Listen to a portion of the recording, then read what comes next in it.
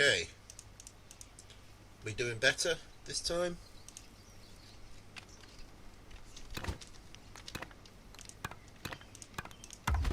Before we start, let's put the music on.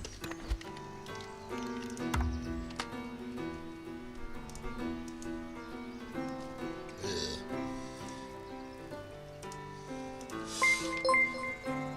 Hey! A raid alert! That's if that actually came through, that's going to be the first time for God knows how long. Okay. So it looks like everything's good, other than the fact that my stream is, for some reason, massively unstable. Don't know why, and we're probably just going to have to make do with it. I will see if I can remove some of the other... Let's delete some tabs and see if that helps. I don't need the Rigor Erectus tab Wikipedia page open anymore, or the Midna. Okay. So, who we going? Who we doing? I think everything is working. I haven't used this overlay in a while, so I'm still getting the grips with it. I don't know how it's coming through, but I really don't want to waste many more time because everyone knows why we're here. It is really fucking warm. So yeah. Now, unfortunately, I've already put Scaven Heartseed as the first, so we are going to start with Scaven Heartseed.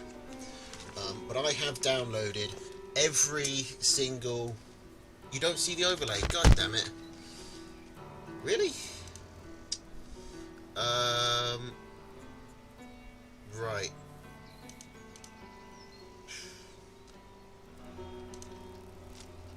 If only I remembered how to do this. Because it used to be you just hit save, and then it worked. But I haven't used it in ages. So, what if we add source... and do this? That's not it. That's not right. I probably need to hit import. I could also just, you know, say fuck it, because I am making this. I am making all of this worse. That's not it.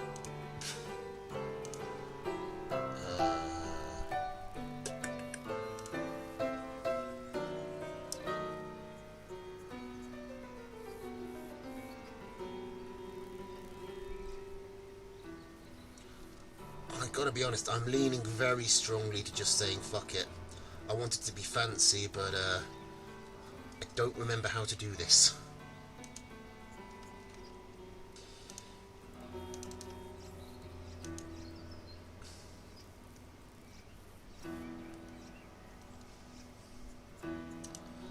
Shame.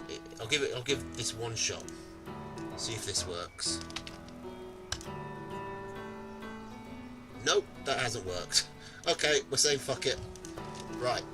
Dash versus Legoman then. We don't have to worry about scores and names and whatever. Let's just go. You all know the drill. Okay, so I just grabbed every replay that hadn't already been taken. So I've got a lot. But I also have this much beer. So planning is to just keep going until one of them runs out. Now, Legoman the Dash, or Ijme. Let's see, that's Squirrel, Falcon, Skunk, Cam, Snake, Wolf. Okay, Squirrel, Lizard, Mole, Skunk, Cam, Owl. I haven't seen much of these two players in a while, actually.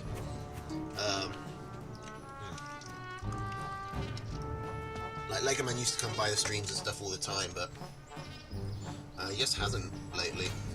Used to always play in the pocket bots, but I think he moved countries or changed jobs or something.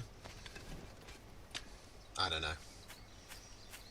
But he's still running his classic. This is actually still kind of the build I always remember Legoman running. I'm sure he's still, you know, German. I just don't know if he still lives in Germany. And even then, I think Germany has like 4 time zones in it. So he could have just moved from one end of the country to the other. Anyway, but like I was saying, Legoman's big whole thing is the snake wolf. Losing 30 food on that for free is not great, but it's not much. So, Ijmay trying to do a bit of lizard harassment. I'm trying to talk about the players. Legoman is simply expanding. Dash is going to match him. Dash has actually sold everything, and Legoman scouted that immediately. Dash can't hold this nil. He might want to keep it there just to stall the squirrels. No, he sells it. Can he get up enough? He does. Okay, so Dash is going to be fine. He had enough time to get his squirrels up, but Legoman now has a decent head start on Eco because Dash is going to have to wait another 20 seconds to start building this to actually get the mill built. But it looks like he might just commit to a 1 base all in. Dash is Ijmay, or I think he was also Onyx and also Huarian. He has a lot of very difficult names, difficult to pronounce names. So I'm just going to go with Dash. But anyway, it looks like Dash is going for a 1 base all in. He had put down Cam Skunk. He's changed into Cam Owl.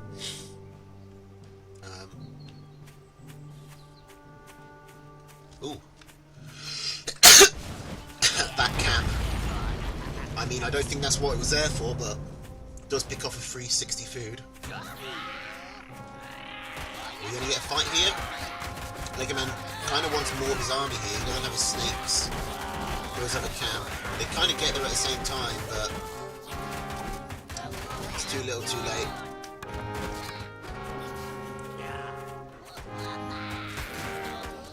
So he is able to... Oh, one of the snakes gets hit up. The snake probably got value though. It seems like it killed at least 60 food worth of enemies, and since Legoman is 2 farms ahead, this sort of even trading still works out for him because he has a better eco. Yeah, I did. I just put the thumbs up next to them. Kerper, if there's any you don't want me to do and you want to say for yourself, go ahead. That said, I'm pretty sure every replay that I'm in hasn't been casted yet, other than me versus Mishi. So go ahead and do those if you want. Quite frankly, Kerper, if you want, you can just hop on to the mic with me and we can do a co-cast. I don't know if you want to keep the VOD on your channel or what, but I don't mind. Anyway, so Onyx has this owl. So it's just Dash has this owl.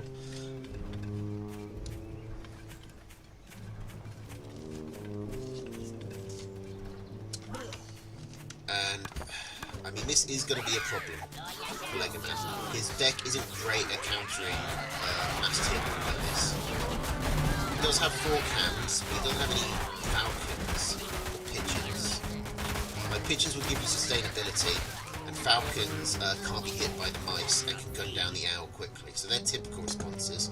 Also, if he got his own wolf out, then he would be better at gunning down. Well, obviously, if he got his own tier 3 out, he'd be in a more even fight. However, he only needs to hold out. The owl wants to whittle him down slowly. So even though Legoman did win that fight, a decent chunk of Onyx's, well, all of the Onyx's mice are free units. He did lose a lot of units he had to pay for as well, but the theory is eventually the mice will just gain enough value to catch him up. And he already has. He's willing to... He's sold everything at quite a ballsy sell, to be honest. Like, Legoman could have just pushed straight in there.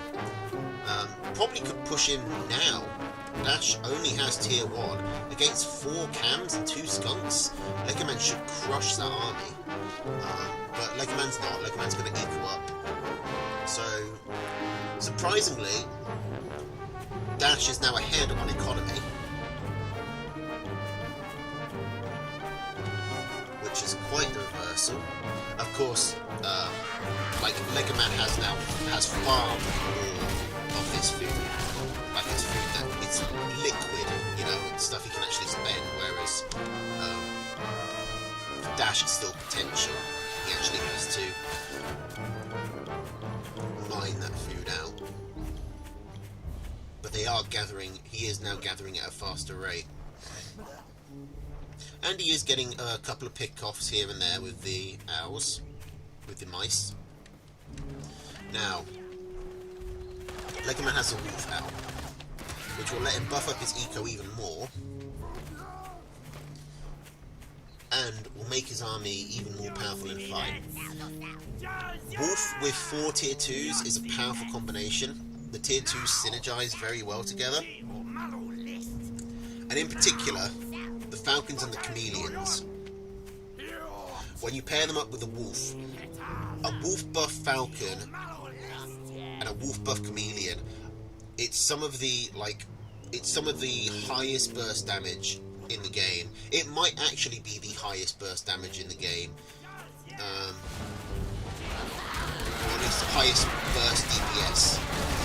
Like, wolf buff chameleons are just ridiculous. Oh, and they're so ridiculous that Dash isn't even going to bother trying to fight. He did have half the army value though, and all his army was tier 1, so I don't think he would have won, but still, might as well take that last scrap.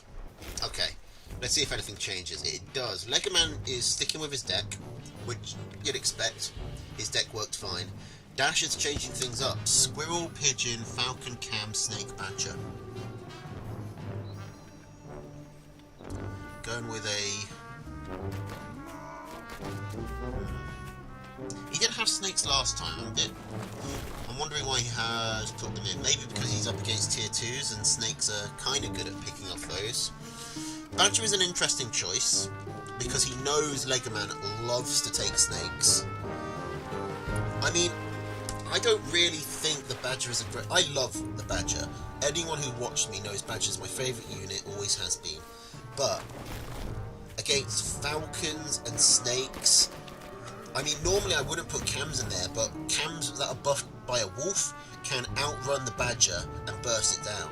Like, that's what you're looking for against the Badger. You're looking for either the burst damage or the snake tags.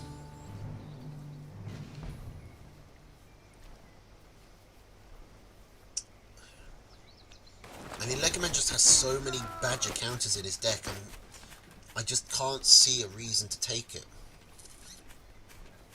Oh, but hang on, this is completely pointless anyway, because Dash has gone for a 6-farm double. And now he is going to push for this, right? I mean, he might be too late. I mean, which way is he going to go? This way. Yeah, this is... By the time he gets there, Legoman is going to have 9 squirrels. Like, the units are so slow. Legoman even sees the attack coming, and he knows from which angle. So Dash doesn't even get the element of surprise. Dash might have just lost the game. Although, this territory is actually better for... Well, I'm going to say, because the squirrels were in single file for Legoman, the territory would be better for Dash. And so he might be able to do something. But he decided he didn't want to. Even then, he still had 8 farms. Like, he was behind by like 5-10 seconds of mining. He definitely should have carried on fighting. That's a very, very, very early concede. Like, I don't think the first minute... No, hang on. No, not what I wanted to click. I want to check. Had we even got past the first minute there? I don't think we had. Got we'll fast forward it. But I mean, it's so early in the game, and this map is so big. It's a terrible map to do a rush on for a start, because look at the path you have to take. Okay, we did pass the first minute. But you either have to go this route through the water, or this really long route around, which involves popping a campfire anyway.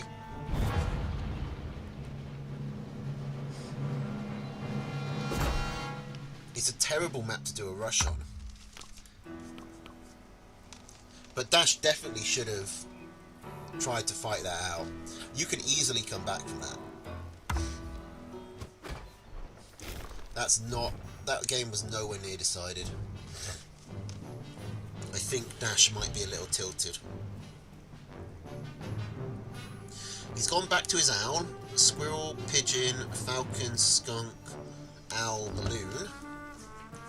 Balloon, I think, is a sensible choice. They're fairly good at picking off tier 2s. But he's really looking to try and get a balloon wall up.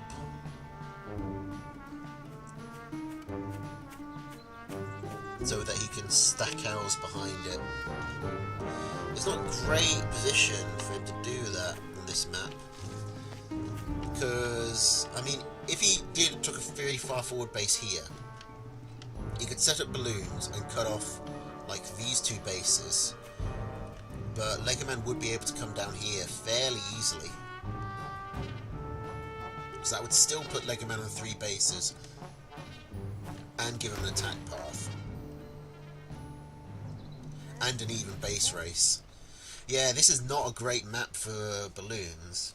But maybe you don't need the balloons. Maybe you just stack owls. Because the map is quite long, quite a bit convoluted.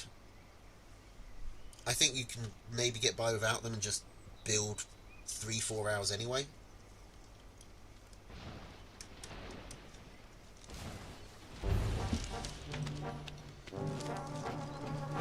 I really should have refrigerated some of this stuff. All this beer has just been sitting in my room in the middle of a fucking heat wave for like a week. It is absolutely revolting.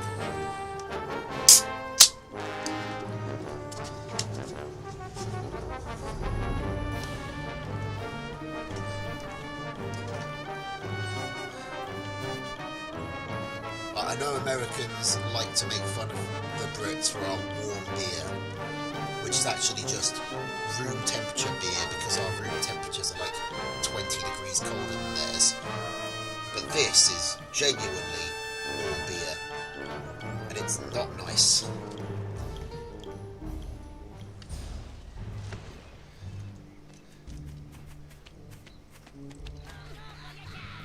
As in, if I was in the Arctic, I would huddle around these cans for warmth. That is a temperature we're dealing with. Okay, so anyway, Dash has come in with the squirrels. Only 2 of them are shooting. Could have maybe rushed the ball down.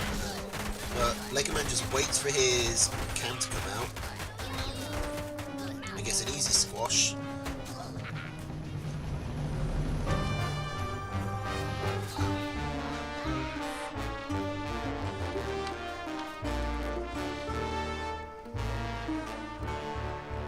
Man, I hate the word popsicle. I get it, but... That said, I don't really like the term lolly either. An ice lolly, it just makes you sound like a pedo. Anyway, Lego Man is coming in, and since he's got double the squirrels and 2 cans, I don't fancy Dash's chances here. What the fuck happened? Are you talking about beer and temperature? Like, I completely missed what even happened in that game. Just, Dash seemed to never build any army. Like, because, you know, as someone who casts a lot of games, you sort of get into a rut, and you know that for the basically like the first minute or 2, like, unless there's some early game shenanigans, most people are gonna like get down as 9 squirrels, go to a second base, saturate that, so you've got some time to waffle before the fight starts. But I mean, what went on here? Goes up to 12, gets a second base, attacks, which again is a very long way to go for an attack. He stands here and is hitting the mill, but he's only hitting it with 2 squirrels. The pigeons are just not doing anything. So he takes a pretty big loss because of the chameleons. He runs back and he goes, and after losing a fight, he sells a warrant to go into 4 farms, which is just baffling. I mean, maybe Dash is just rusty.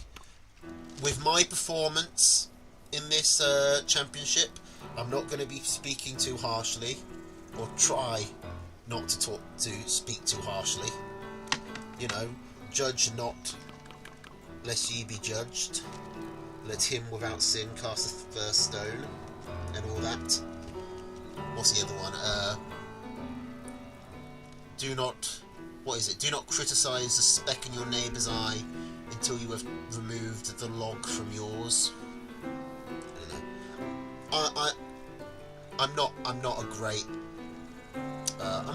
at Bible quotes. Trying to get better at them, but I'm actually pretty bad at being a Christian. Anyway, Dash. It's a shame. Good play by Legoman, but it was mainly Dash losing rather than Legoman winning, I have to say. Perhaps he's just a bit rusty. Anyway. Now, is there any order I want to do? Any one I want to get out of the way? Is there anyone I want to end on? Shall we end on a set of Tankers? That sounds like a good thing to do.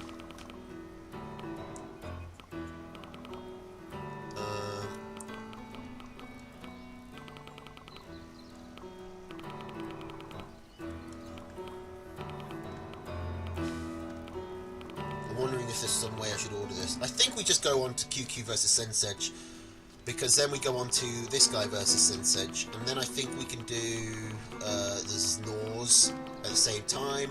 That will move us into the Olive sets with Meek and Araloo. Oh, can I keep the chain going? No, I can't keep the chain going after that, unfortunately.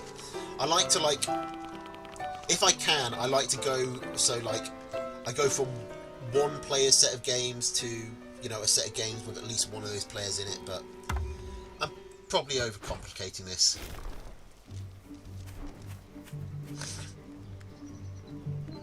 Anyway, Sensej versus QQ.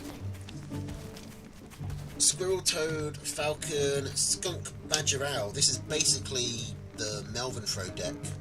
Although I don't think Melvin uses toads. I don't know what he does use. Pigeons, of course, pigeons. Actually, that's a big deal. Sensej doesn't have pigeons with his Badger. QQ with Squirrel, Toad, Pigeon, Falcon, Cam, Badger. Oh, that campaign level. The one which drove me absolutely fucking mental.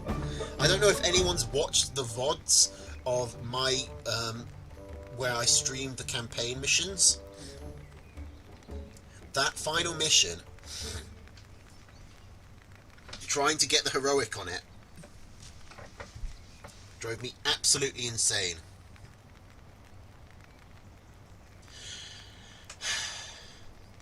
Was literally the hardest mission, was probably the hardest mission in the game for me, which I guess is appropriate, but no, I didn't survive all the pigs, didn't even come close. Maybe that's something else I should try and do. But to be honest, I'd been attempting that thing for like 3 hours. I was done. I was ready to burn this entire game to the ground after that.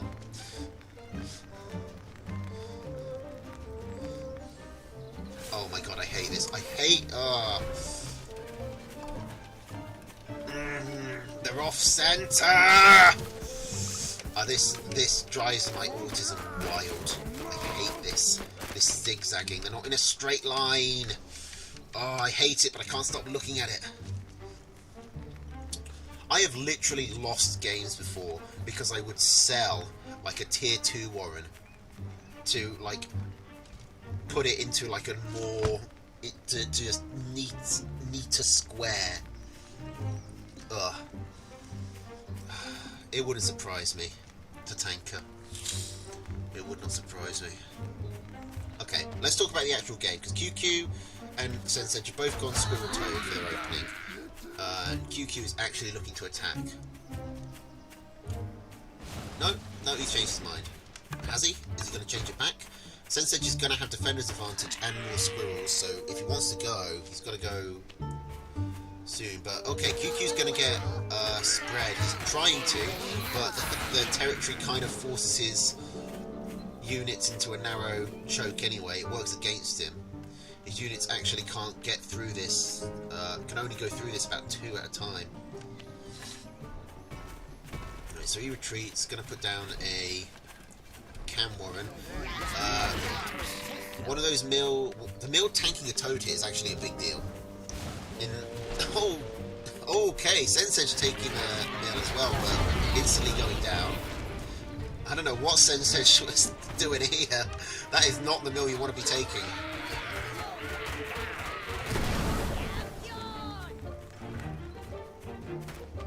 Okay, taking the campfires, fine. You could take the other campfire as well, honestly. People never take campfires anymore. I just don't know why, but I guess they're too exposed or not worth the effort half the time. Oh well, I knew why. It's because of moles. It's because too many people camp. I've got to stop talking about this. We've got a fight coming up. Toad's coming in. QQ completely abandons his mill, but does keep all his toads alive. He has to chase in now, surely. Sensei has a massive amount of squirrels, but the 6 toads and the cams are going to clean this up. Lickety-split. And now Sensei is just on dregs. He does have the better eco with these two campfires. If he just sells a squirrel woman, just sell a squirrel one, there you go. Now everything's building. You probably want to protect these campfires. The cams, the only 2 cams, they will get gunned down surprisingly quickly here, but the squirrel count has evened up a lot. Sensei is only going to be 3 squirrels ahead. You kind of want you probably want those toads to land on the chameleons. Okay, the cam's coming in at a great angle. But Sensei does kite back nicely. A lot of these squirrels for QQ are injured. One of the campfires goes down, but Sensei will be able to hold here. QQ is running farther and further away from his reinforcements. The armies for everyone are so spread out that the toads become functionally useless. But, okay, Sensei loses another campfire. Both players' supply blocked, but QQ still has a tier 2, and QQ has the mill. QQ got the mill back up, which means he can more easily put down a farm. Sensei probably needed to take this mill earlier. He didn't know about this mill, right? It looks like he's just scouting it now.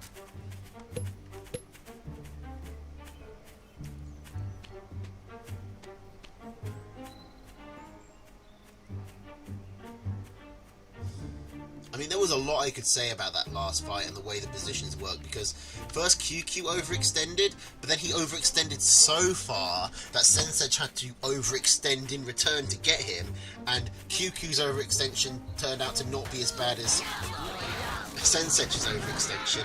Getting the decloak on those cams is huge. The cams will now start this fight with half health. Honestly, I think Sensei has to take it. I don't think this is a place you can kite. He does get one of the cams, but he's in starvation. Sell the Toad Warren. You've got to sell the Toad Warren. And, like, because Sensei didn't take the fight when the cams were injured, that cam actually got most of its health back. But I think largely that does come down to just better micro on QQ's part. I questioned his decision to sacrifice the mill, to just not defend it at all, but the fact that Sensej lost all his toads on that mean that he essentially did defend it. Like, Sensej didn't hold his toads back and just let the squirrels shoot it down, if I remember correctly. And that was 6 toads, so that's 120 food. Which, you know, is not nothing in a tight, close, scrappy game like that. And, more importantly, it gave QQ the timing window to counterattack. Okay, so 1-0 for QQ. Gotta do the cooking by the book. You know, it's funny you mention that. I have been weirdly into baking the last few weeks. This is shortbread I made today.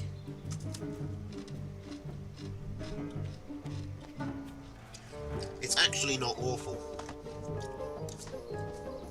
But it does have a bit too much butter in it.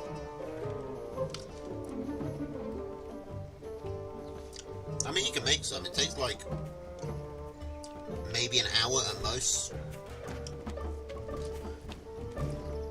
You only need flour, butter and sugar.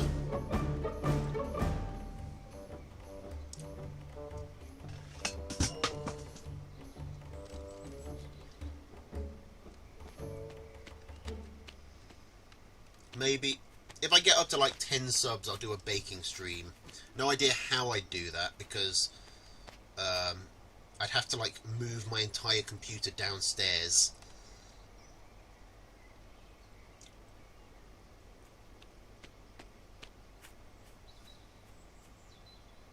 Or I'd have to like bring the ingredients up here, mix everything here, then take it down 2 flights of stairs, no, 3 flights of stairs, so I can put it in the fucking oven.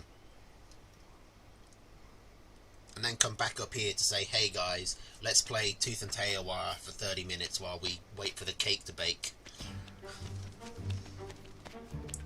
Like, I'm not fucking German, I can't just like rent out a studio and get like 50 like unpaid desperate interns to set everything up for me.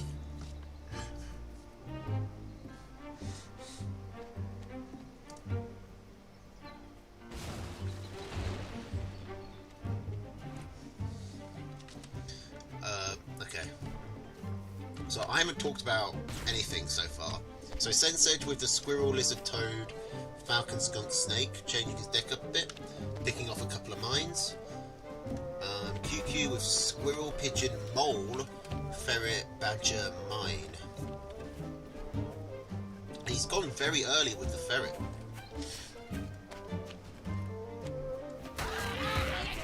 But it looks like it might work out. Gets a couple of shots on the mill, doesn't quite take it down. He's using the mines to cover that. Ferret is gonna make it. Doesn't. Sensej stops just short of the mines. Oh no, here they come. And that's... ooh.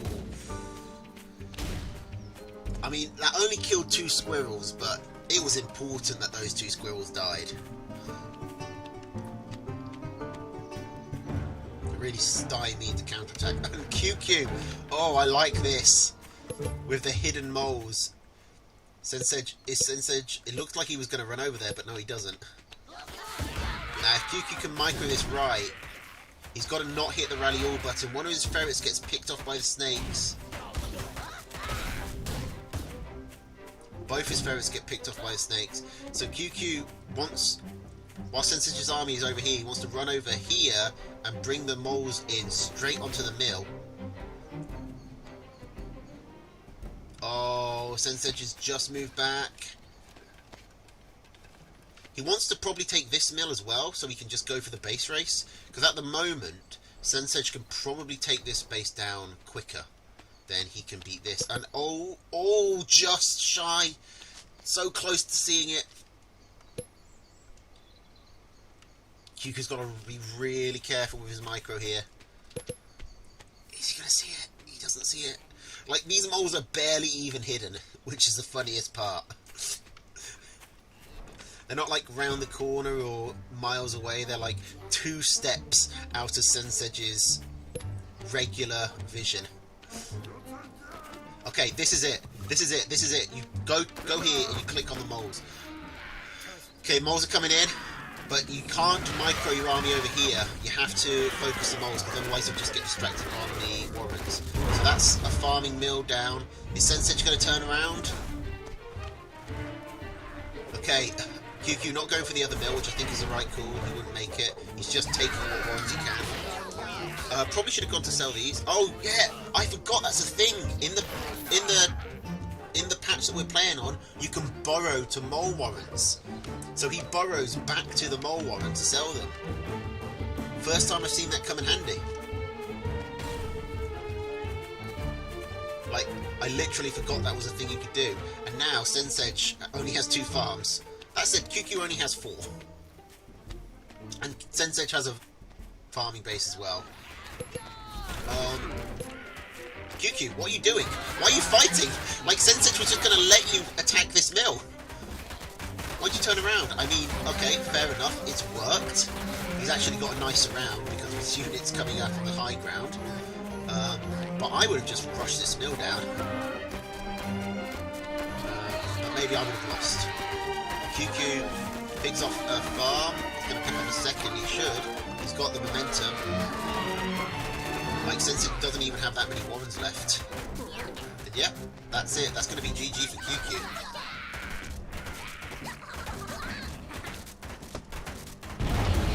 Some clever sleight of hand by QQ. Some very risky positioning.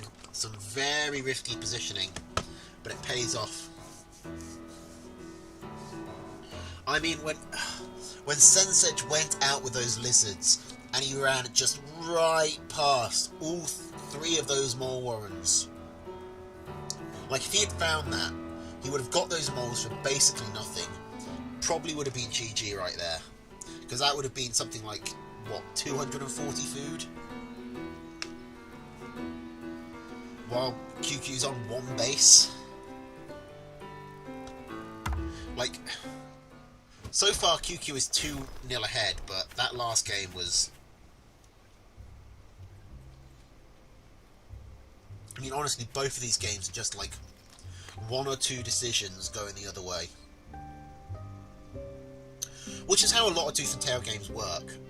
Something that is weird about Tooth and Tail that maybe you don't see so much in other games is that games can look really one-sided, when in reality it was like just one split decision, one like coin flip going the other way would have completely reversed things. So a lot of games can be really close, but look really lopsided. Both players here. Okay, Sensei might be mad. He's gone for a 4-farm double lizard. What do you think that is besides short game length?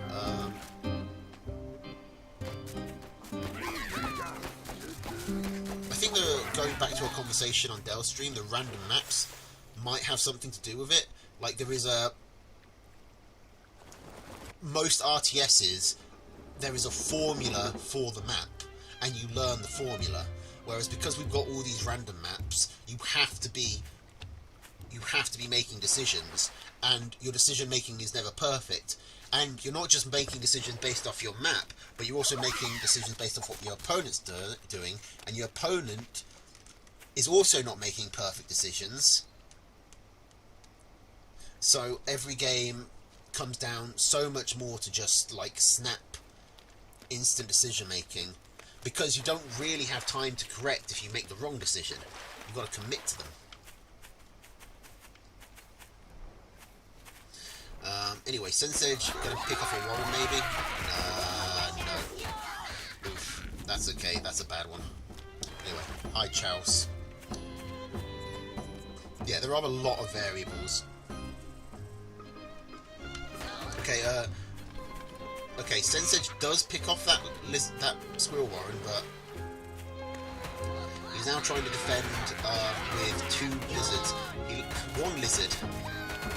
Lizards are never great at defense. Okay, he's down all his lizards.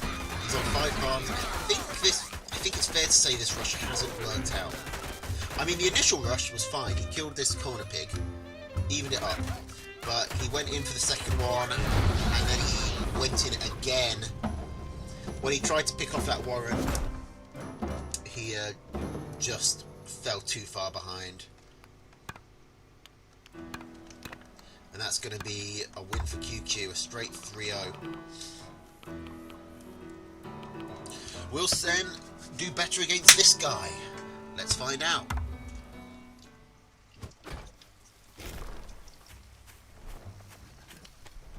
Oh my god, that is so revolting.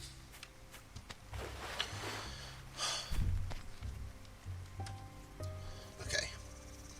Squirrel, lizard, falcon, Campbell, machine gun.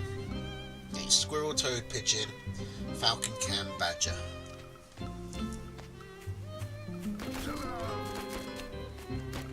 Yeah, well, he didn't really get ahead on Lizard Rush. He only got one farm, so he evened on Lizard Rush, and it was his attempt to get ahead by taking that Warren is where he lost it. He needed to be more selective, or he needed to just say, okay, the Lizard Warren has broken even, the Lizard Rush has broken even, but it's not going to go any further. I need to go back and move into more of a long-term game plan.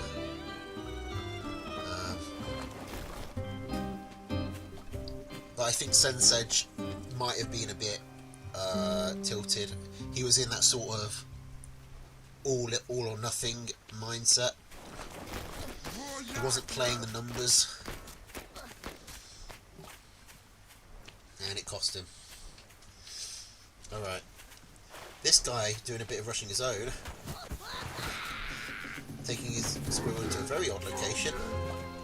Sensage selling the Warren? I'm not sure if he needed to.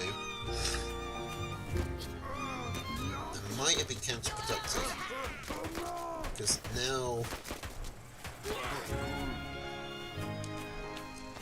this guy's able to take out a farm. He's going to get a second. No, okay, he forces a sell on another farm. This guy is kind of pulling ahead here.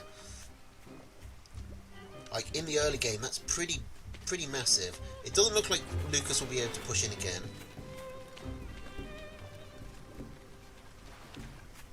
You're taking a swig. I don't know how channel points work either. That is why that is why everyone who watches my streams has like 1 million points, because I can't figure out how to actually spend it on stuff. Anyway, Lucas is a bit out of position, so a couple of squirrels get picked off. I think Sensage probably could have committed to that, but he doesn't know that these cams aren't built yet.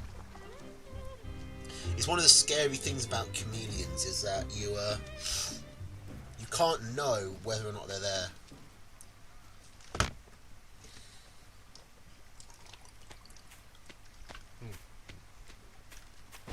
As for you to tanker, I'm probably going to need to make it more than 100 bits, though. Or I might die.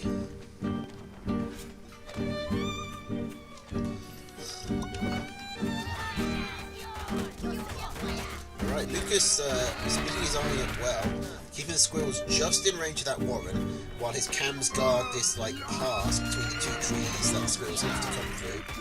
Sensage has gone straight for a boar. I respect it. He's got the falcons out. Honestly, if Sensage can hold, it's looking like he can. He's lost another farm, he's lost a Warren, he's definitely behind, but this is not insurmountable.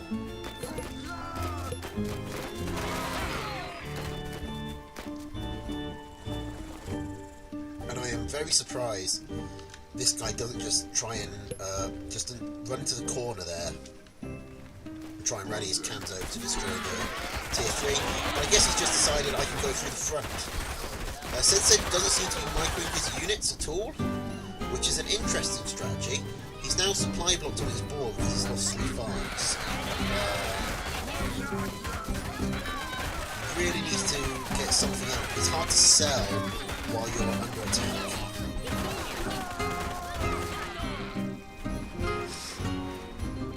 And he sells a Warren. No. Oh, I think that was a mistake. I think at that point you're committed to the tier 3. Like, there's no way he crawls this back from in the long game. He has to go all in on that one big unit and go in. Now, that said, I don't think the ball would have done it.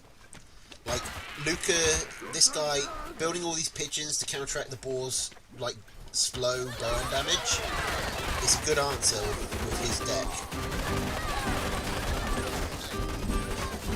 Yeah, that's why I was worried about it being only 100. Might need to make it 1,000. What is swig?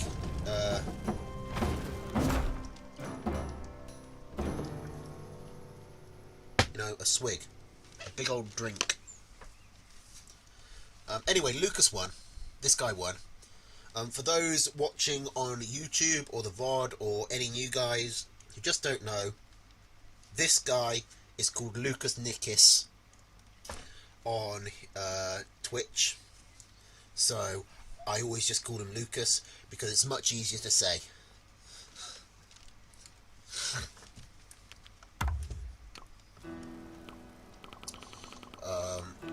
And because he is like probably one of the people from the Tooth and Tail community I hang out with the most, like on a one-to-one basis. That was game 2, right? That was game 2, right? Yeah. No, it wasn't game 2. Okay, I picked the right game. But yeah. Lucas and Sasha are probably the two people who are like I'm closest with from the Tooth and Tail community, in that we hang out outside Tooth and Tail. Although Sasha's been a bit hit or miss, but considering we're dealing with like an 8-hour time difference, like we're doing all right.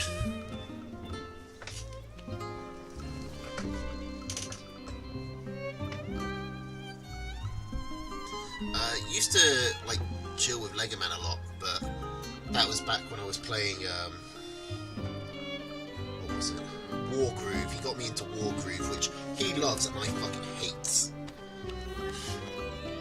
God, I did not enjoy my time with Wargroove at all.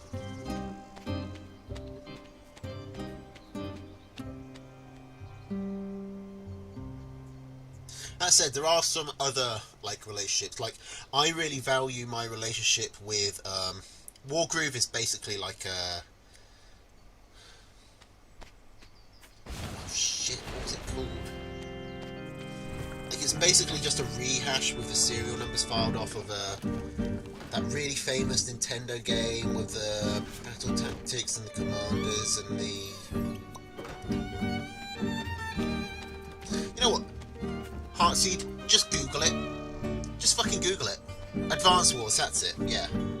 I'm surprised you got that from the games with the battles and the commanders, but kudos to you. But yeah, I really, like I say, I really value, I mean, Dell got me into streaming because I thought, well, if that fucker can do it, then I definitely can. Which sounds mean, but I mean it with the greatest of love and respect. Blue Coon doesn't hang out anymore, but we used to be pretty tight back in the day.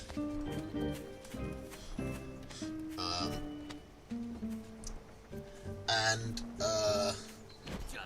I've got a weirdly, it's going to sound weird, but my most intimate relationship is probably with QQ. Simply because we played like 1,000. I mean, this was literally the record at one point. We had 1,000 matches played, and it was 500 wins and 500 losses for each of us. And that was that's just special. That's special in a way that, you know, you don't need a lot of other community. You don't need much else said.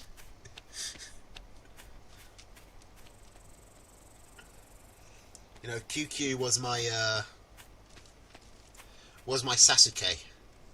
He's a Sasuke to my Naruto, the Vegeta to my Goku. Or at least he was. There's got to be a third. Come on. Hitler to my Winston Churchill. That's not right. That's not good. No, that's a bad one. That's a very bad analogy. He is the Bellified to my Archimedes. How about that?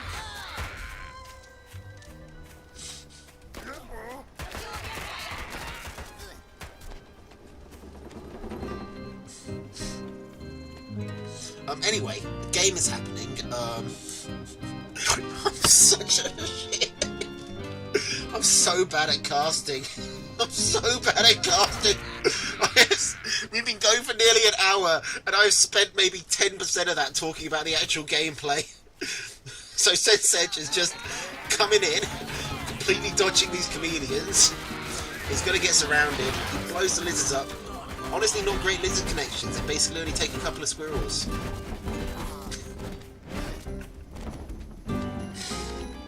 And this guy is now sitting on 13 farms with a Badger Warren building. Very slapdash Warren placement, which drives me mad, but is what it is. He's also floating 300 food.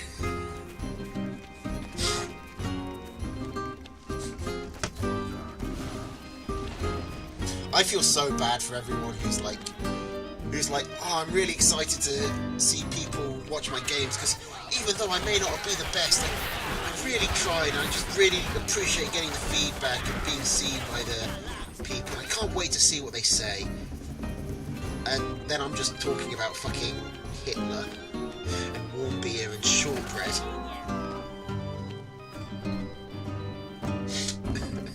And just completely missing. I'm still fucking doing it. I'm just talking about how bad I am at not talking about the game instead of talking about the game. Listen, I'm sorry. I've done you dirty here, Sen. I have done you absolutely filthy. Oh. Oh. Okay, maybe. So this guy coming in with a badger. Sense has hit his two chameleons up here. I don't think there'll be enough to do a base race, and his commander dies. Oh, Sen, everything's going wrong for you. Oh, Lucas, you don't give a shit.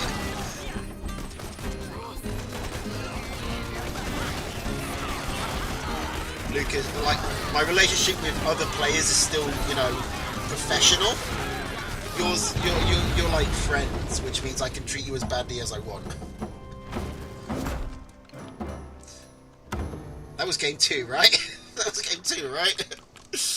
Okay. Come on, no, come on. Okay. Focus. Recenter.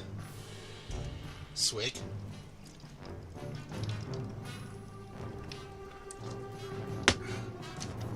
Quick vape.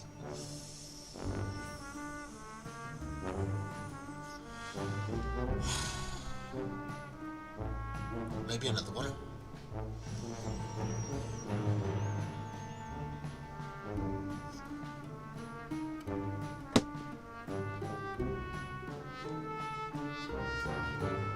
Take off my glasses and put them back on because Lucas wants to do that. I'm not doing that. Fuck off, Lucas. Okay. Okay, I'm going to hit play, and I'm going to talk about nothing but the game in front of me, okay? Doesn't matter what you say in chat, I am only going to talk about the game. All chat has to be related to the game, okay? We're going to do one Sense Edge game where we actually treat him with respect that he deserves, okay? We owe him that. Serious mode initiated.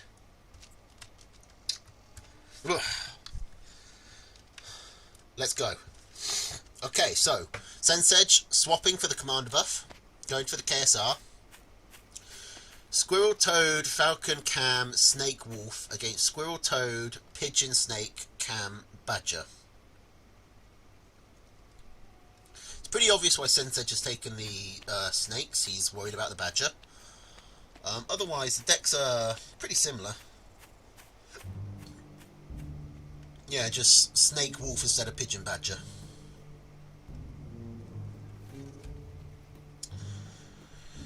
Now, map-wise, this guy is a lot more exposed and really only has one mill he can safely take. Sensedge also has to expand forward, but there's a lot more options for him. Because of the way this cliff works, Lucas can walk around here and get onto these mills, but it's convoluted and slow, so these mills are probably pretty safe as well. So arguably this is like a 6-2 mill map in Sensedge's favour.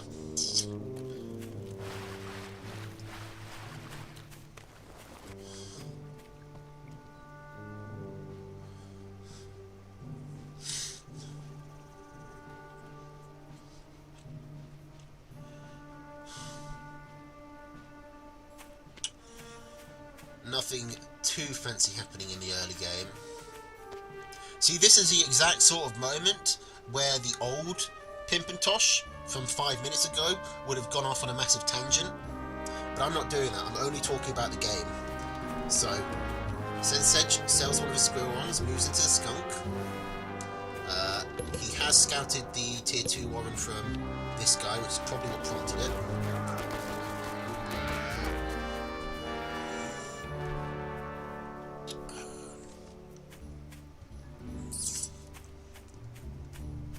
Probably a massive tangent about how I'm not going to fall for bait. Anyway, looks like Lucas wants to move in.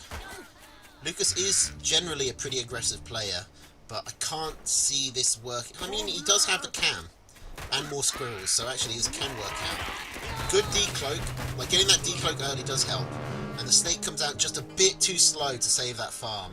But Sensedge might be able to counter-attack if he gets a...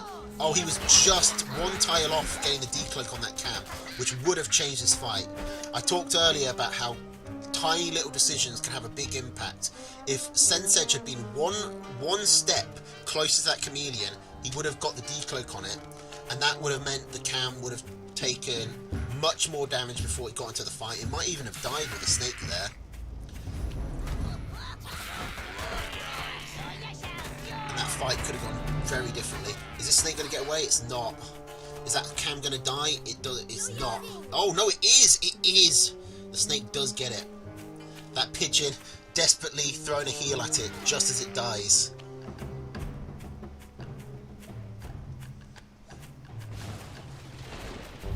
Okay. Sensedge taking this mill, which is... I mean, it's fine. I would have taken this one, but it doesn't actually make any meaningful difference. I think this one is more natural to defend, where you move sort of onto this little plinth here. Army is in Lucas's favour. Sensedge has his army very spread out, which is good. These snakes just at the side, just showering everyone with poison, just absolutely bukakiing them in acid. Is unfortunately not enough. I really thought it would be, but there weren't enough squirrels to hold the line. And because the snakes were over here, they had nowhere to retreat. So the snakes ended up dying. The mill goes down. Bukakiing? I'm not actually sure how you'd use it as a sort of... What is that? As a verb? To bukake? I'm not sure how you pronounce it as a noun, to be honest.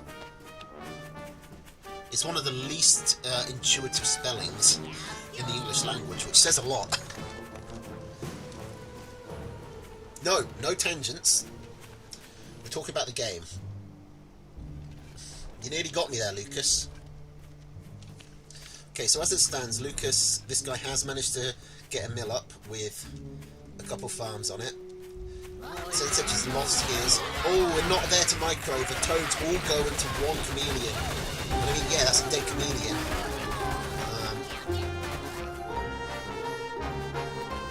That actually somehow worked out really well for Sensedge, just because his chameleons being late actually worked out well, because he only lost one of them in the fight.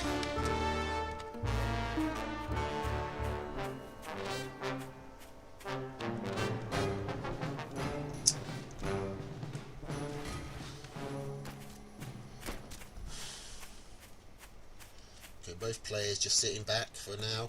Sensage needs a mill though. We've hit the 5-minute mark. It's really hard to get an eco up after the 5-minute mark. This guy immediately scouts the mill. He's sending one chameleon over there. That's all he needs. I like the mass squirrel from Sensage. If he attacks now, well no, he can't. Actually, I said I like the mass squirrel from Sensage. This guy has just as many squirrels, and then he has toads. So this mill is dead. That can get some 360 food.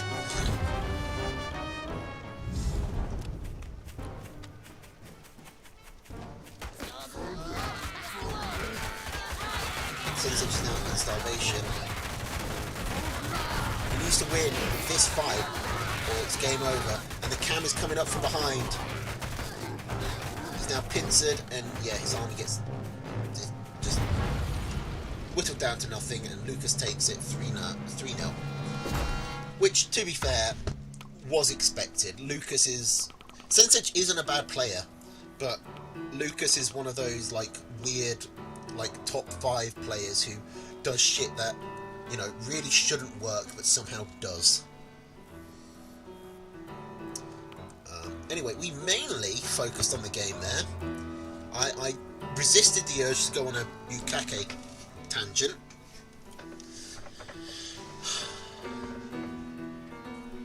Ugh. Do we have Sensage turning up later? Or is that in last? Nah, sorry. Sorry, Sen. Oh, Sen, I know the feeling. I have been absolutely destroyed.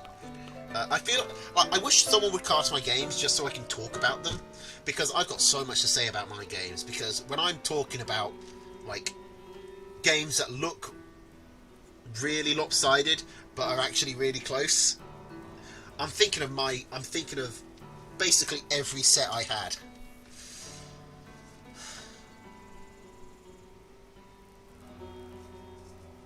But yeah, it is harder to keep in shape when there's like no one ever doing ranked, so it's like you've just got to be one of those weird like players who just never gets rusty. That said, every other player again is dealing with the same debuffs I am. It's just, you know, I remember when I was good at this game. I remember when I was like top 5, and now I'm like lucky to be top 20.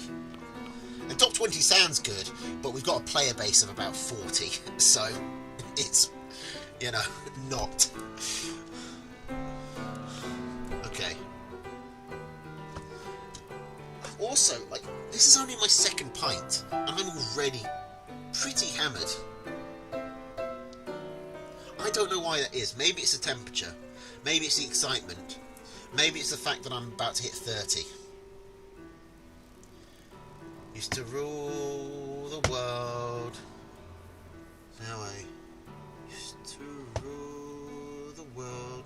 Now I cry with the blah blah blah. I'm trying to think of the lyrics of that song, and all I'm thinking of is the fucking Minecraft animation. Maybe it is. Maybe it's because this has been left for a week in high temperature that it's hitting me harder. Maybe it's because it's not rugby season, so I'm not drinking every other day. Whatever.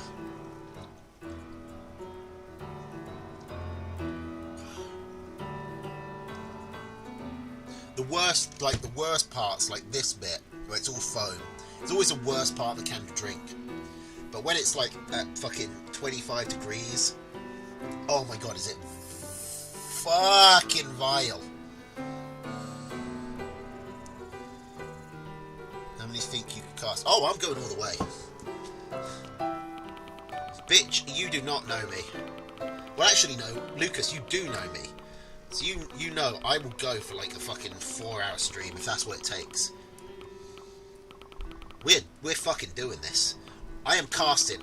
I said I would cast until I run out of games or beer, but like I said, I have an entire fucking crate to go through. I'm running out of games first.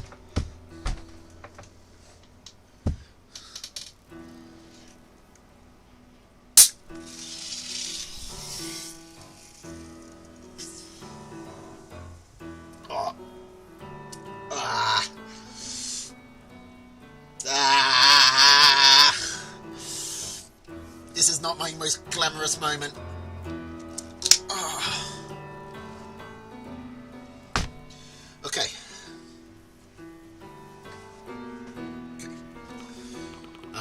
Evil versus Nor.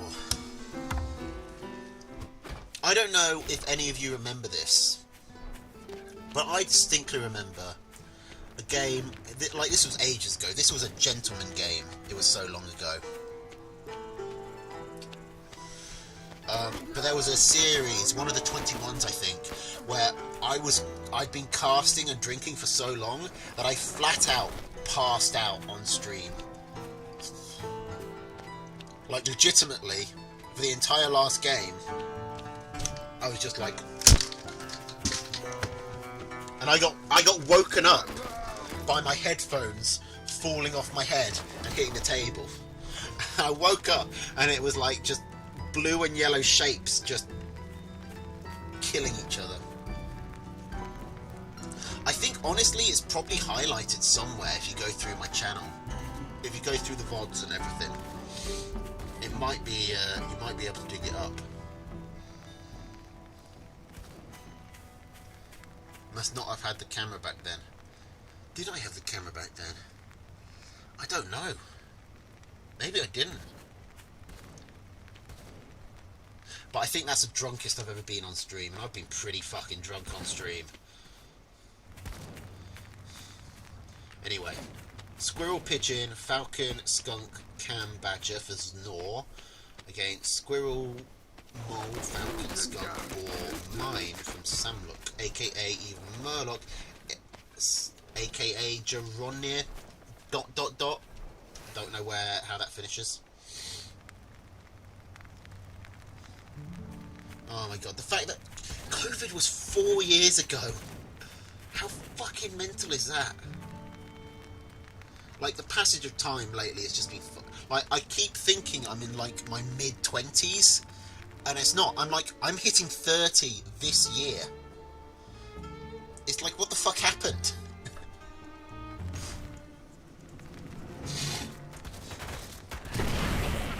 Where did the time go?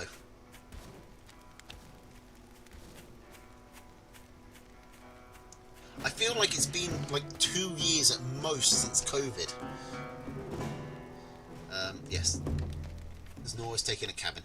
I gotta be honest, Snore, it's one of those players, it's probably one of the players who I see the most but know the least about. On my, like, see to know ratio, it's very lopsided.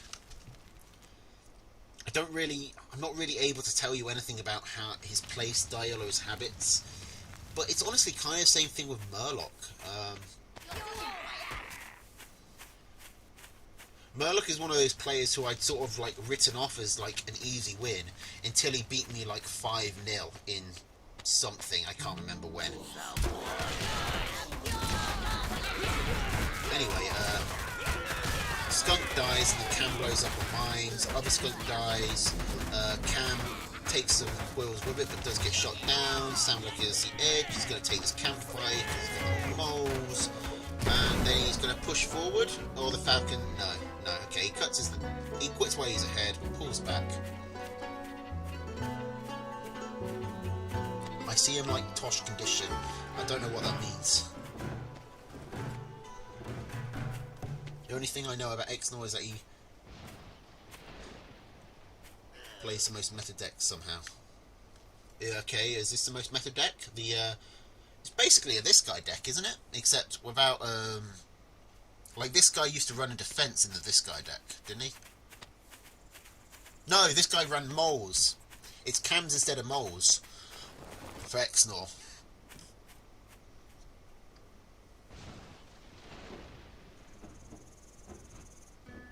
I just didn't feel like wording it properly, but I have the same condition as you do for Xnor. Okay. Right. So he's also someone you see a lot, but you don't know anything about. By the way, for anyone wondering why I keep looking over here, it's because that's where my phone is, which has a chat on it. And because I'm talking to chat, when I want to say something and make emphasis, I look in their direction, when I should be looking over there. In into the camera, but I just, like, that's where all the voices come from. So that's where I look. Anyway, what's happening? Exnor has gone up to 14 farms, going pretty greedy on his second mill. Samlook is moving in. I think these Falcons will do a lot of work for Exnor. He just needs to kill enough of these squirrels that he needs to focus down the squirrels, but there's just too many of them. The two cams for Exnor die quickly, and he's forced to pull back.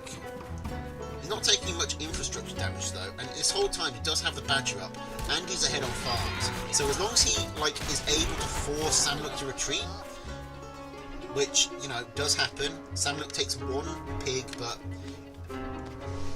I mean, there are two tufts as hay there, so it's not like there's nothing to get out of that pig, but it's not a huge deal. That pig was mostly dead anyway. The Badger is paid for, is building.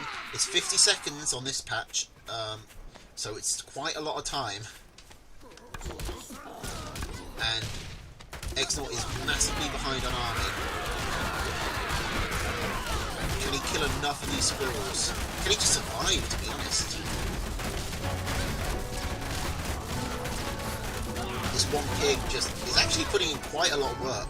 Oh, he's going for the Badger Warren, and the Badger Warren is actually not too far off being built, but the mole guns it down.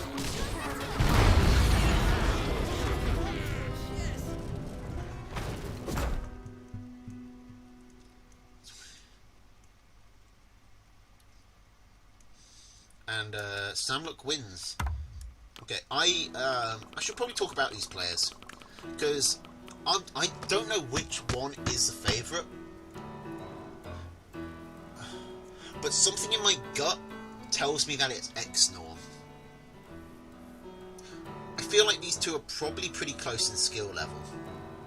I feel like this is an even matchup, but something in my balls tells me that Exnor is better, even though I don't think I have any evidence to back it up. In fact, I think the evidence actually points in the opposite direction. Did I cast your games already? Yes, QQ, I did. Sorry, we didn't know you'd be arriving.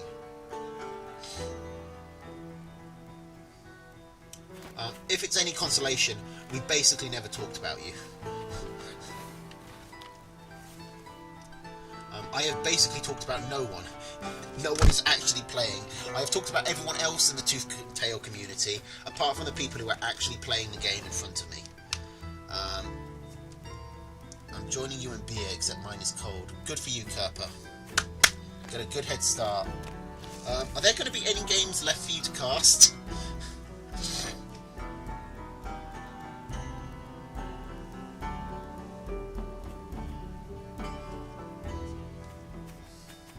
Yes. I mentioned that we have a special relationship, QQ. Because of, you know, our record.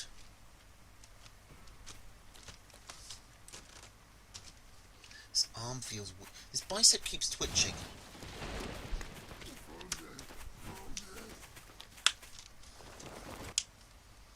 It's not as big as it used to be, which is disappointing. But it's also more toned, which is nice.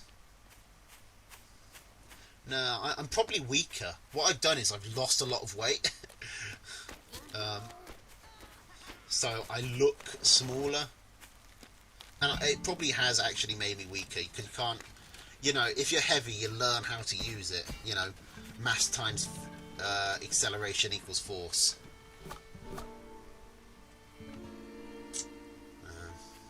But thank you. I do like the haircut. I think the haircut has done me some good. And I've actually got a proper beard trim, instead of just, you know, cutting it all off and letting it grow wildly. Anyway, game. Squirrel, Falcon, Skunk, Cam, Wolf, Mine for Exnor against Squirrel, Mole, Falcon, Skunk, Boar, Mine for Samlook. Murloc taking an expansion, Exnor not. Exnor going for tier 2s, Murloc not. Murloc actually doubling down on the squirrels. So if Exnol gets out both of these skunks and attacks, he could do some real damage.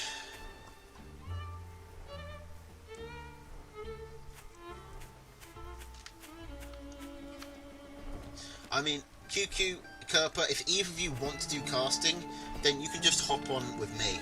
I'm completely fine with it.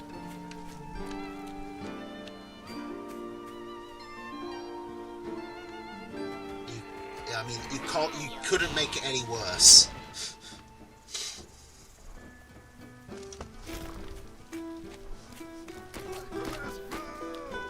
Oh, QQ wants to do it. Yeah, because if you're going to stream just like a one set with Sasha, it's like, it's not a lot for a stream. Okay. Skunk's doing good work there. Crapping all over the squirrel mole comp. Sam finally has his own skunks out, but he's losing a lot of farms for this. And Exnor just timed this very well. And Exnor not leaving, even though he's only caught, basically just standing here with his skunks. Is he going to get that fourth farm? No, the pig moves out of the way. Hit the trenches, I don't know what that means. It means go to bed, I guess.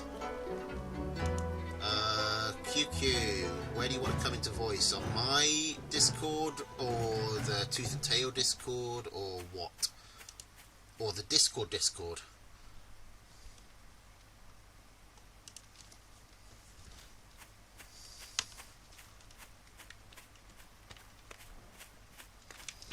Okay, so we've hit a bit of a lull. Murloc is really far behind right now.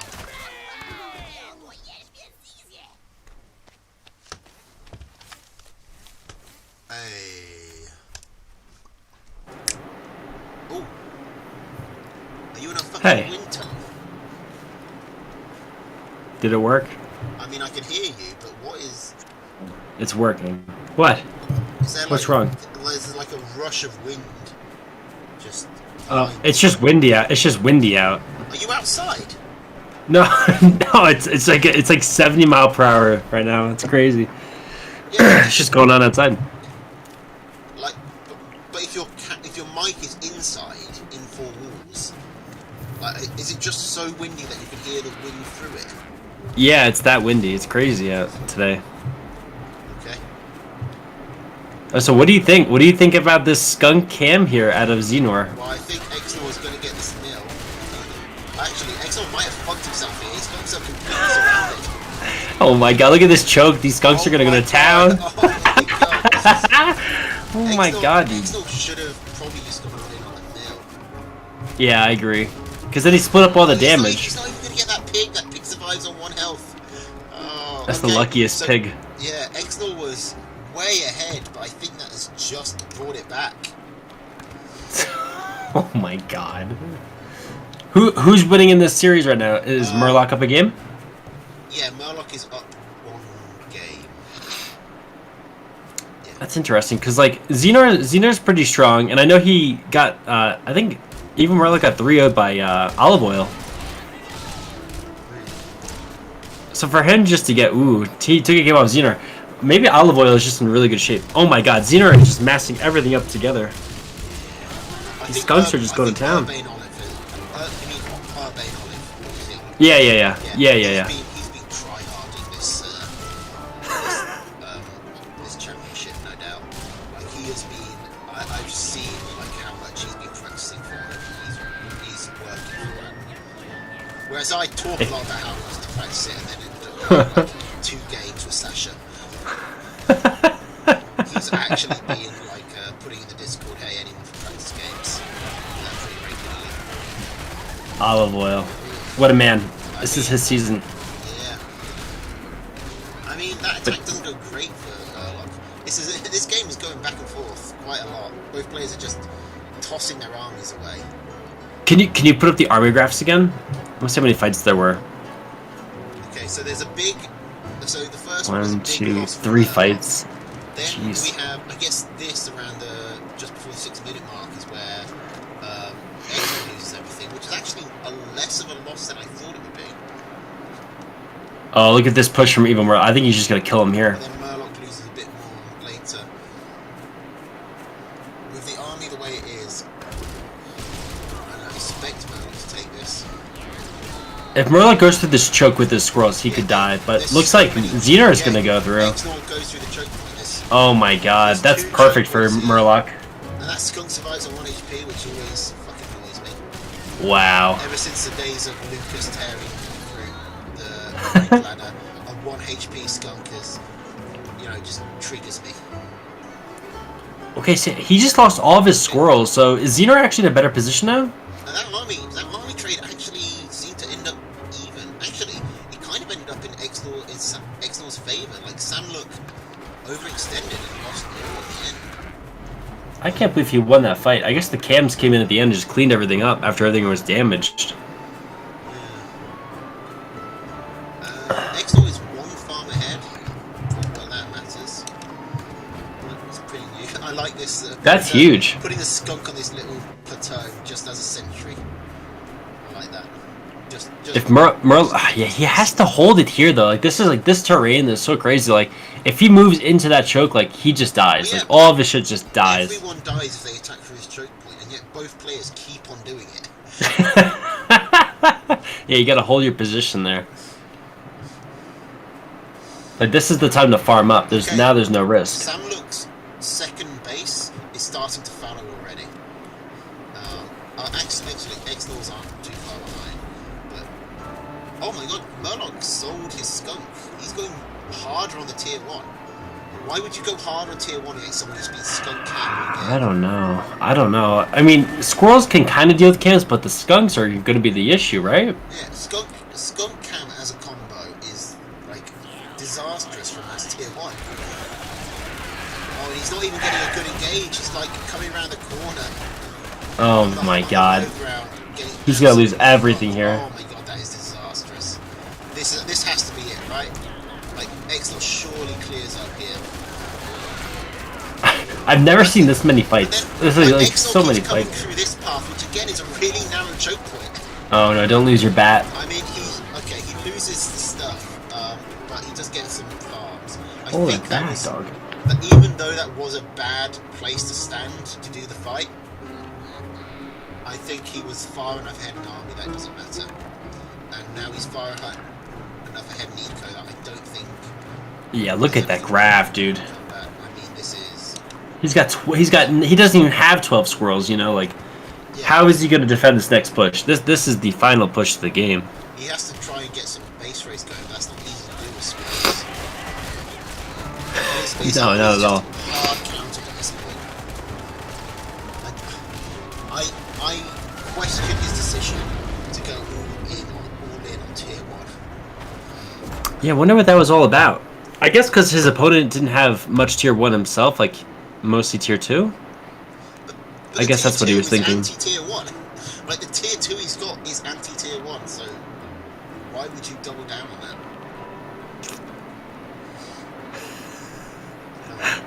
Going to game 3. Game 3. 1-1. Yeah, 1-1. Game 3 and 1, 2, 3, go. Okay, squirrel, pigeon, falcon, skunk, cam, badger, squirrel, toad, falcon, skunk, wolf, mine. Toad? I can't remember what decks they were running last game, so I'm just going to assume that they're the same. I feel like... Was Xenar running a badger deck, or was it a wolf deck last time? I'm obviously paying attention. I'm doing a very good job paying attention. They've got, I mean, most of I think Exnor's was the same. He definitely had squirrel, pigeon, falcon, skunk, cam. We saw all of those. I don't remember what the tier 3 was.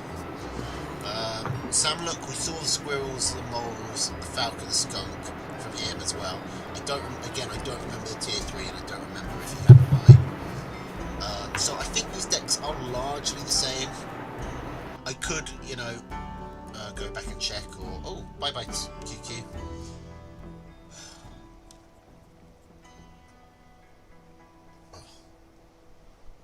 But is what it is. Okay, so Exnor go for a quick expansion. expanding before putting down a warrant. Bit risky, but in this meta, on this map, you can easily get away with it.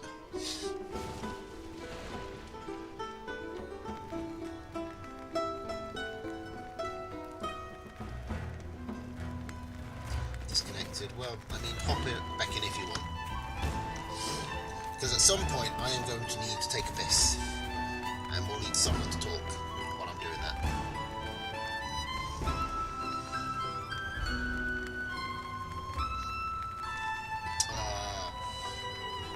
It's probably all that wind. It's blowing the Wi-Fi away.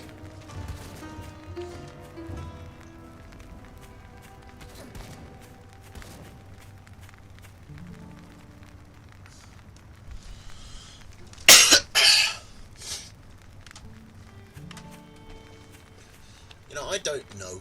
I don't understand the internet. Like, what is it made out of? Like, is it electricity? Like, cause things can get in the way of it.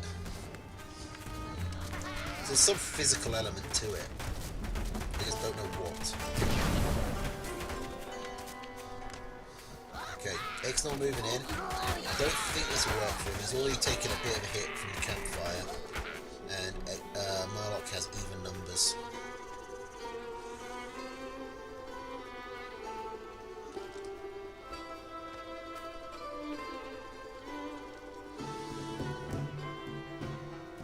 Alright, Exnor going straight for a Badger. Did Samlock scout that? He did. He does it. His best counter. He goes up to 8 farms. He sells a Squirrel Warren. And he's going to go for a Wolf. He's being a bit greedy, but I think he gets away with it.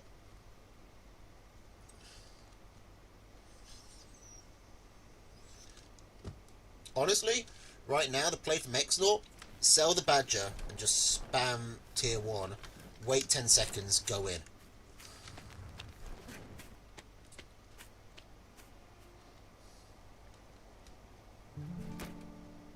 With how long tier 3s take, that is a strategy that I think is going to come back. I've already had it happen to me a couple of times by Sasha.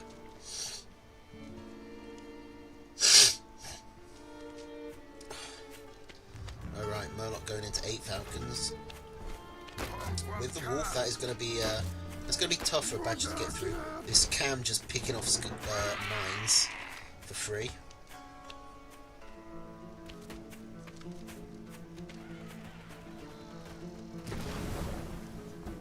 Murloc does have 3 campfires within his territory. He could just take them.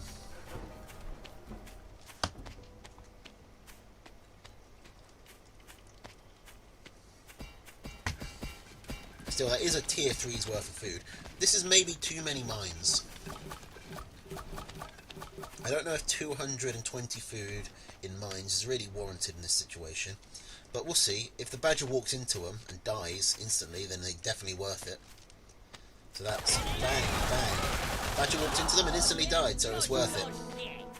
Although, that said, the Badger only walked into 2 of them, so that's still 180 food that's doing nothing.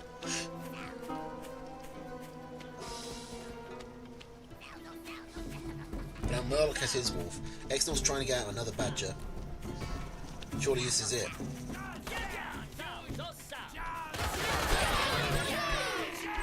Gonna do a bit of high ground. Cliff grass. All of the Falcons here are just going to go down so much, so fast. And Murloc, he's being smart, he takes them all straight through to the territory. He trusts the rest of his army to handle Exnor. And so we're at 2-1, I think?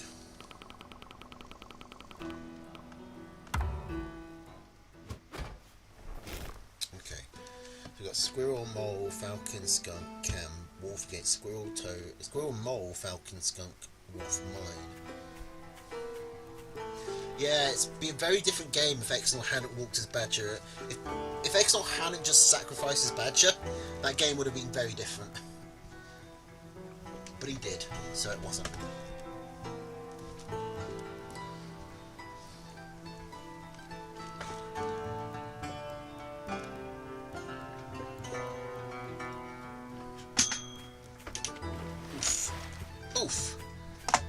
go.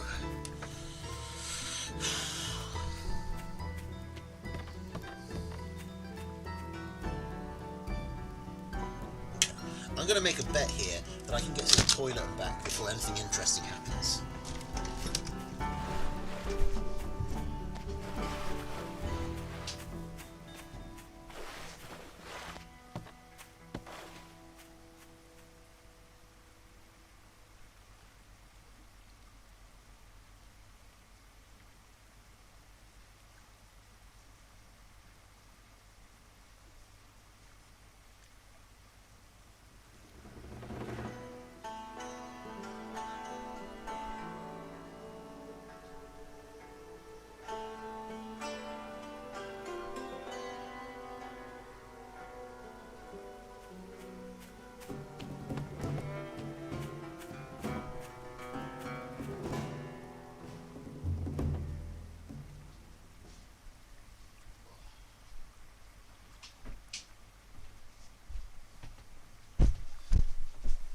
Was I right? Did I win my bet? Looks like it.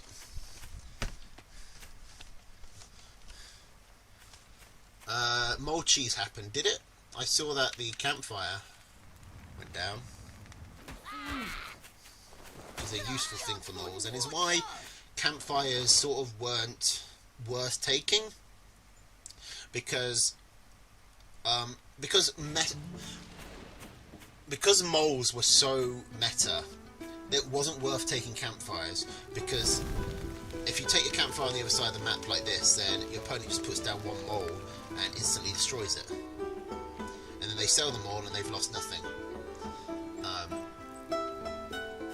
Now, with moles being nerfed slightly, they're not being taken in every game, which means you are more open to taking campfires across the map.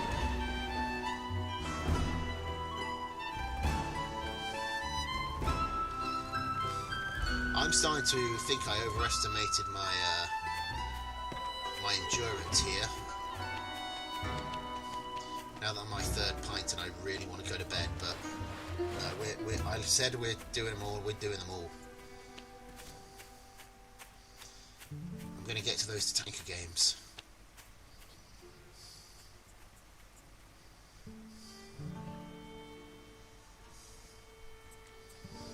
I said until I run out of game or until I run out of beer.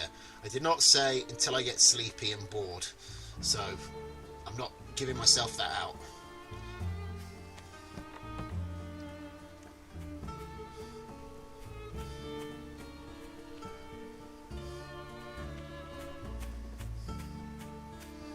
Now, as it stands, both players. This is a large map with no easy way to get to the other player. So, honestly, we might even see a 3 base. Like, this might be a 24 farm game. Like, because Exnor can saturate this, Murloc can saturate this, and then that's every mill on the map taken. I think both players will get up their tier 3s. Murloc has already put his down. And surprisingly, Exnor has not scouted over here and not seen the campfire.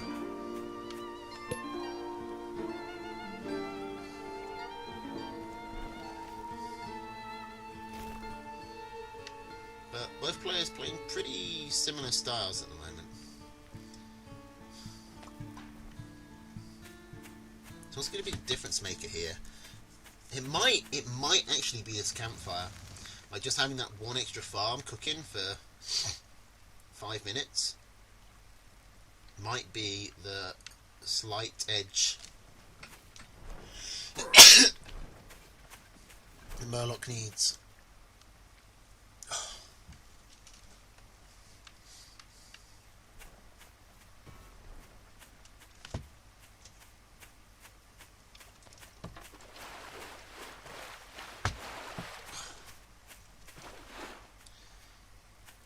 That is true. Well, wolf buff cams are, yeah, a different breed, but they can't do anything to falcons. So, as long as Murloc kills the squirrels and the Falcons, he can just take his time with the rest of the army.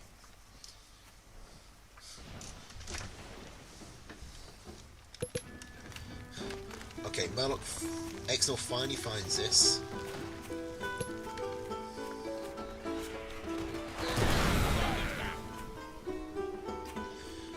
He is going to attack it. This is a good opportunity for Murloc to come in, and he is coming in. He already has his wolf up. Even if his wolf isn't with the rest of his army, he picks off a bunch of squirrels, protects the campfire, and destroys the mill. The wolf is still not out for Exnor. It's out now. Last second, but Exnor's already getting a lot of damage done. Can't really see what's happening through all the gas. But it looks like Exnor is doing badly here. Murloc's got a better surround. They see concave versus convex advantage. I'm pretty sure that's Murloc winning, right? This game is dummy. Yes. We could cast it anyway, but I'm not going to. Alright. Okay, that's 1, 2, 3, 4, 5, 6, 7, 8, 9. We've got 9 more games. 9 sets to go through. Potentially that is 45 games.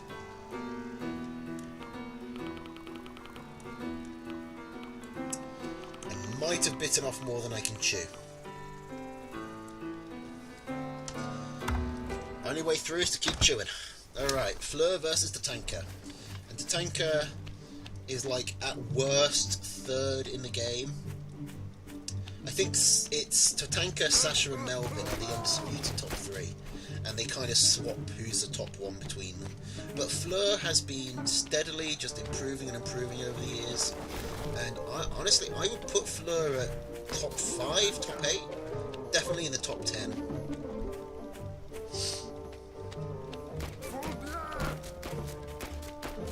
Yeah. Amalu is top 5, he's not top 3. That'll be my spicy take, but I'll go for it.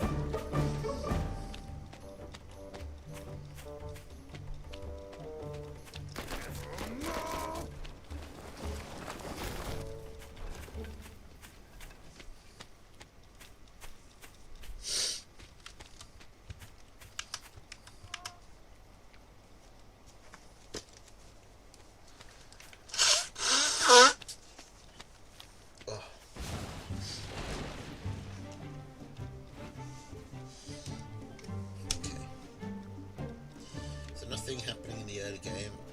Map-wise, I mean, it seems a bit advantageous for Fleur, but not by a huge amount. Fleur was actually proxy milling. I didn't realise that. I wondered why the command was supposed to stand there, but... Oh yeah, definitely over Mishi. No offense to Mishi, but Mishi's a good player, but he doesn't play as much as Sasha does. Like, Sasha is a really talented player, and he grinds it. Like, for me, Melvin, Tatanka, and Sasha are the top 3. Undisputed. Mishi and Avalu are probably in the 4 and 5 mark.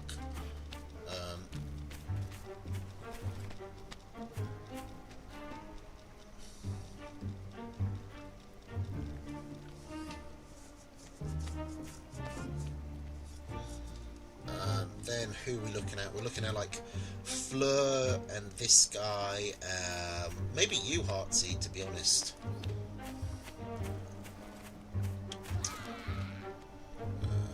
Who else did I lose to?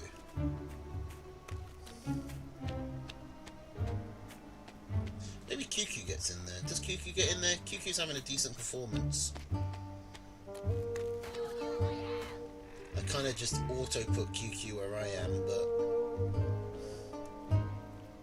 maybe he should be ahead. Or maybe I should be in the top 10 as well. Like at the bottom of the top 10, but... The Gentleman... I wouldn't put the Gentleman anywhere because he doesn't play anymore. Gentleman isn't a player anymore, so I don't think I'd put him anywhere. It's like, what, you're going to put Chip for space in there as well? R22 is someone I really like, who always slips under my radar. He's got to be in there. So we're dealing, we've got Melvin, Tanker, Mish, Sasha, Mishi. You know, I'm going to write this down. Because both players seem to be fine just ecoing and building up. We're not going to see anything until we've got their threes going, I don't think. Although, of note, Fleur is running the Melvin deck with the Badger Owl combo.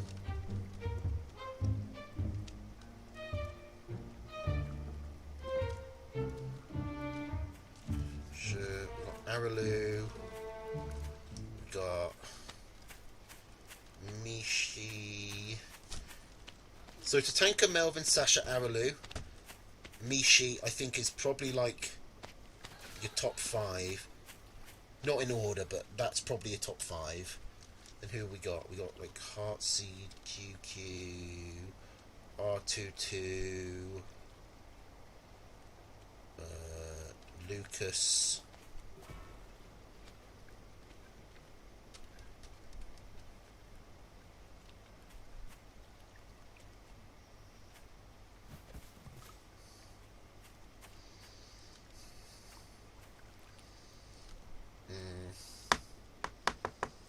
Maybe I toss myself in there just for fun. Sure, I'll put myself at number 10, and just say that I had a hard fucking set, which I think I did, to be honest. I think our group was probably the hardest. It had it had Melvin in it, and Mishi, and you.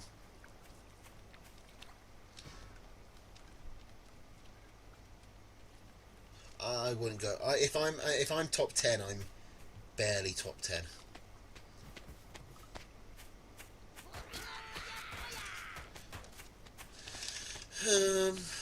I don't know about the order of this, so I think we probably go 1 there.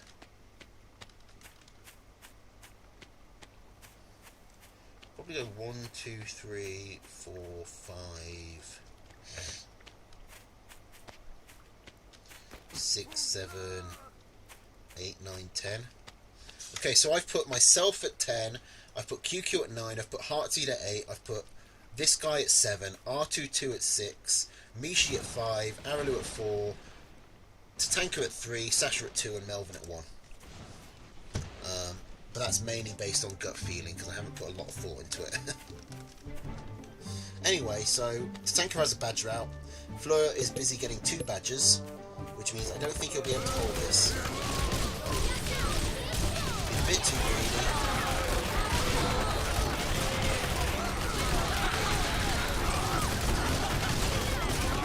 Yeah, Sasha over to Tank.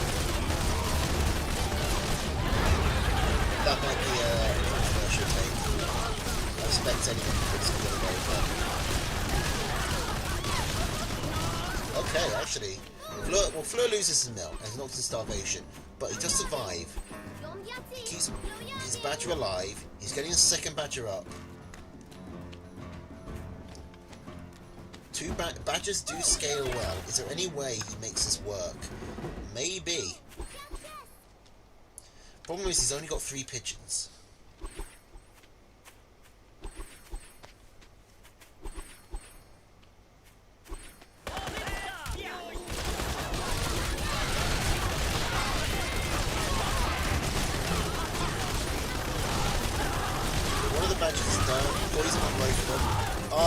That's the problem. There's just no pigeons left to keep the badgers alive when the poison tank gets on them.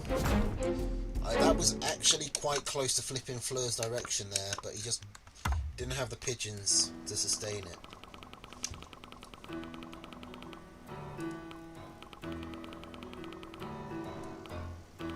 You know, I thought I would have come lower, but I honestly can't think of someone I'd put ahead of me.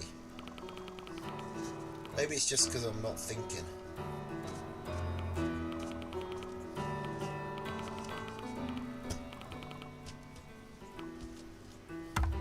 Alright, 1 point for Tatanka. I would personally put... I generally do better against Sasha than Tatanka, I think. But that's because I play Sasha a lot more and know him better. Like, Sasha doesn't deal well with the unorthodox. Like, he expects everyone to play as rationally and as well as he does. So if you do something a bit off kilter, you can catch Sasha off guard. Whereas Tatanka, I just haven't really found any sort of...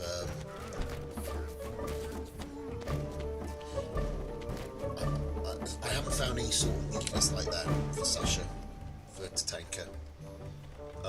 But that's speaking about my experience with them.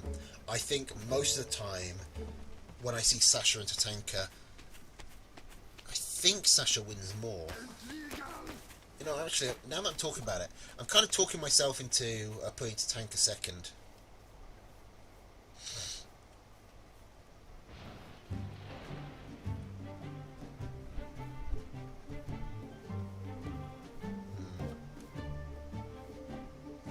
You know what? I'm going to message Sasha. Let's see. Sasha.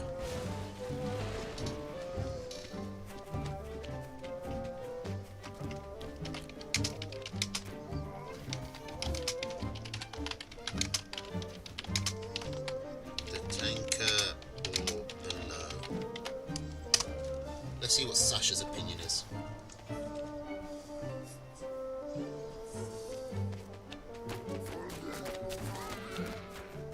It's like, yeah, I feel like I've done really badly in this tournament. I always do really badly in tournaments. And I've definitely fallen a long way from my peak. Like, I do lose to people like Urbane and Sensedge and stuff, but I feel like in general, I feel like I have a winning win rate against them. My peak was like slightly like in this guy's first or second year.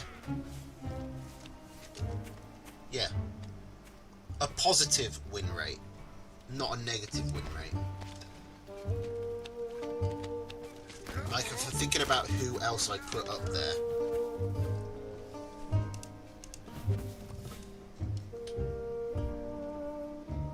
Like Protocam, Kippo.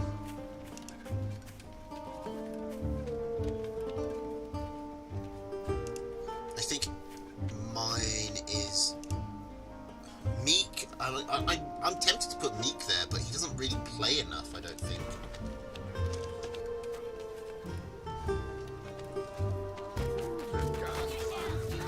So I think I do just about squeeze into the top 10. Which I only thought, which if I hadn't written down, tried to write down my top 10. What about Marmu? What about Marmu?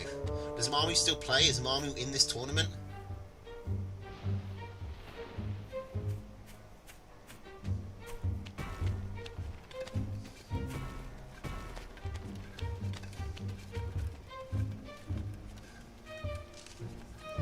I don't know. I don't remember much about Marmu, to be honest. I haven't played them in ages. I think years. So maybe Marmu knocks me out. I'm not saying I'm definitely in there. I'm saying of the players I can think of right now, I genuinely can't think of someone who I would definitely put above me. I think I can think of people I could make an argument for being above me. And that I think that there are people that I'm not thinking of because I'm on the spot without a list in front of me.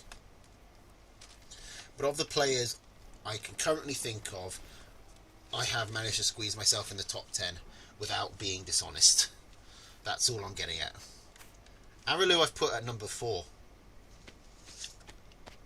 Don't know if you can see the list or whatever there, but that's what I've written. So I've put Melvin at 1, Sasha at 2 and Tatanka at 3, although I am considering flipping that. I put Aralu at 4 and Mishi at 5. Then I put R22 at 6. I put this guy at 7. I put Heartseed at 8. I put QQ at 9. And I put myself at 10. Anyway, lots of tier 3s.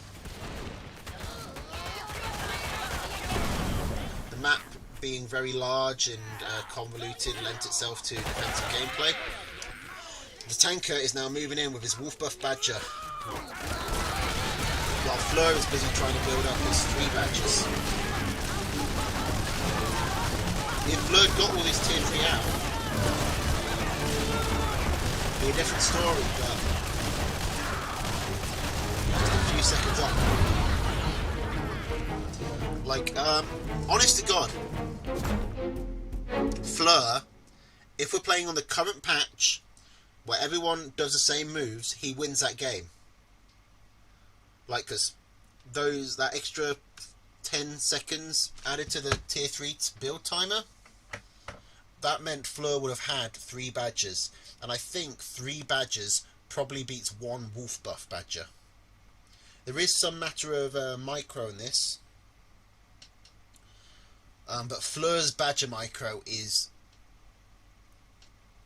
pretty fucking crazy. I would put it as the 2nd best Badger player. Melvin's the best. Melvin's got the best Badger in the business. At one point it was me, but that was a long time ago. That's an old glory now. I would put Fleur as 2nd. Purely on Badger micro. Now, I'm expecting Fleur to get at least 1 game here. Like, Fleur is not a player who deserves to be 3-0'd by anyone. Not even Tatanka. But so far, Fleur's just been a little bit off on his tier 3 timings. Which is what Tatanka is so good at. Tatanka is very much like Aralu in that they're just, you know, very by the book. They play very to the meta, but they're just so good at getting those timings and knowing just when they can push in. And just when you can't, so that they can be a bit greedy. That you just... It's so hard to counter.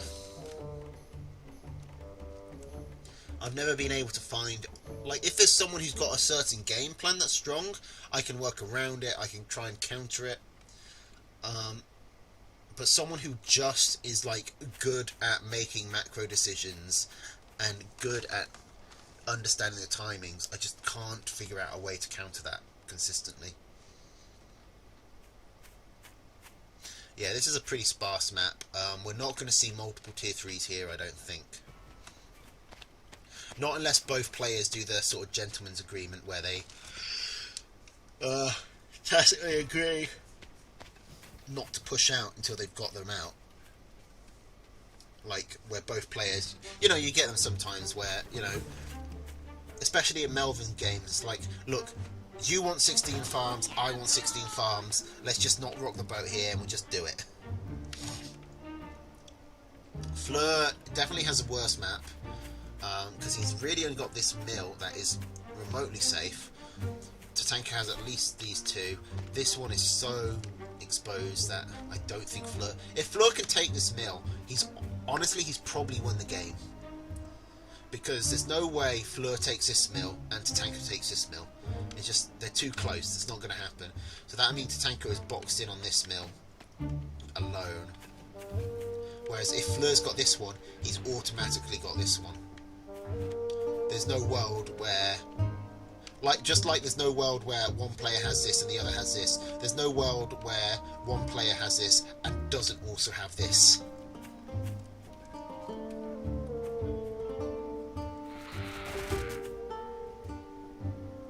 But this one is so hard to take that it's not going to happen.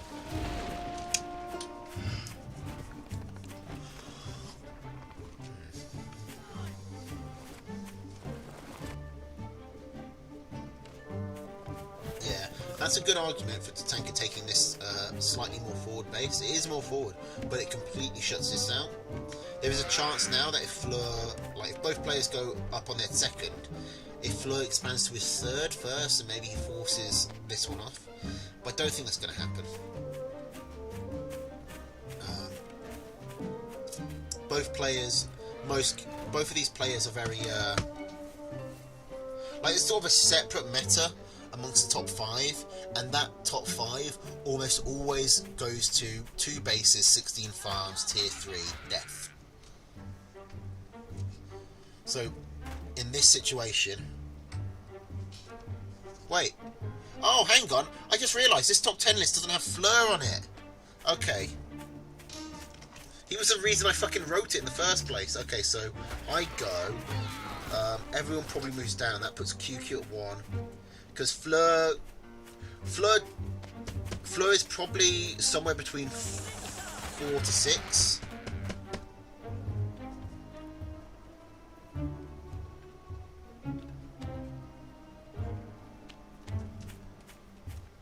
Is Fleur better than Mishi?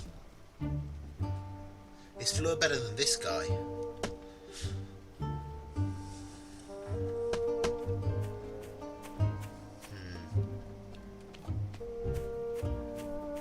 Like, no offense, Heartseed, I think Fleur goes ahead of you. So I think he's at worst 7th. 7th.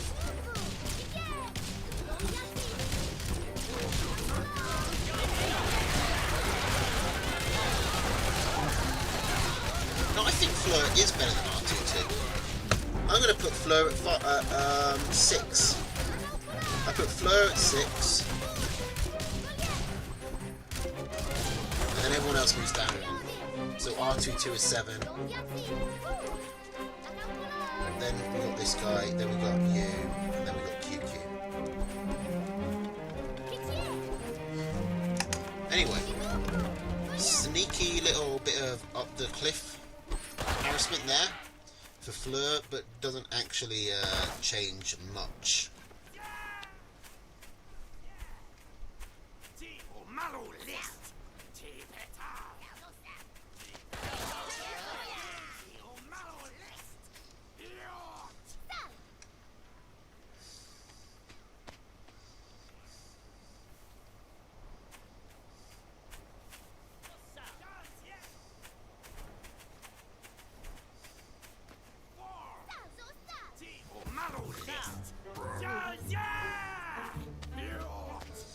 Okay, so Tanker's got his wolf out, but he's not pushing with it, which is interesting. Fleur hasn't gone for any tier 3s. Okay, I think I'm sobering up enough that I can actually cast.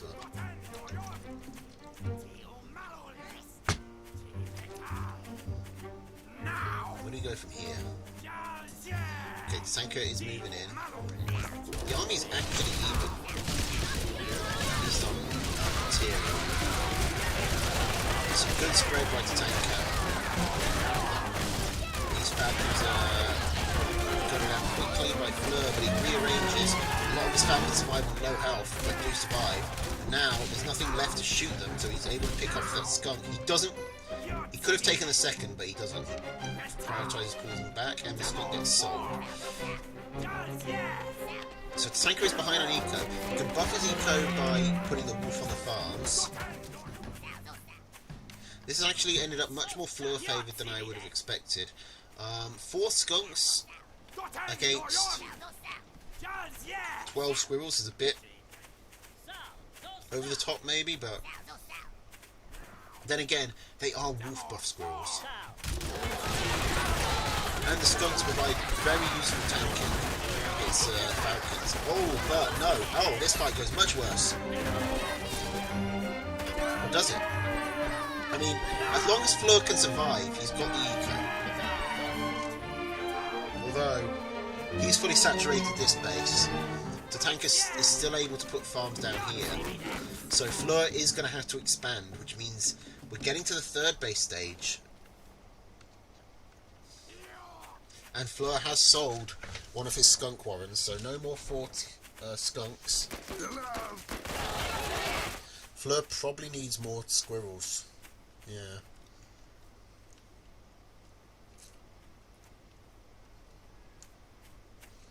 But I don't think he was up to his full Falcon count then either. Like with the army graph, Fleur has taken bigger dips in army, but he's been ahead on eco, so it's kind of evened out. He's probably going to be able to pick up a farm or something here. He is definitely able to bait and engage. As long as he can get his Falcons down quickly, which he does, he can chase them. Okay, this is good. The tanker surely is dead here. The Falcons, the Fleur, there's only two of them, but they can still shoot up the cliff. The tanker is resupplying desperately, but he just don't have anything for the wolf to buff. Now he's lost serious eco. This is probably going to be a game for Fleur. This should be GG.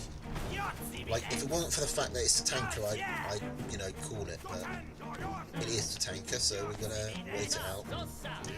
But even he, I don't think can come back with this.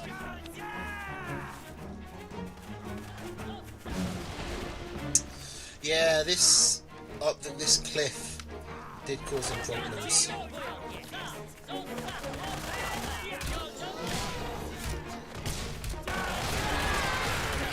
Tanker commits to a fight and as everything dies, that's GG.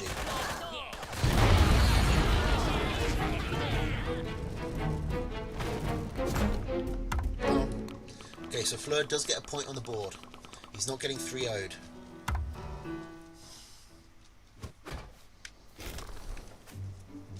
Okay, so we've got Squirrel, Pigeon, Mole, Falcon, Skunk, Badger for Fleur against Squirrel, Mole, Falcon, Cam, Boar, Wolf from Tatanka. Okay, so both players mixing it up. I have not seen a Boar Wolf in a very long time.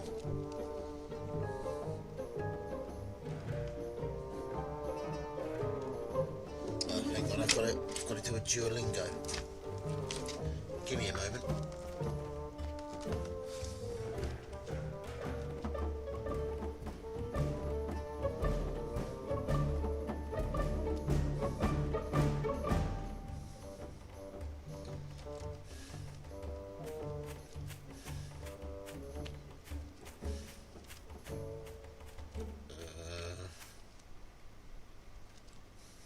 Nothing too interesting happened yet. Sometimes the opinions are wicked. Oh, we see a mole. Something interesting is happening. This mole, surely, yeah, this tanker's going to sell. He doesn't fall for that. So, force to sell. Bit of value lost on the mole, but not really anything decisive. The calm parrots sleep.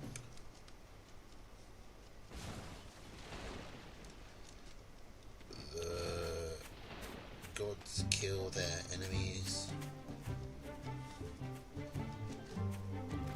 We do not see the gods. We have skilled bakers, pastores, peritos, habemus. That's GG.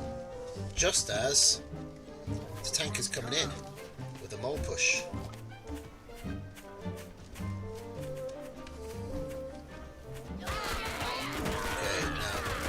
Is patch moles, so they're not as good. And yeah, the tanker's forced to retreat. Okay, this is looking... Fleur has had a couple of small advantages. They are very small, but they do add up. And now he's counter-attacking, and this time could be a big advantage. Tatanka is supply blocked on his squirrels. He's put 180 food into this second mill. Oh, Fleur, don't go through the water. Fleur, why aren't you just attacking? Just attack. You've got the squirrels. No, where are you going? No! Oh, Fleur. Fleur could have done some devastating damage there. Big missed opportunity. Now, obviously, it's easier from our perspective. We know where all the food is. We know how long the units are going to take to get out. But Fleur had a big opening.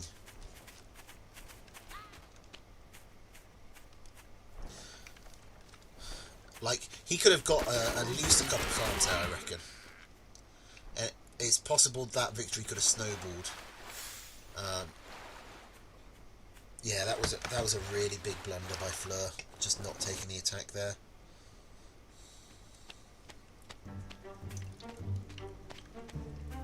Because now, it's not just that he didn't kill Tatanka, but the fact that Tatanka being greedy with this mill is now paying off.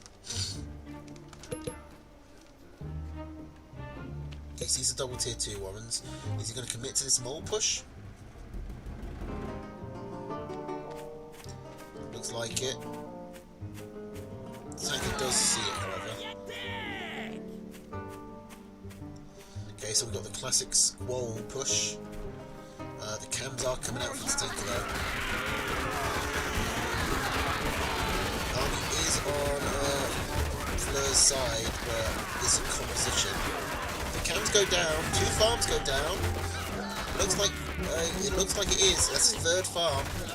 3 farms dead for Tatanka. However, that does actually even things up because Fleur hadn't taken these 3 farms here on his 2nd mill.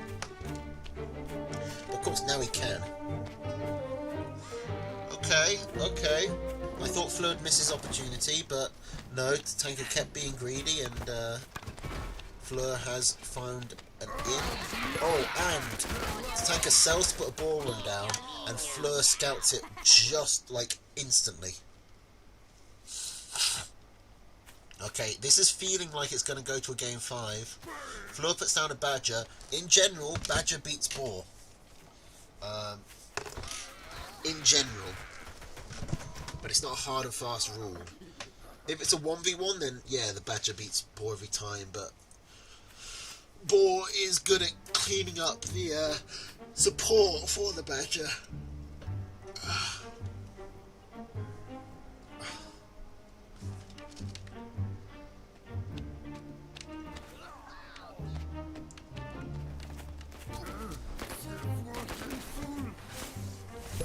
Both players are scouted at tier 3s.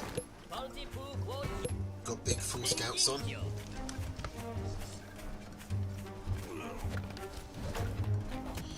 The Boar is paid for. So is the Badger. Oh. Looks like we're going to take a campfire here for Tatanka. It's the only campfire on the map. Just a nice little eco advantage, and looking at the map, Tatanka needs that because he doesn't have an easy 3rd. This is his 3rd base, and it's right outside the high ground. So Fleur can expand to this left or this right, or to this nice safe back base. Fleur does know about the Boar, so he's going lower on Squirrels, going higher on Falcons. Although, to be fair, this is exactly what he did last game, when there was no Boar, so I think it's just how Fleur likes to play.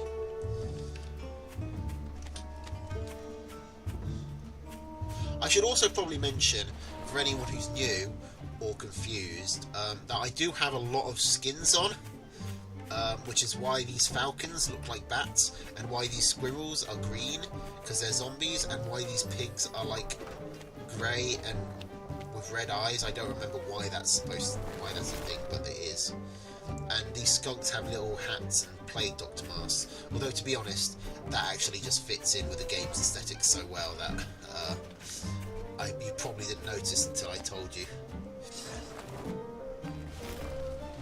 Weirdly, I've only got like half the skins on. Mole!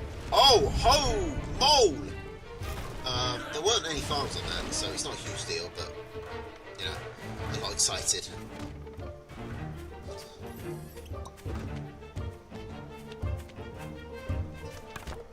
Alright, Fleur has a slightly bigger army.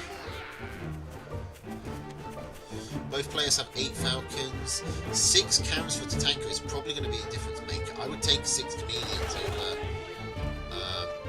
like 4 skunks any day of the week.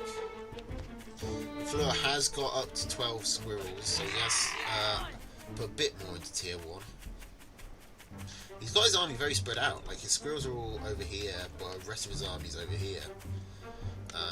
So he's planning something. It might be... There is a trick called the AI micro strat that this guy came up with, where you just don't, when you're against like skunks or boar or stuff that is, you know, AoE, you don't rally your units, your tier 1, when they come out. You only rally them when they're starting to fight, and that means that they're coming in at a whole bunch of different angles, which makes it hard for the AoE to get all of it, get all of them in one.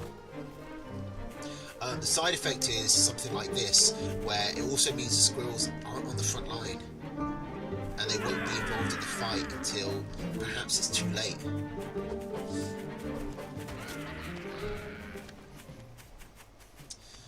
Okay, so it's Tanker going up even higher on the Falcon count.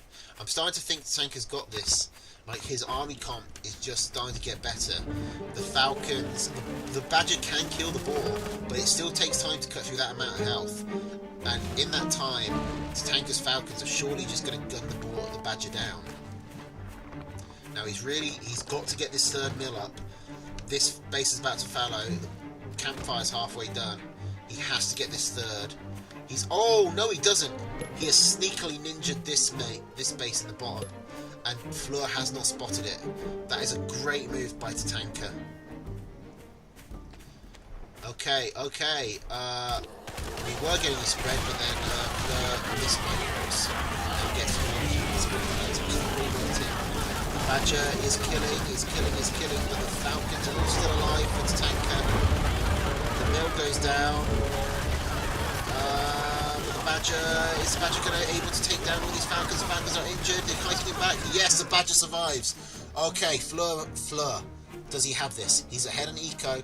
He's ahead on Army. Kept his tier 3 alive. I think we're going to a game 5. Whoa.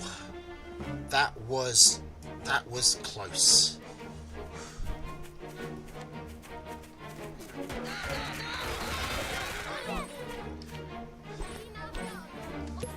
But still, Ninja base unscouted. Don't know what the Tanker's trying here. Fleur notices this, right? Has Fleur genuinely not seen this? I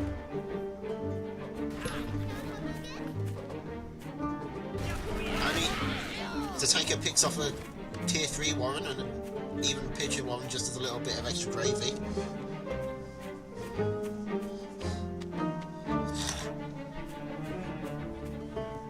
Get the value where you can. It's just, can Tatanka deal with this Badger? Yes, he fucking can. That Badger gets gunned down instantly, and then goes half of Fleur's army with it. And Fleur doesn't have the Falcon count to match Tatanka's flock, and we're not going to a game 5 after all. Or are we? Fleur looked like he was about to surrender, but he doesn't. He sees the base. Is that going to be it? That is sad. Just one miss micro for Fleur brings his Badger a bit too far forward to get the rev up. Great game though. You gotta give it to him. That was a fucking hard fought contest. Like, I talked earlier about games that look lopsided but are actually really close. That wasn't one of them. That game looked really close and was really close. Fleur just, you know, took his foot off the pedal for one little moment. Okay. So now we've got the Urbane Olive Saga, starting with Aralu. I am going to have to take another leak, so I'll be back in a second. But both of these players are likely to mole rush, so I'm not going to take the bet that that I can do it in the first minute. So I'm going to do it now.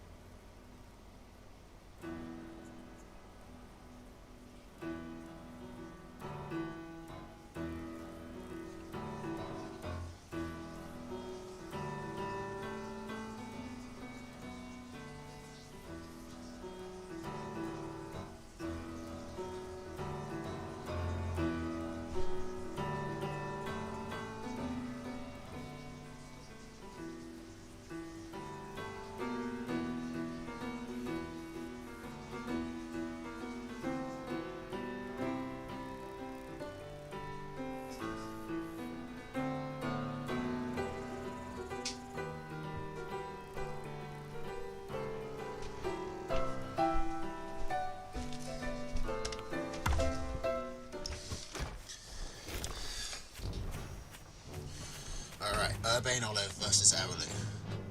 Araloo is the favourite here. But like I said, Urbane has been grinding the hell out of Tooth and Tail for this tournament. So it would still be an upset if he wins, but I'm not gonna say it can't happen. If it was ever gonna happen, it's gonna happen now. And like I said, both players mold. Both players mold. I called it. I fucking called it. Like, I'm tempted to say Araloo did that in response to Urbane, the mole, but they did it at literally the same time. Like, Araloo preemptively put down a defensive mole woman.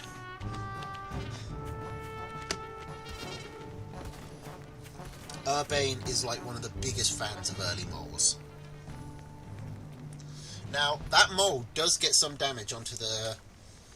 did get some damage onto the building farm, so the farm doesn't sell for full value, but then the mole took some damage, so the mole doesn't sell for full value, so I don't actually think either player has an advantage. I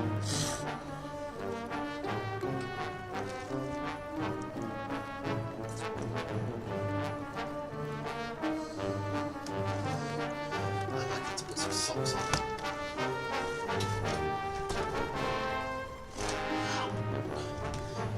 The sun's foxed off, and it's actually starting to get a bit chilly.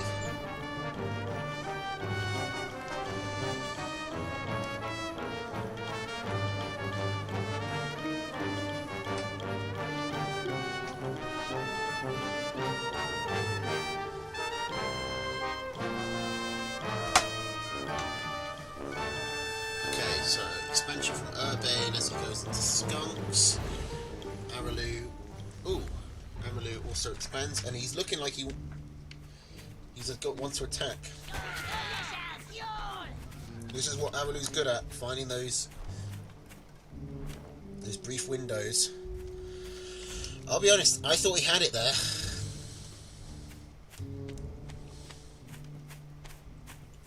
I think if Araloo went in there, he could have actually done something, but no machine gun is up. Although Urbane does sell it quickly, and that's good. You basically only want your defences there temporarily.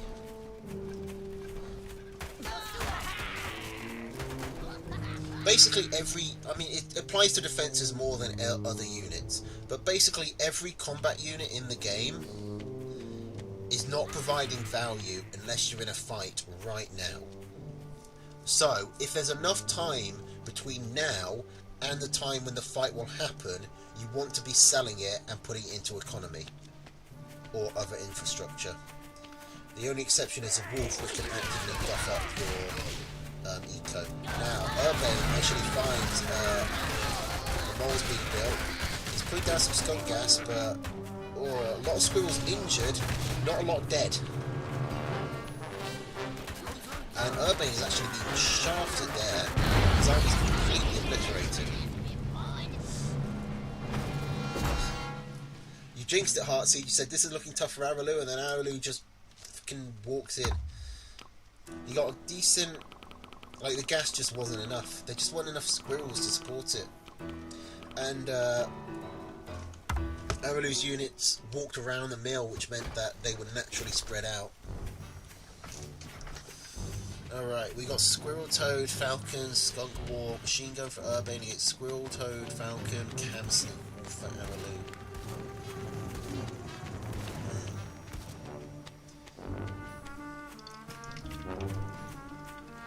Yeah, it's gonna sound weird. Urbane is like... So the biggest problem with Urbane is his micro. And that sounds like saying, oh, the biggest problem with this guy as a runner is that he has no legs. You know, it's a pretty major thing. Urbane has basically got as good as you can, while basically just hitting rally all. He barely ever like micros individual units.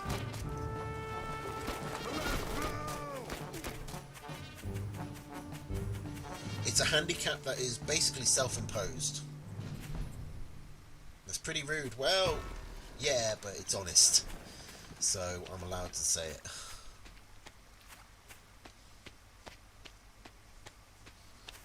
I wish people would like give me feedback that was as frank as the feedback I give other people half the time. It's like, I say I'm a bad player, it's like I put one of my games up and I'm like, and everyone's like, oh, it's so bad for Pimpintosh, oh, he played so well, he's such a really good player. It's like, no, fuck off, tell me what I did wrong. Like, I keep on losing, so I'm not that good. Like, fucking, like, just stop being nice and just tell me what I'm doing wrong. I'm a big boy, I can handle people being mean to me on the internet.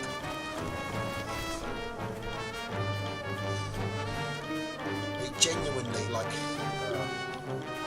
it's such a weird thing to complain about, that everyone in the Tooth and Tail community is so fucking wholesome and nice and sweet. But it's like, no, come on. If you want to be competitive, you're gonna have to take some fucking harsh feedback now and again. That's part of the fucking game. My early game attacks don't go well, which is why I never do them. Which is why they don't go well. It's just an endless cycle. They never go well for me, so I never practice, so I never do them. So I never practice, so they never go well. So they never go, so I never do them.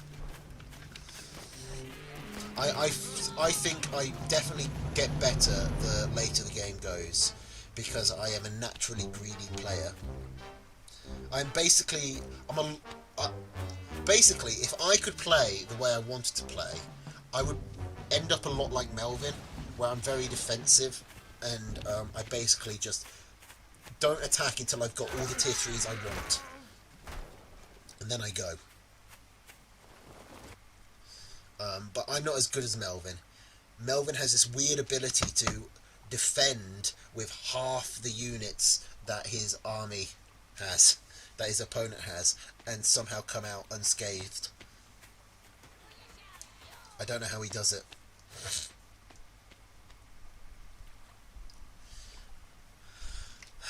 I try putting in defences more, but I just tend to get overrun with them. I think defences in general are kind of underpowered.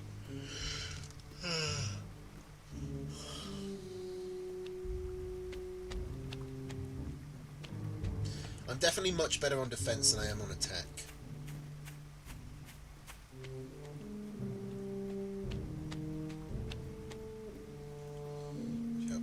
Alright, I'll make an effort to try more balloons.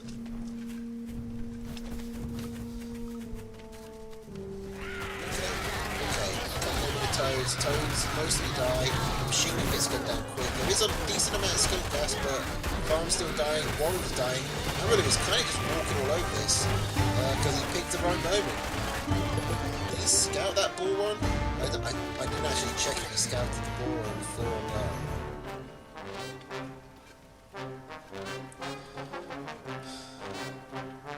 He did, he picked his moment before the tier 3 came out, while his opponent was selling down. Now, Urbane has jumped ahead in army. Maybe he can get something here. Now, there isn't a great counter to the boar. There's 2 snakes out. That's not a lot. And most of Aru's army is tier 3, but Urbane, this is not how you use a boar. That's not how you use a boar. You use it with your army. You don't just send it forward. Especially not when your opponent has snakes. Okay, well, he still cleared the mill, he cleared most of the tier 1. Maybe he can do some snowboarding, but this is the mill that's nearly fallow. What's good here is that he's getting a lot of infrastructure damage done, he's getting a lot of warrants. But he really needs to kill this mill. He kills falcons, he's keeping his falcons alive. Maybe, hang on, if he focuses on the units, not this mill. This mill is basically done. He's killing all the warrants. Hang on. Urbane might have done it. Urbane might be onto something here. Now he's clearing out the valuable farms. He turns around. He's still clearing out the units. I think Urbane has this.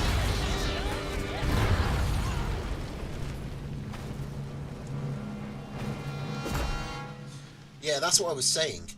That he was focusing on this That's what I was saying, that he was focusing on the mill that was empty when he needed to be focusing on other stuff. The prime target was that juicy, like, fully saturated new mill, but him focusing on the units and the warrens was definitely the right move. Because it just let him keep on, like, getting the advantage up. I was surprised that the boar worked out so well for him. I thought that was terrible boar micro, but he might know his boars better than me. Boar is not a unit I use much. So maybe Urbane knows something I don't.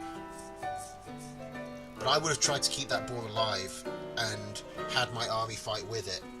Whereas he just sent the boar ahead and basically let it solo the army, do what damage it could, before the rest of his army came in. And maybe that was actually a good move, because it meant that his army was, you know, very healthy, and it wasn't easily picked off by the reinforcements. How come I like tier 3 but not boar? I mean, I like boar as a tank. My favourite, if I could play one deck every game, like, I used to play the wolf badger boar deck a lot, but I most value boar as a, you know, tank, as a defensive sort of wall for my other tier 3 to hide behind.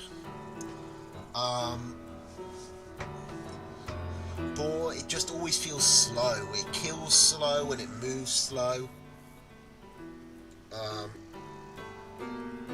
It just always feels slow to me, whereas Badger is always just like, you know, breakneck speed,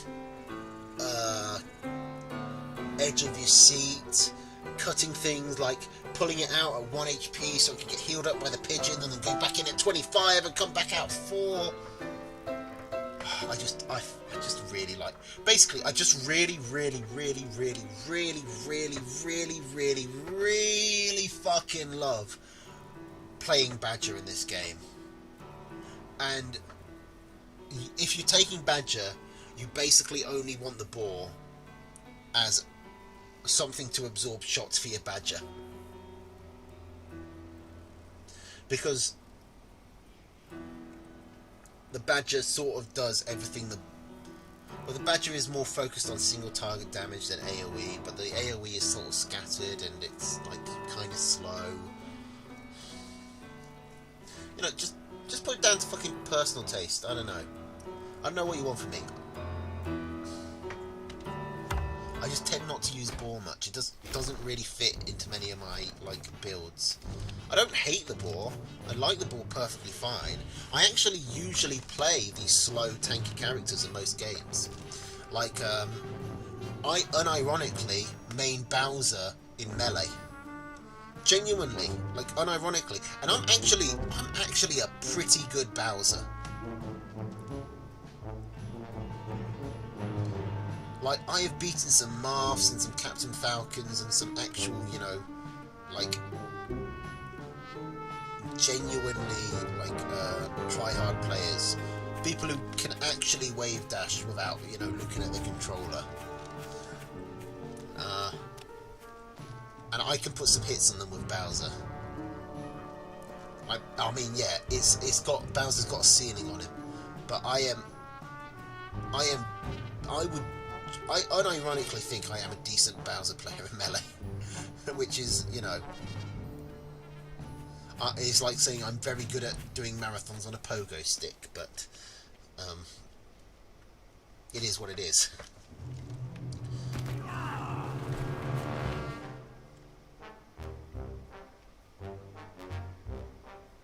Although maybe I'm not anymore. I haven't played Melee in years.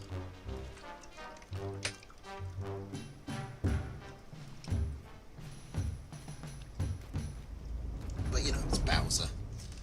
You pick it up and put it down. It's not like a lot of tech skill to get rusty on. Anyway, let's talk about the game. This is actually 1-1. Like, Urbane is going even with Araloo. Araloo calls off his attack last minute when he probably could have got some farm. Like, Urbane's playing pretty greedy.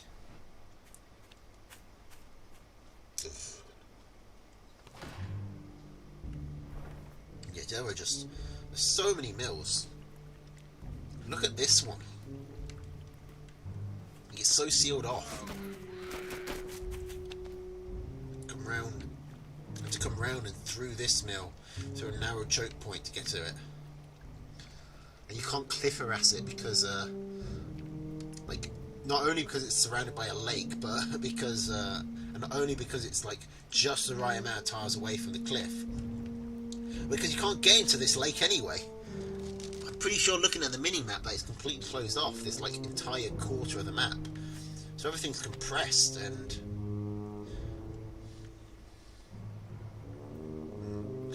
That said, the more... There is sort of a natural curve of mills for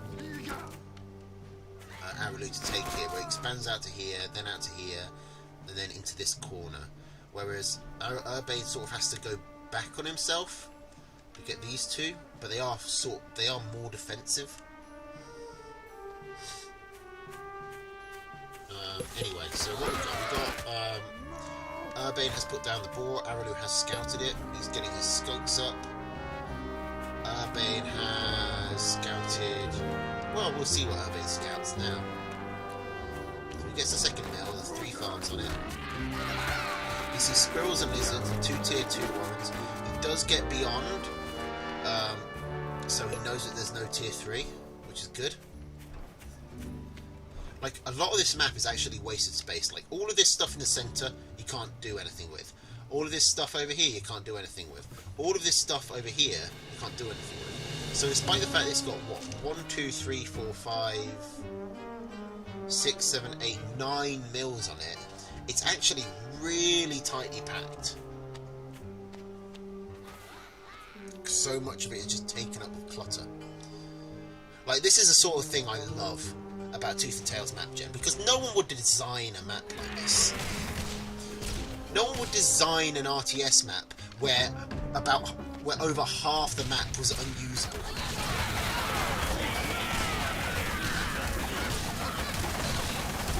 Okay, here we go. Boar only has 2 or 3 poison tags on it.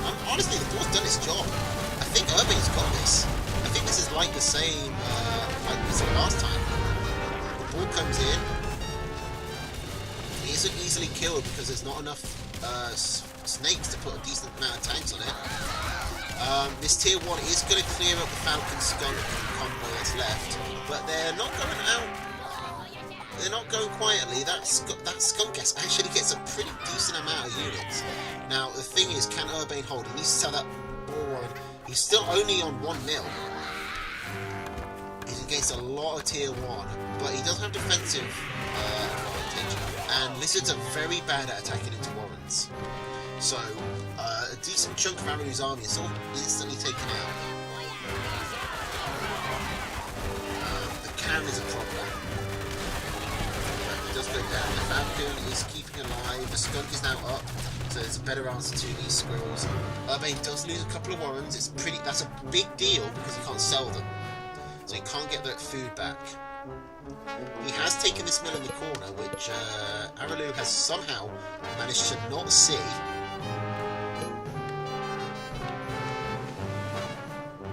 But the eco is actually even right now. Urbane needs to defend this mill desperately. He needs to bring his army out over here.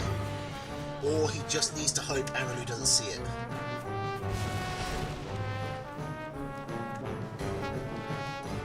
Like, this is a really ballsy ninja mill. It's not the ballsiest. I take credit myself for the ballsiest ninja mill ever. I don't know if I have it saved, but it was against it was either Doohoo or Yope or Yoop. What was his name? Yoop that rhymes with soup. Joep. One of the Dutch players.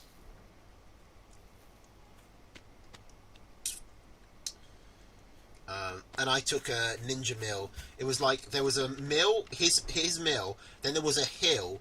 There was like a 2-tier hill with another mill on top of it, and I took that mill right next to his main. I was so proud of it, and it won me the fucking game as well. I got it like up to 6 farms. I had it for the entire fucking thing, and then he went to like go expand on there. did see the mill. It got some value, but Urbane is starving now. This machine gun isn't doing anything. He needs to attack.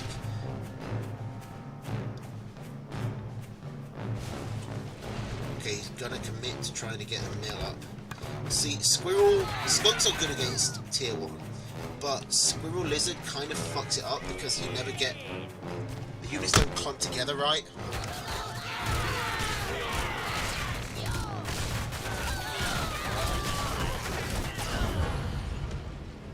And so, yeah, Araloo is able to take that. That was close. That was very close. Again, another close game. Urbane is actually putting up a real solid fight against one of the best in the biz, and someone who's been at like the top for, you know, years. I'm gonna say a decade, but has the game even been out that long? I don't think so. The game came out in 2017, I believe. Oh, hang on, we've got Discord messages from Sasha. Oh, he says above LMFAO. Tatanka is kind of a schizo. Badger best tier 3, then bought every game. Okay, so Sasha thinks he's above Tatanka. Wait, which is what I said.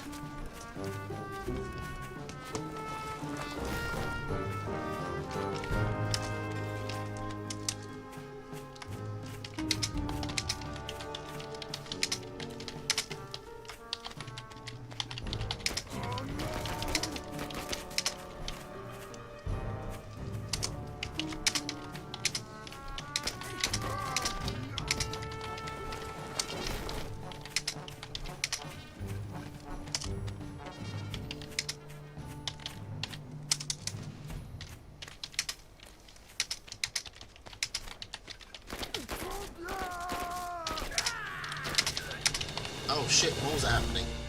I'm talking to Sasha. No, we're not doing this. We're doing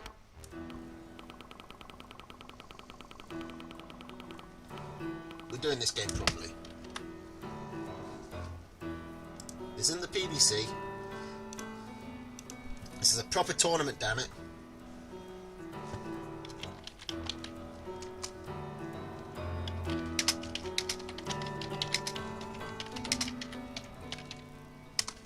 Oh, actually, I should ask the tanker. Ooh, what's the tanker's name? It's Freak, isn't it?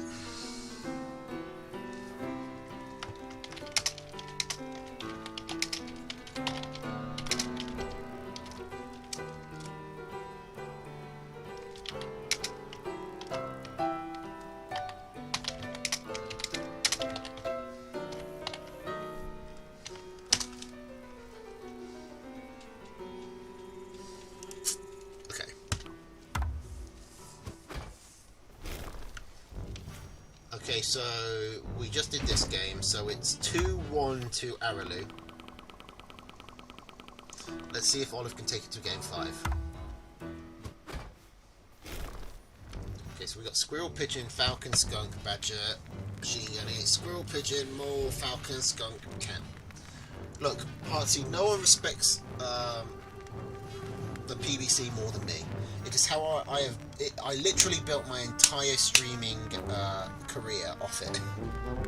Just doing the PVC every week for years.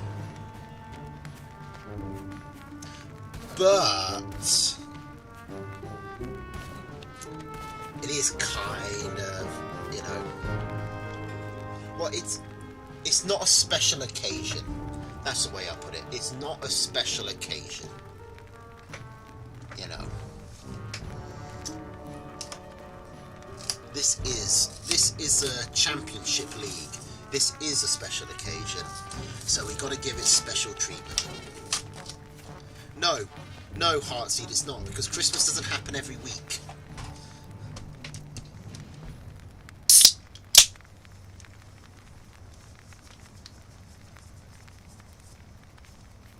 Although that said, the PBC doesn't happen every week either now, because no one ever fucking joins. Which is disappointing. and it's death for me. I don't know. Like, half the reason I'm not streaming as much as I used to is because no one's doing the PBCs anymore. That said, when I do stream, I do tend to stream for a long time.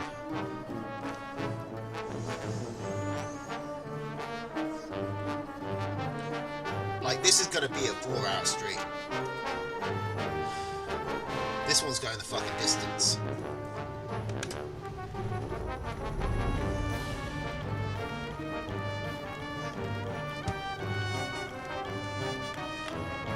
I'm also... Oh.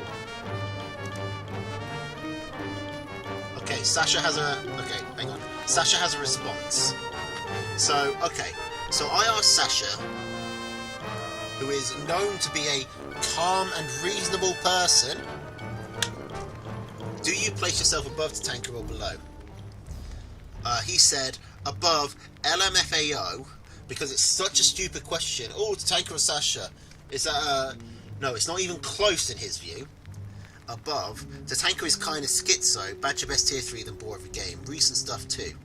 And I say, okay, I was arguing with Hearty about top 10, he put you at 2 and Tatanka at I had you at 2 and put Tatanka at 3. He put up a good argument for the reverse, so I wanted your input. Sasha's input is, the only argument you can make is anxiety. Last season I didn't have anxiety and I crushed everyone until my brain exploded in finals. I'm also the only person who has a good chance against Araloo. Me and Melvin. Wait, so... do you put Araloo number 1? I misspelled that, but... it seems like Sasha's got Araloo for his number 1 pick.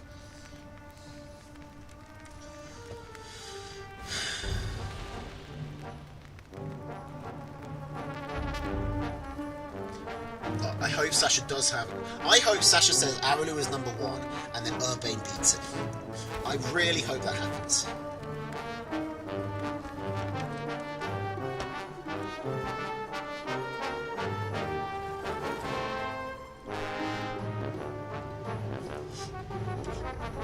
Yeah.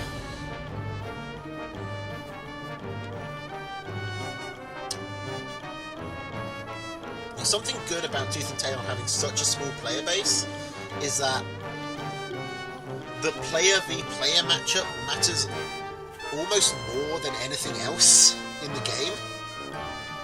It's like the individual styles matter so much because you don't have like the those like below top 100 players that everyone just farms.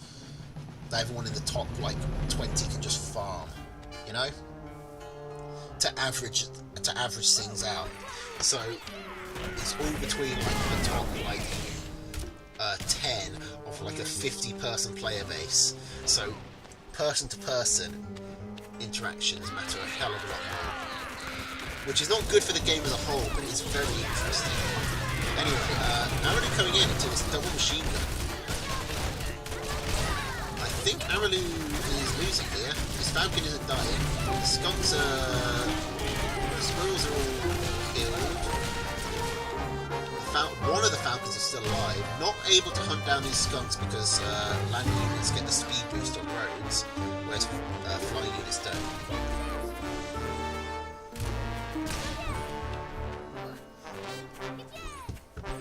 Yeah, like, there was a time... like, I remember when Melvin, like, first burst onto the scene as, like, a top player. And he was beating everyone except for me. I was beating him, like, 80% of the time. Just because I was greedier than he was. He would go for, like...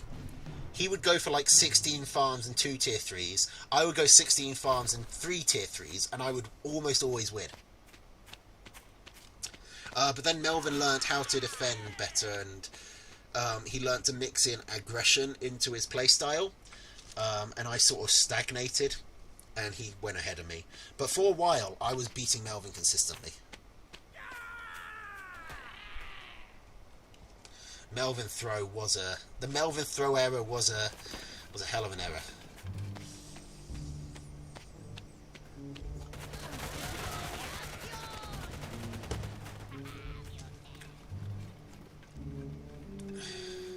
But yeah, I was like, this is sort of what I mean when I say at my peak, I was sort of a bogey player for like, I wasn't in like, you know, like, I wasn't consistent, but I was sort of a bogey player for most of the like the top 5, like the Gentlemans and the Melvins and stuff, because I just played weird,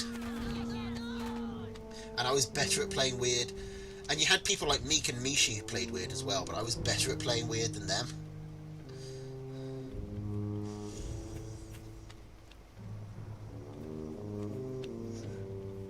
It meant that I, like, legitimately could beat anyone in the game. I just tended not to.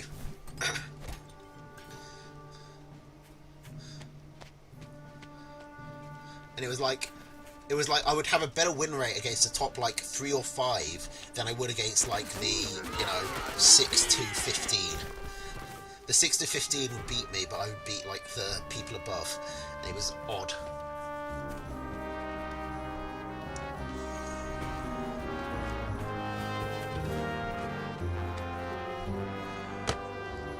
Alright. Has Aralu got a scout on this badger? He has not. And I like this. Urbane keeping his falcons over there in case Aralu like does a cam or mole shenanigans, but I might actually set him. He should be able to get his falcons to the front line pretty quickly if he sees Aralu coming in. Yeah, like this. He's got plenty of time. He's got a decent defensive setup with 2 machine guns spread out like this. Yeah, I was like a gatekeeper for the top 10. You know, if you wanted to be a top Tooth and Tail player, you had to be able to beat me. That was like your, because I was the guy who was playing the most. So when people were still doing ranked, it was like people would bump into me for like a solid hour, and I'd be beating them, and eventually they would like overtake me.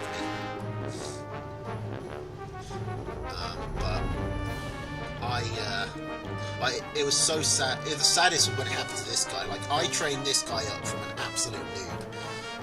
Like, he was just playing against me all the time.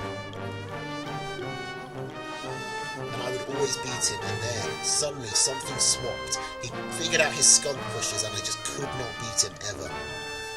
And it was so sad, but I was so sad but so proud. It was like a dad who loses a fight to his son.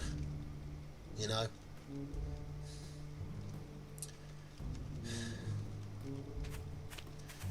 It was very mixed feelings. Okay, here we go. Already coming in. Right. Mermaid has a badger. How's his badger doing? Is he gonna... He should follow this. He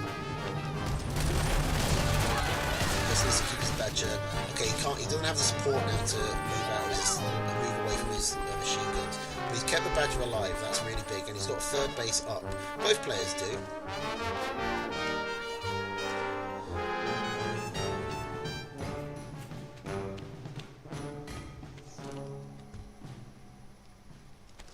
Thanks. But yeah, so something about, like, I'm probably like the longest continuous Tooth and Tail player at the moment. Like, maybe Dell, if you count him, but Dell, I don't think Dell counts as continuous. He sort of, like, only comes in for the major tournaments these days.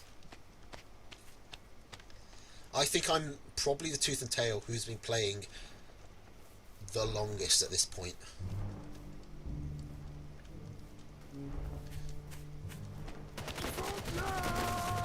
I might actually be the most experienced Tooth and Tail player.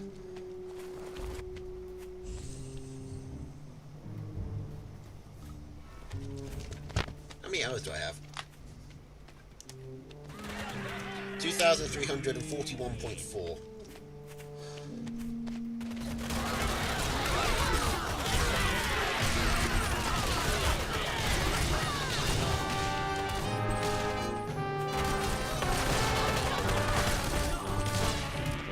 Nearly 10 days straight of Tooth and Tail. No, 100 days straight of Tooth and Tail.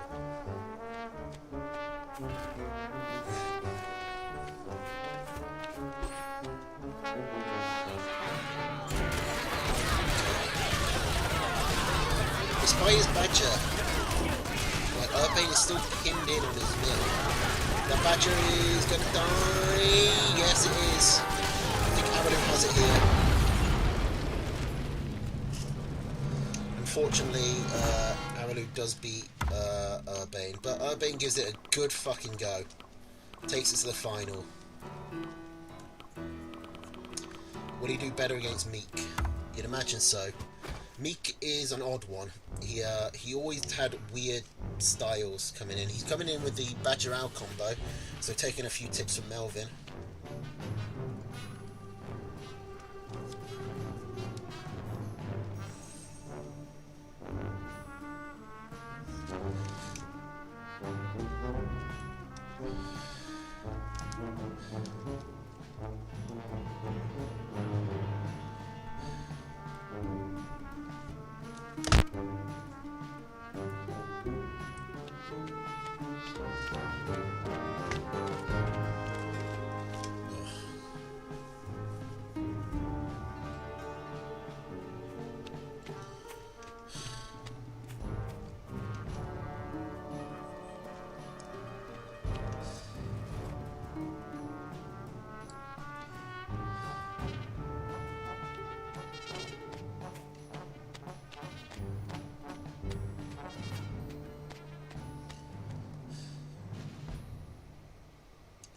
I'm really hoping this doesn't go to game 5, to be honest. I'm hoping we just get straight in. I know it's not good for the contest, but right now I would not mind a bunch of 3-0 victories for one player. Oh, I am feeling it. It is 11:15 in the PM. I'm several pints in and I haven't had a good night's sleep. Like 2 weeks.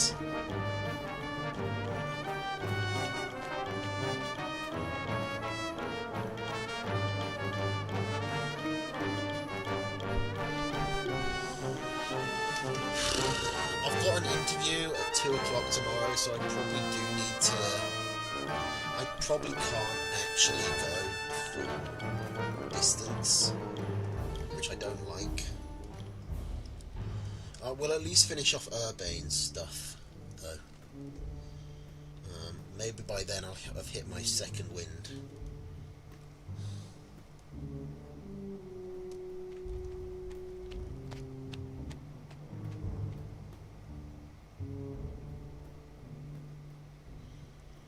But I need a fucking nap.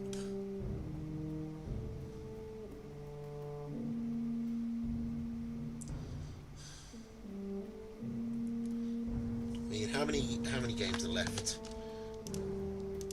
Where are we at? We're at the Urbane versus hang on, this doesn't.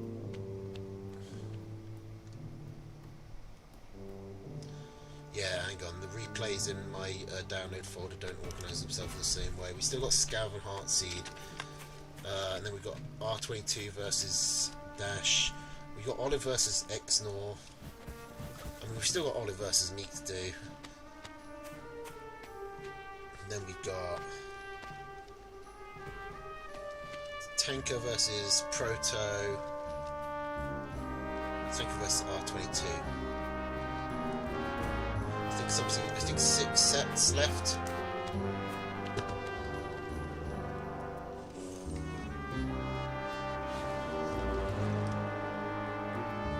Okay, Meek coming in around the machine guns.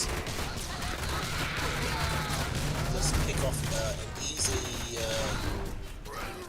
couple of farms. Urbane floating a lot of food. He's busy trying to get his wolf out. Urbane is microing over here.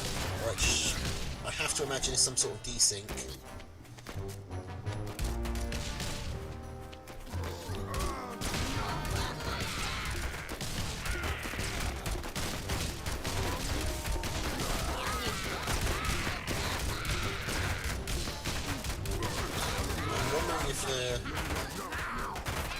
Okay, so the wolf is up. Urbane loses most of a mil, but it was his main, and he's got a fully saturated second. So this is a base that would follow. I mean, you still have plenty of food on it. Okay, so we've got a weird desync where Urbane's commander is always supposed to be, but other than that, everything seems to still be working.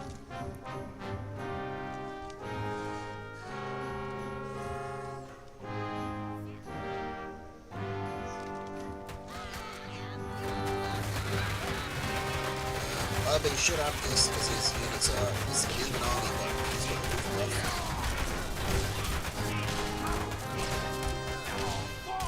He's kind of leaving everything in the Scott gas in a way that seems almost deliberate. And he hasn't sold either of these defensive structures, which is a free, which is 123, which is just leaving on the table doing nothing.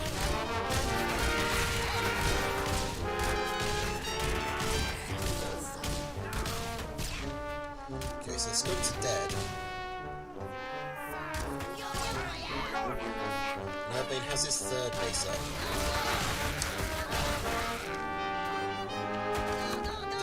He has a far better army. He's not pushing with it. Is this game genuinely desynced? I think this game might have completely desynced. I can't actually tell. Because people are still putting down farms. Okay, he comes in at side. I guess maybe this game's still going. These skunks for me again, insane value, holding off this wall push again and again. Do you finally go down?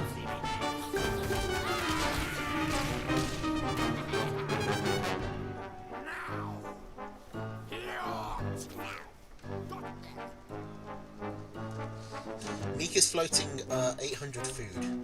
It doesn't feel right. I think this game is fucked, but we're still putting down farms, so maybe it isn't. If this mill is getting taken, like, usually a desync, they just run into the corner and nothing happens, but stuff is still happening even though the commanders are running into the corner.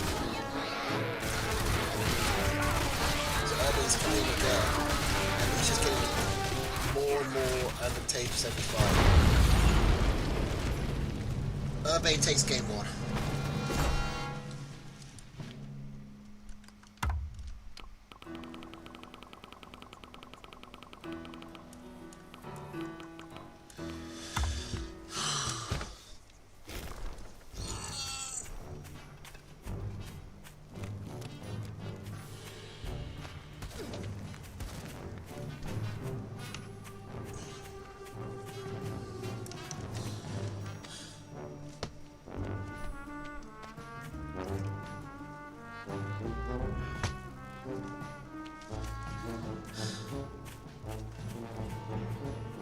See, both players go with Badger out.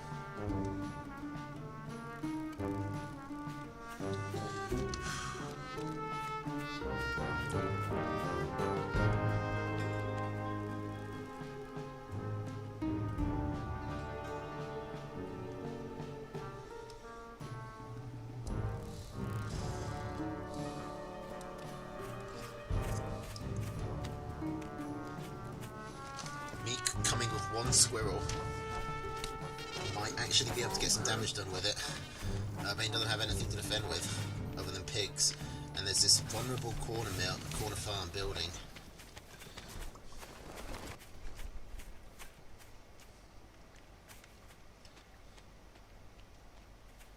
Okay, he's got 2 squirrels out and Urbane has none.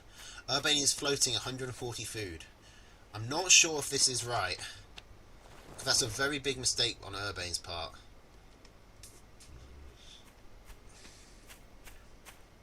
There's no reason this early into the game to have 200 food. Something about this game feels wrong.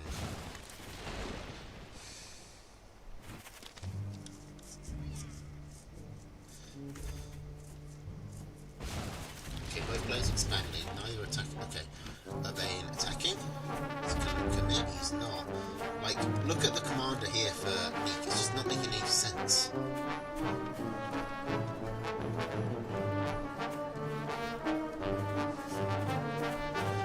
not. It's clearly not completely desynced. Like, it's clearly like the map is still reacting to stuff the players are doing. So even though the commanders aren't in the right place, the game itself is still continuing. It's weird, yeah. It's like a half desync. At least the skins still work. That is, you know, small mercy. Ooh, big oof by Urban using his commander there. Surely he loses skunks as well.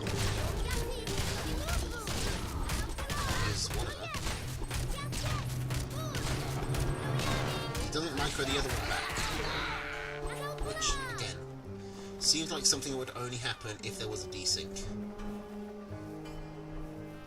Go straight into the Badger. Still floating 200 food. Both players have a Badger down.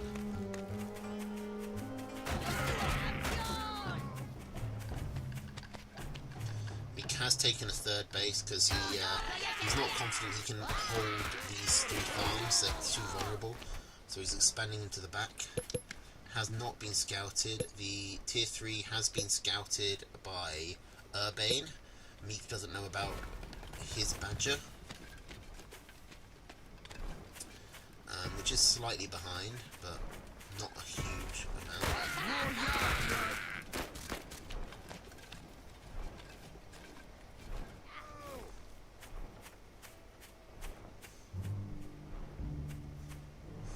Ooh, he's actually supply blocked on the Badger, and that's seriously setting him back. He needs to sell a tier 1 one, probably.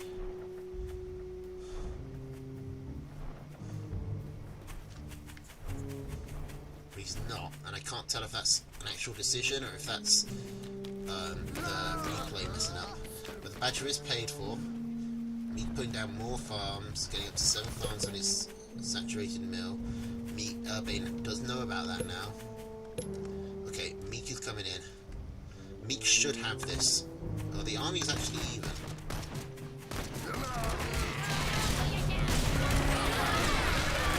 This is a weird micro from slightly behind his monster.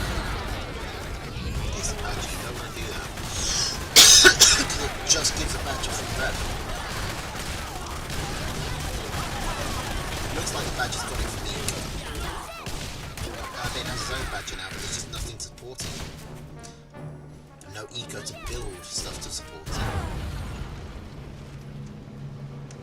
So that's 1-to-1 in this weird broken set.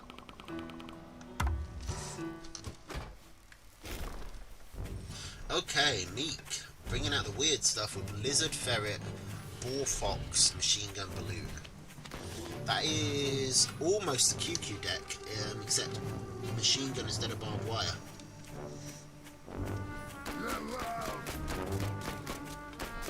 This isn't a great Lizard deck. There's really only one way through to the mill. I could go all the way around here and go through the water to get into the back, but that's the only alternative entrance, and it's not a great one.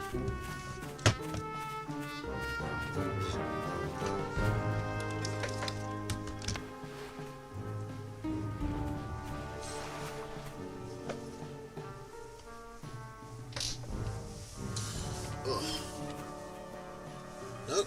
Hang on.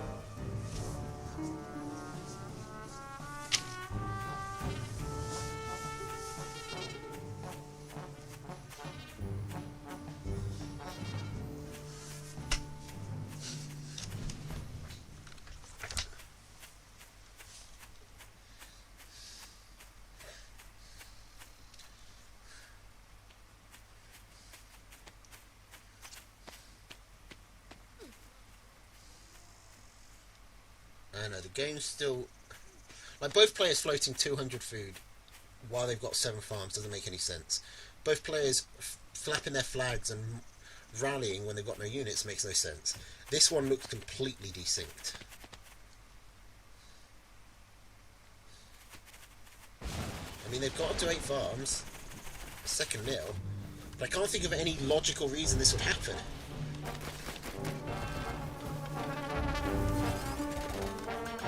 Okay, Meek sets up a very forward contain, which is what he wants to do with his deck. I just don't know if this is actually what the players are doing. Because it doesn't make sense for them to be floating 500 villages. So, tier 3 down, both players, Wolf for Urbane, Fox for Meek.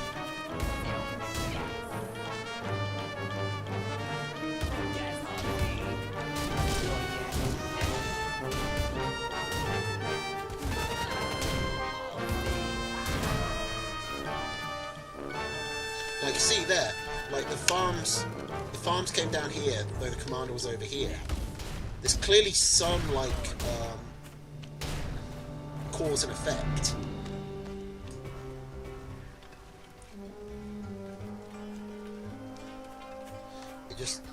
We just don't seem to be seeing it. The ferrets coming around here is actually pretty cool. Look at the balloon gives a high ground pressure, so the ferrets are able to shoot at people easily. He killed the pigs over the way, so now straight onto them. And Urbane doesn't seem to be wanting to do anything about it. This fox is just standing here. Okay, no, it's moved now.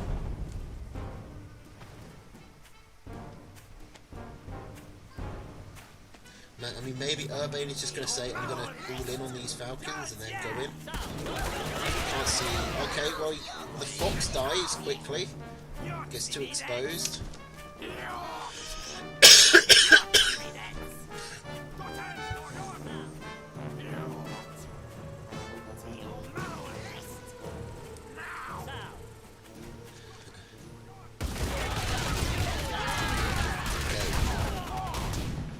Urbane moves in, kills some machine guns, keeps his wolf alive, but he's forced to retreat.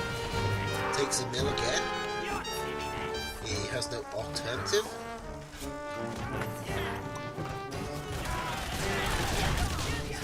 Comes in, does some damage on the... to start clearing up the fields. So this hole is mainly broken. The Meek doesn't have much army behind it, but Urbane doesn't have any eco.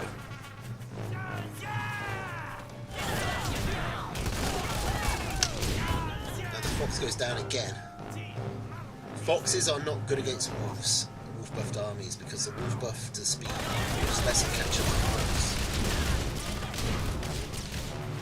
Okay, so Urbane comes in as Meek goes for a wraparound and kill the mill, but the wolf buff lets him quickly get back and clear that up. But I think Urbane's starved. So it's 2-1 to Meek at the moment. And I'm fast forwarding through this because I don't know how much of it is, you know, proper gameplay. It's got Squirrel, Toad, Falcon, Skunk, Snake, Wolf against Squirrel, Pigeon, Falcon, Skunk, Badger.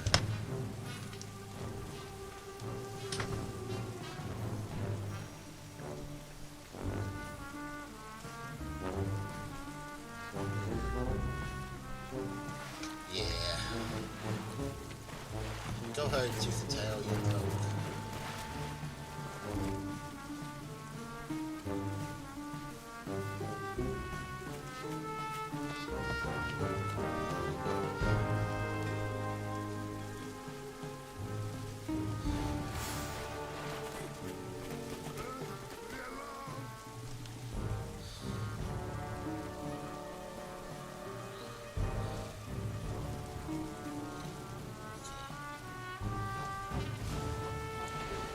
Okay, Meek taking an expansion before he gets to 8 farms is something.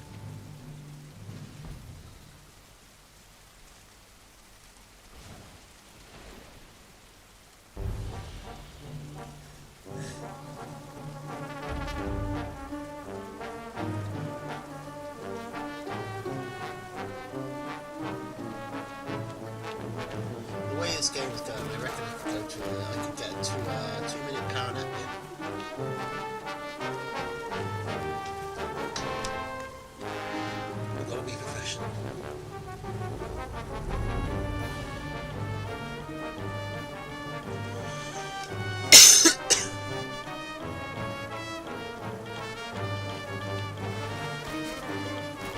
Meek still hasn't put down a single one.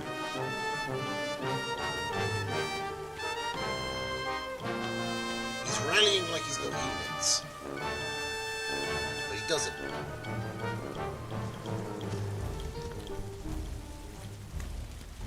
But maybe he's bluffing, maybe he's pretending to have chameleons, I don't know. I mean, Urbane hasn't scouted in, not seen any tier 2 ones, other than that one, but that doesn't count.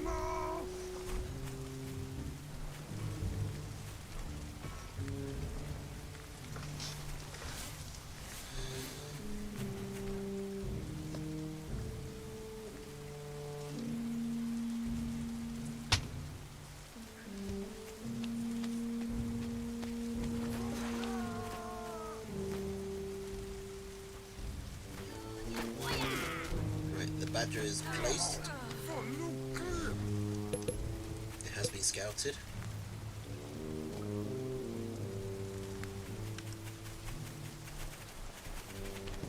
Move players up to 8 farms in their second mill.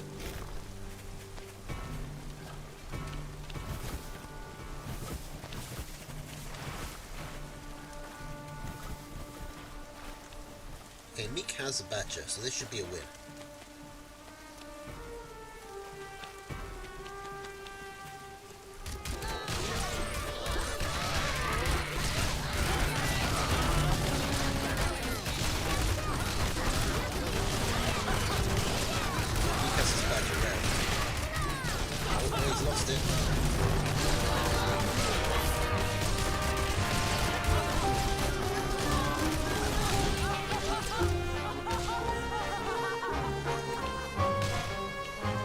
Comes in, gets a good chunk of damage done, he's back, keeping his Badger alive. This surely is a Meek win from here. Head on Eco and on Army.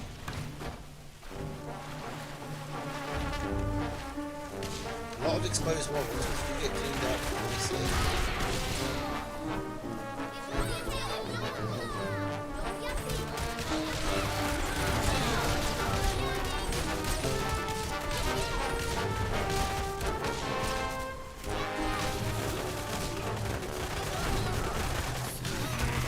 Okay, Meek is not defending this mid at all.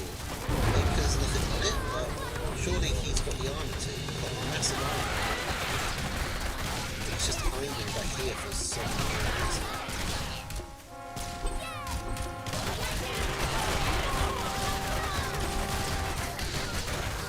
Urbane's commander is over here, so something's clearly not working.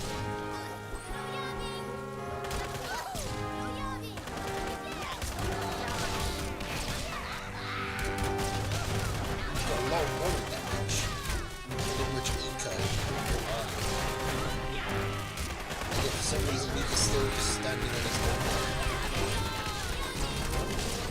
Even as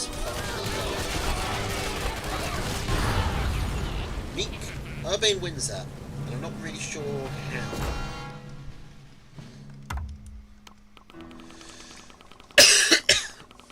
This game, these replays are fucked. Okay, and this isn't even Meek, so I guess Urbane won.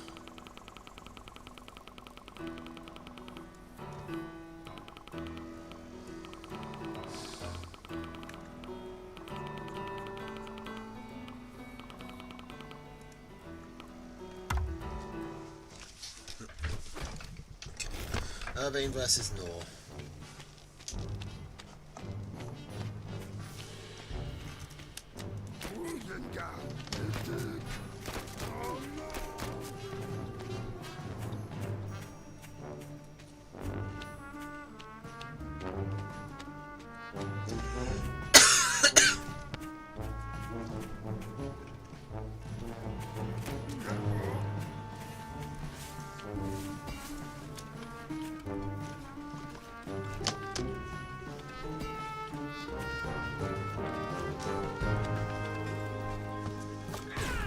Okay, well, that minded nothing. But Urbane doesn't pursue with the mill. Probably could have got the one in the mill, on the farms, there.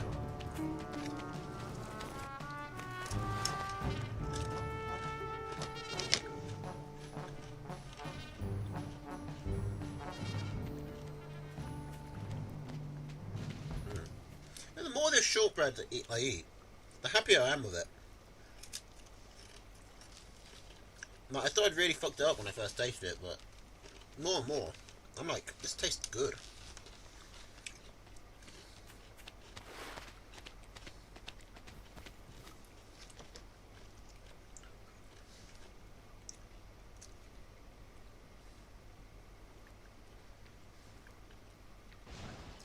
Doesn't really go with beer though.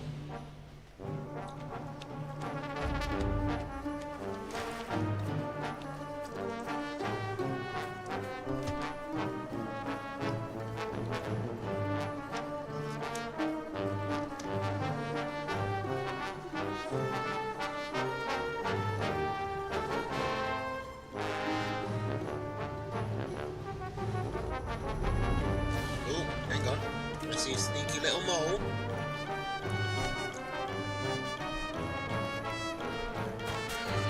Oh, it's supply block, so it's not doing anything. Oh, Exnor hasn't seen it. It's on his map, but he's not paying attention. Okay, they've been called forward. They're on the mill. But they're not being microed properly. So it's not... There is one farm, 2 farms. It's not irrelevant, and the mole one doesn't actually get killed. Urbane can get some more damage done. They're 2 very vulnerable farms right here, if he just clicked on them. But he's not. I'm wondering if this is another desync. Because I can't think of any reason why Urbane wouldn't, like, just take these 3 farms.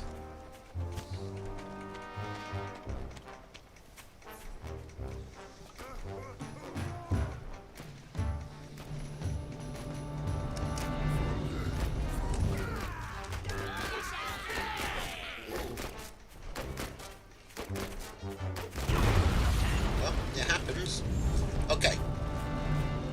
There's no way Exor has not seen the small one now. No, he's not going to lose the Badger. Okay, this game has to be a desync. Because no player would do that. Yeah, and look at this.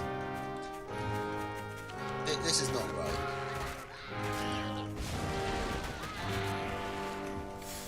Something's gone wrong here.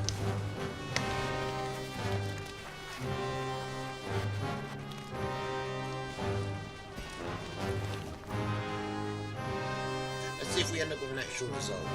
It should be an Urbane win from here.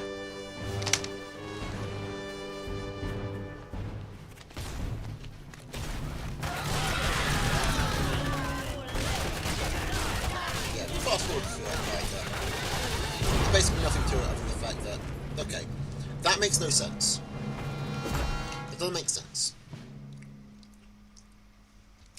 Exnor was behind in eco and in army, and lost a fight, and yet he wins a game.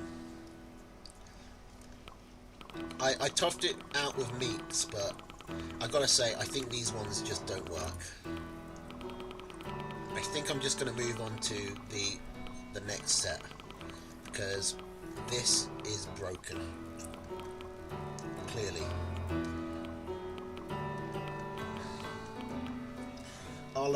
I'll try and remember to put something in the Discord about Urbane Meek.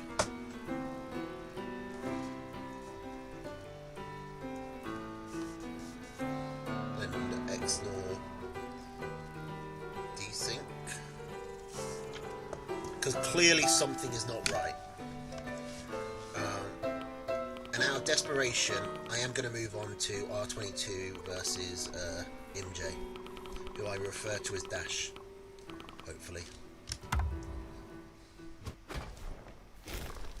Okay, so we got Squirrel, Toad, Falcon, Skunk, Cam, Wolf against Squirrel, Pigeon, Falcon, Skunk, Snake, Owl.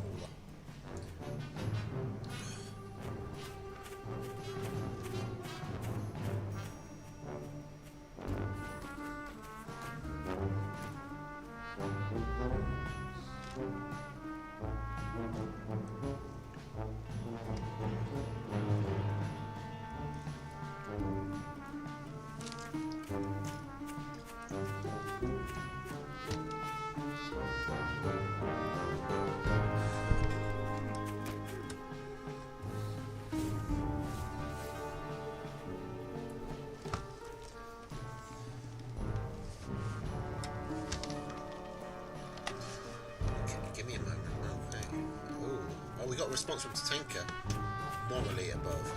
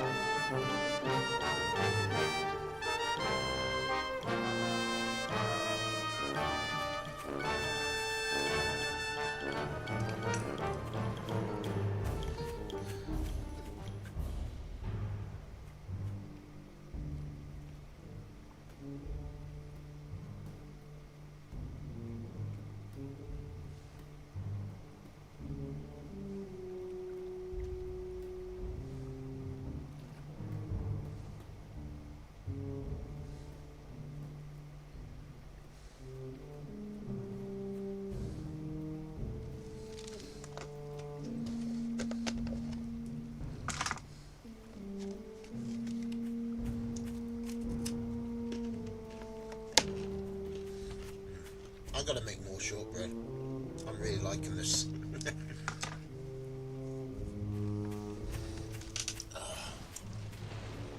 Okay, nothing has happened. We're 3 minutes in and both players are content to just sit back.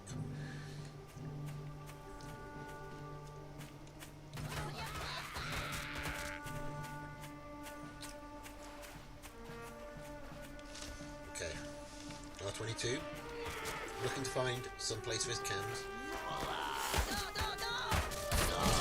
His cams come in way before the fight starts, but there's a straight skunks. Well, one of them apparently dies anyway. I think that is a loss for... Well, actually no, Army Gloss was even, and R22 was ahead in Eco, so R22 is winning.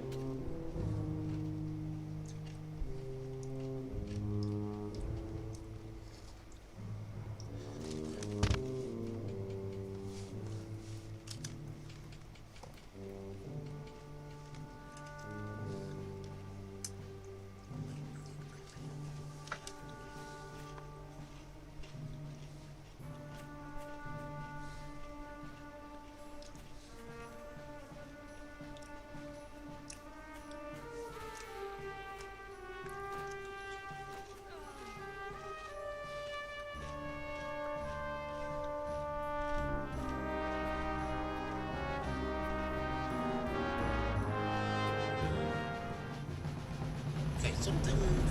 It's weird that neither player was doing anything.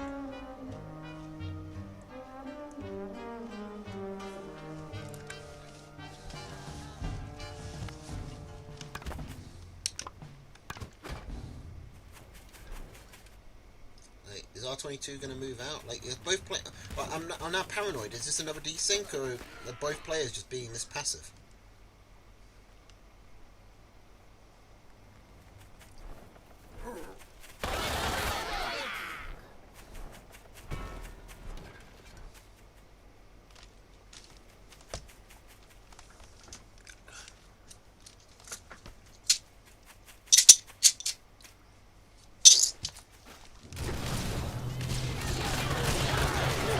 R22 should win this one.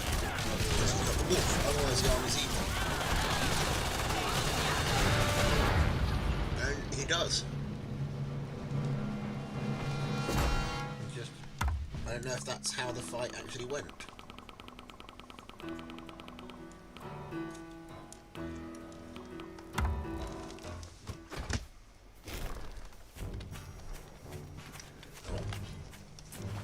In the long run.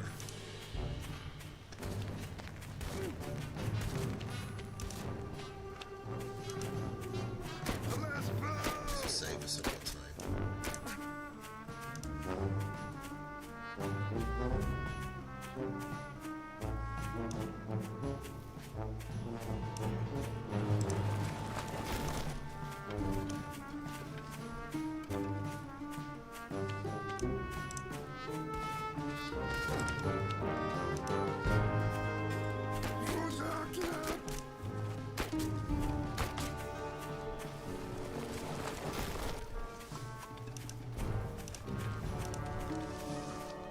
So Squirrel, Toad, Falcon, Skunk, Cam, Wolf, Squirrel, Lizard, Mole, Cam, Snake, Machine Gun.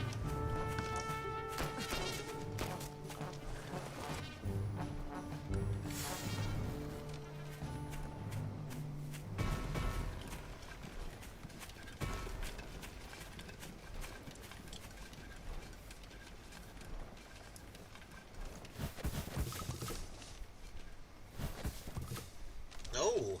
This is interesting. Dash. Ijme. Going for a 6-farm triple lizard.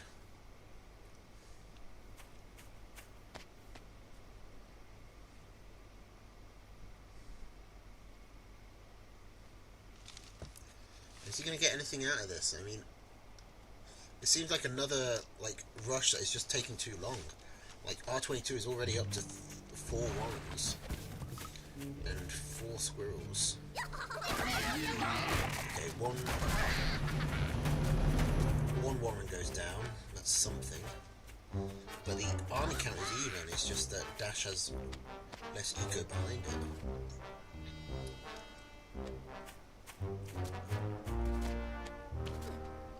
Isn't a bad lizard map. It's not great. It looks like this is a very open base to attack, but you can't actually come at it from this side or from this side. You've basically only got 2 angles. You know, of this square of the mill, you've got this side, this sort of eastern side, and this northern side.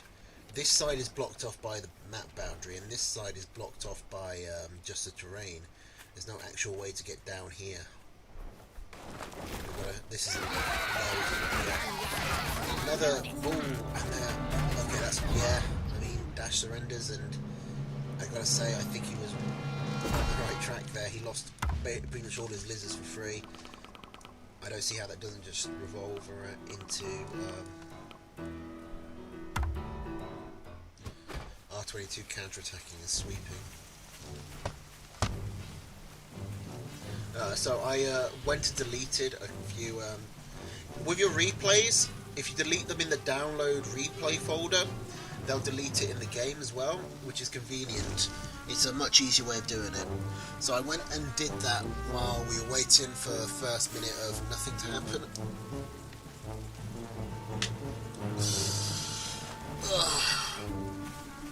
And that means we don't have to spend a full minute scrolling down to each game, which, you know, adds up.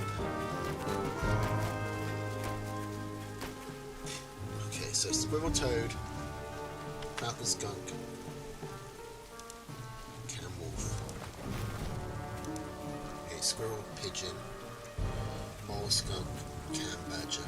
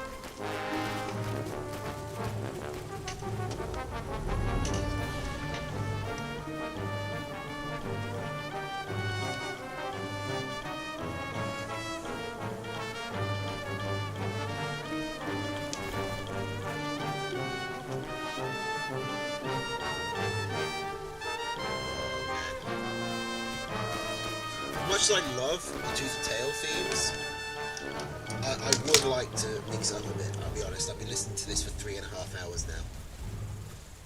Can't take any more of those KSR trumpets.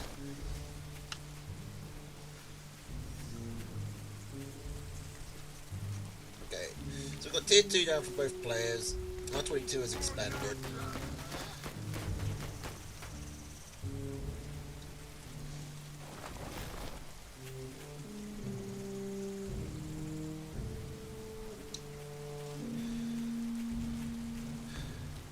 I swear, the Quartermaster must be the most picked character. I swear I hear the Quartermaster sing more than anyone else's.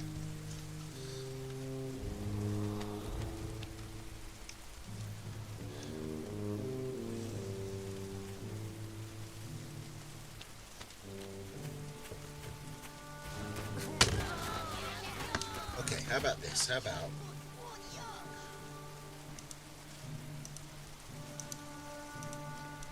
Okay.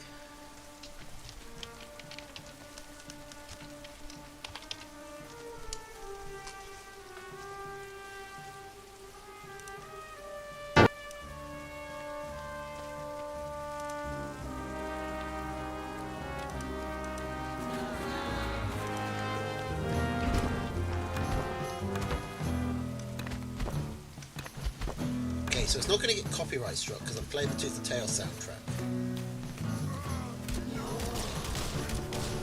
But at least this way we've got some variants.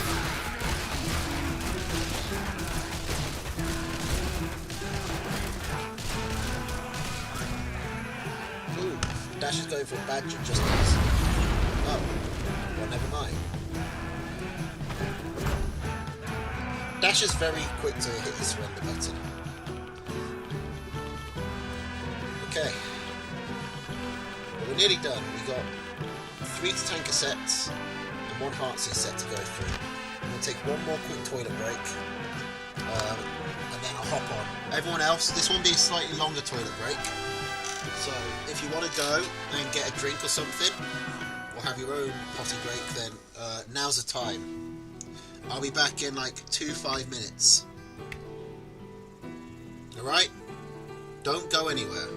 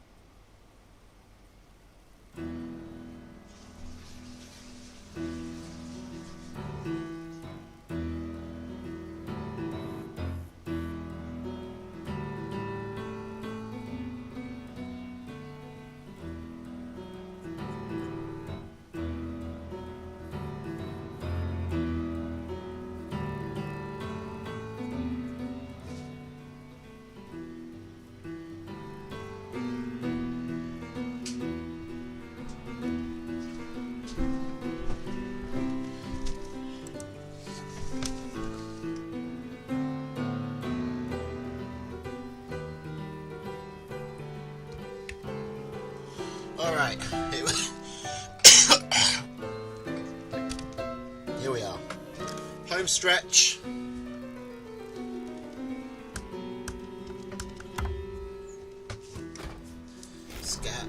This is not Scav versus Heartseed. Hang on. Heartseed, did you fuck up your replays?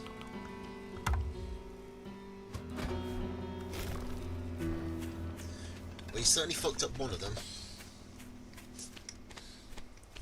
Okay, we've got Squirrel, Mole, Falcon, Cam, Boar, Mine against Squirrel, Toad, Ferret, Falcon, Owl, Mine.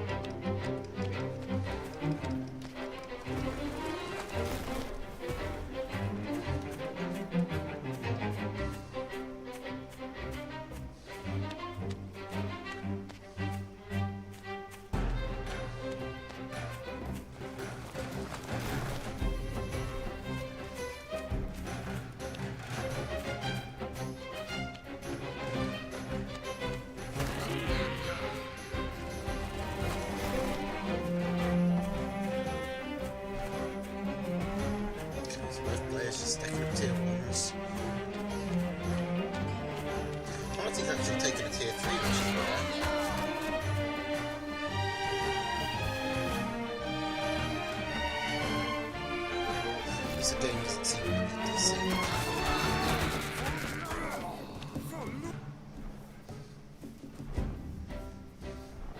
Map-wise, there's not much in it.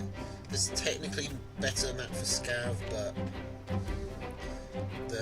I mean, there are more mills close to Scav, but all of them are pretty undefendable.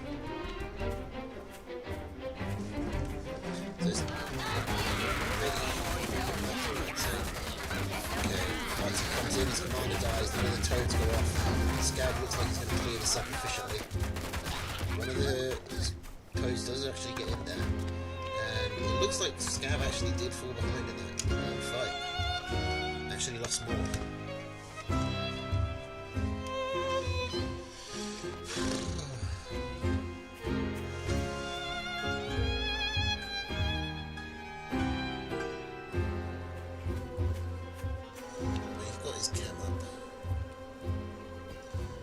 Go in with one. You should probably wait for two. Where's this camel? Oh, it's down here, just off screen.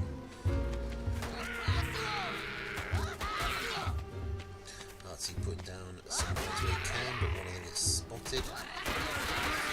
Toads come in. Right on the cam. Those toads get decent hits, and with the Warren tanking, the squirrels are ready to clean up the rest, and now Heartseed has his falcons built.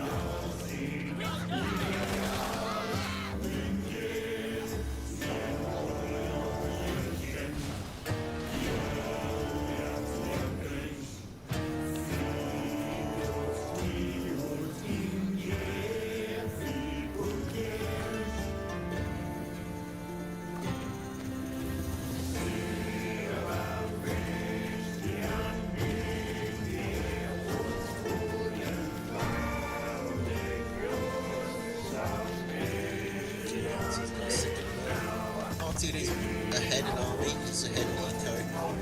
He's on scout to make something happen here.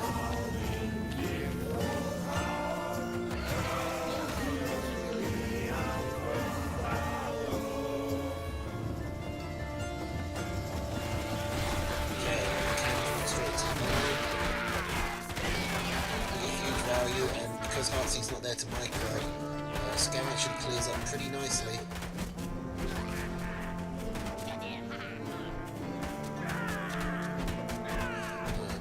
Just losing it. It's still not, at this stage of the game, that is not nothing. Like, having the mill already built is a big advantage when the farms are fallow.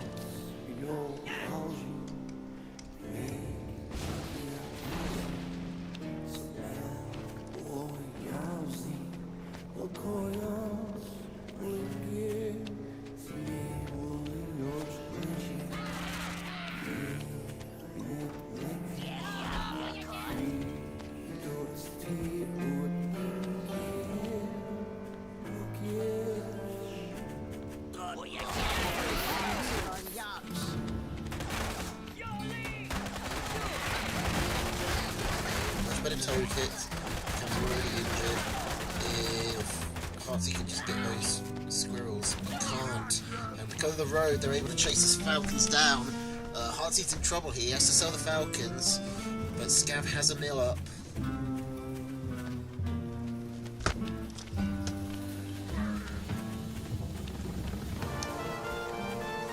Heartseed's in starvation. He has to win with these squirrels or not win at all.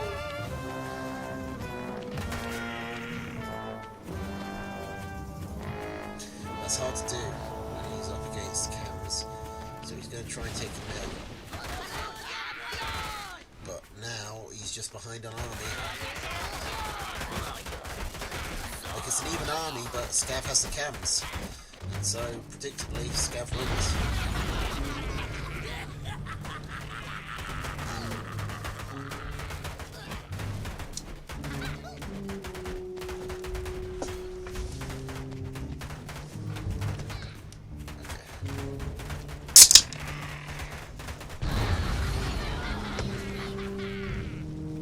to Scav.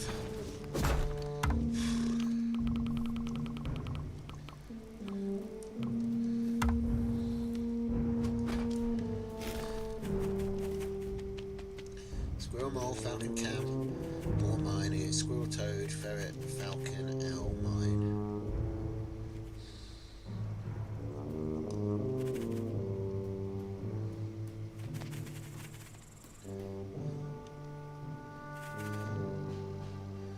Both places start pretty safely. Okay. Heartsy going into triple tier 3, tier 1. Scout going for some quick chameleons. Heartsy scouts that. Salesman is tier 1 ones for falcons. He's leaving his ones very far forward. That's probably because he wants to take one of these mills. He usually runs balloon in his deck to go with the ferrets, but instead he's taking it out. So it's going to be harder for him to hold a position, but easier for him to get one set up.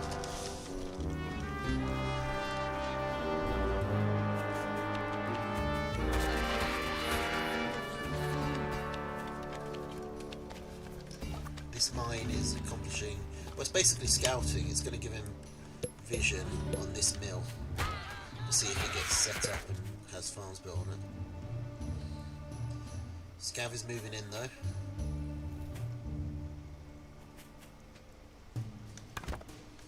Army is even. Scav probably expecting the bursaries, warriors.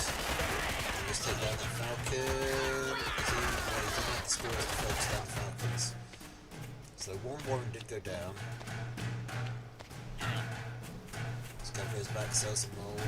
So we're gonna try and hold. We could lose ground here.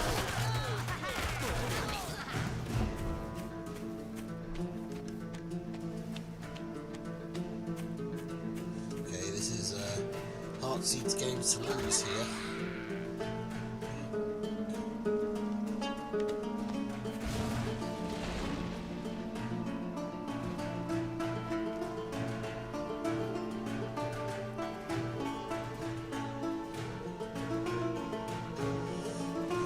He's taking out forward base.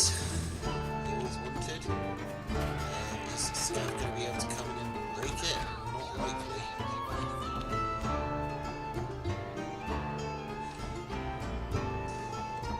Scav can figure out. Scav needs to do something to come back. But if he commits too hard to bring these cams around here, he leaves himself open to a base race. He's only got the one.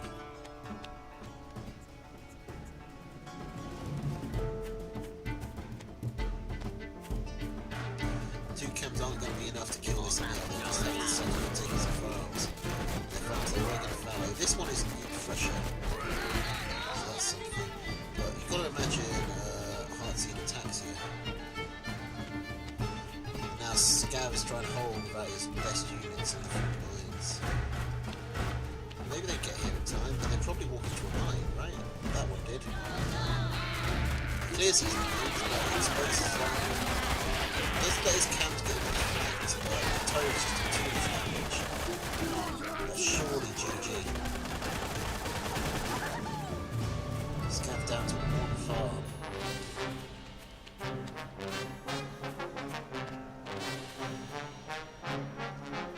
Okay, now this is a bit of a problem, because I don't see how Heartseed loses this game, but if he does, then this series is absolutely fucked. Sorry, I mean, if Heartseed doesn't lose this game, then the series is absolutely fucked, because first, game 1 was with the wrong players. Oh, maybe that, game 2 was a Scav win. If game 3 goes to a Heartseed win, then neither of them could get the necessary wins. I'm looking actually get 3, because I know what's in game 5, and it's not a game. So this one is broken as well. Because there wasn't a game 5 when I loaded this, so I had to put one there myself.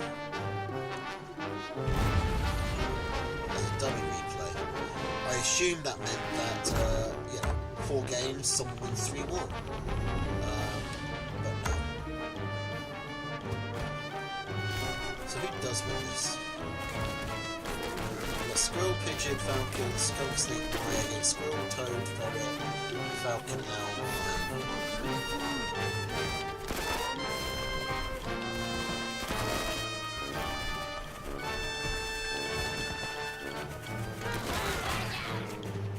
I'm going to do this one quick because it's not a game that this game turned out to not actually matter because the series again had been broken.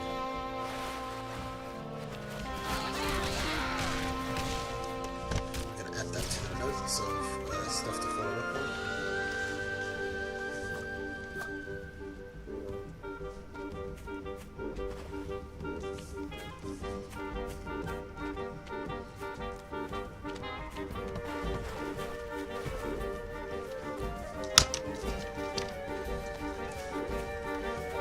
This is looking. Scav is taking this kind of vulnerable position. He's got the skunks, but it's pure squirrels. Be able to push, and he should snowball from here. He can start picking off the bottoms here.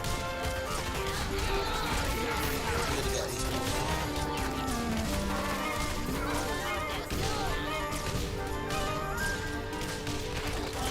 Okay, the Falcons are out. Skunks back and let the squirrels handle that. Yeah, good line there by Scav. Okay, so it's 2-1 to Scav, but 2 of the 5 games are wrong.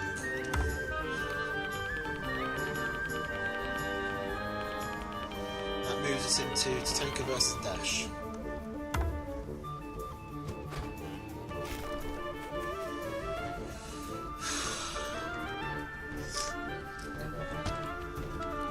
Set which hopefully works. Now, Dash hasn't had a great performance so far this evening, and he's up against one of the best, so he's definitely the underdog. Let's see if he can get some redemption. It was 3-1 to Scav. Alright, you are missing one of the games, can't see, but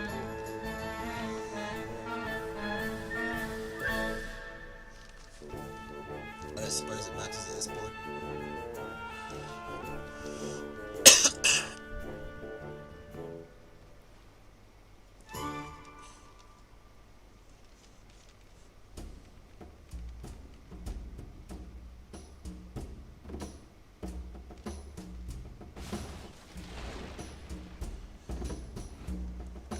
Okay, no early game shenanigans. Tanker's gone for some quick snakes, Dash for some quick cams. Tanker goes for the snake.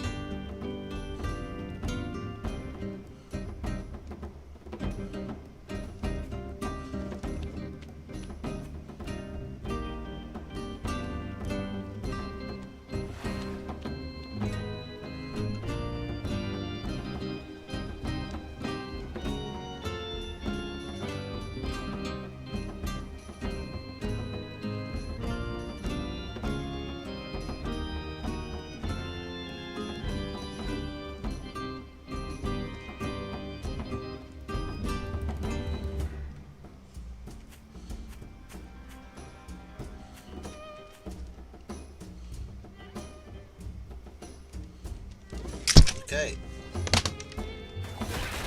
Dash has come in.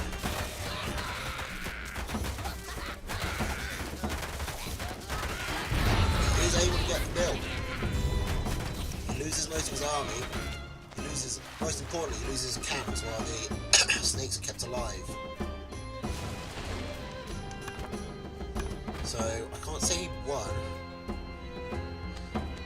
It's going to depend on how this counterattack goes, and I think it will go into Tanker's favour. He's just got so much more army at this point. I don't see how Dash holds this. And especially coming through a choke point like this.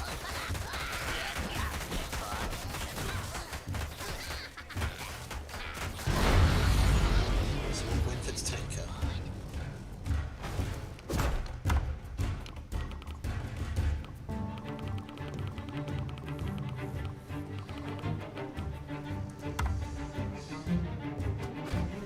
Squirrel, pigeon, falcon, skunk, snake, badger against squirrel, toad, pigeon, skunk, can, boar.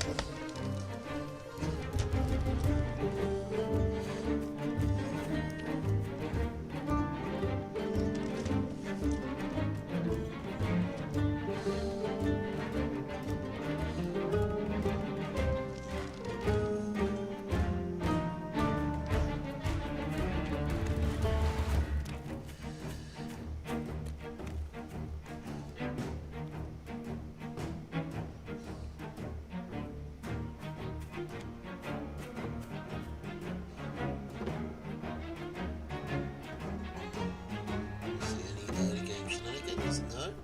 Map-wise, it's not easy for Dash to expand here. The tank has this mill, which is nice and close. All the others are pretty far out. I suppose given the cliff, the tree line extends the cliff over to here, so this mill is kind of safe for Dash. Still going to be a longer reinforcement distance though.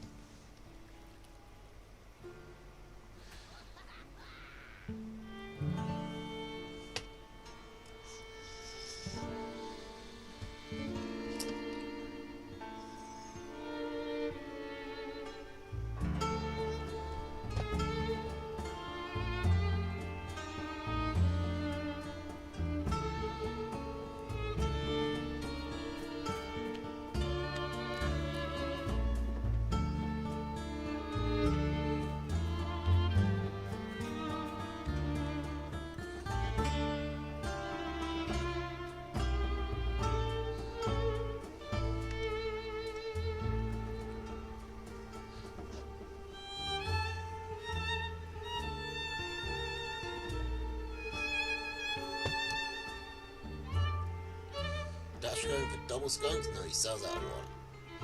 Just has some pigeons, which probably won't contribute much. Dash is going for, the tank is going for his falcons. No other player expanding as of yet.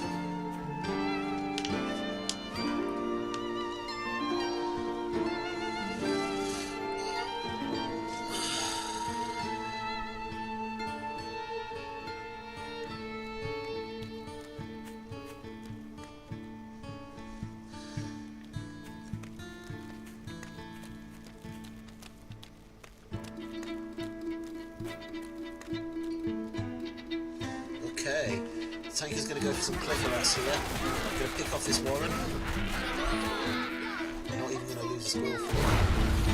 And Dash instantly surrenders, so that's 2-0 for the tanker. Dash again, very quick on the surrender. Fastest surrender in the Old West.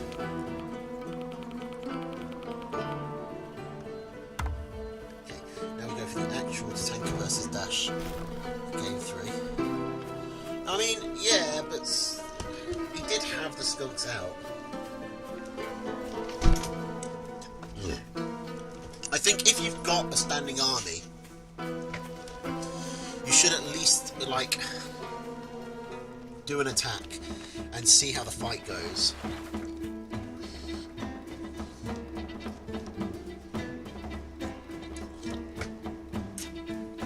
Before you surrender, because what's it really going to cost you?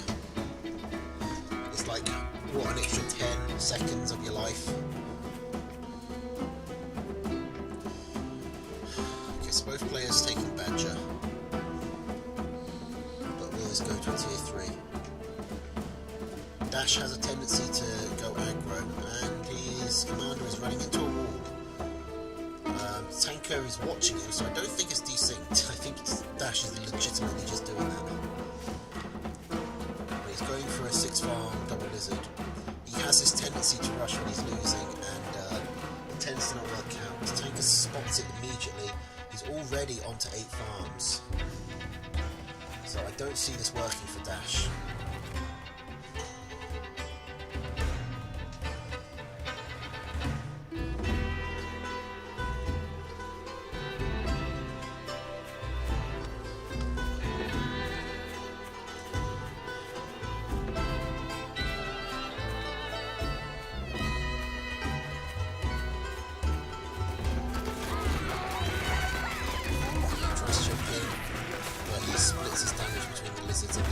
calls, and he calls it, and that's a quick 3-0.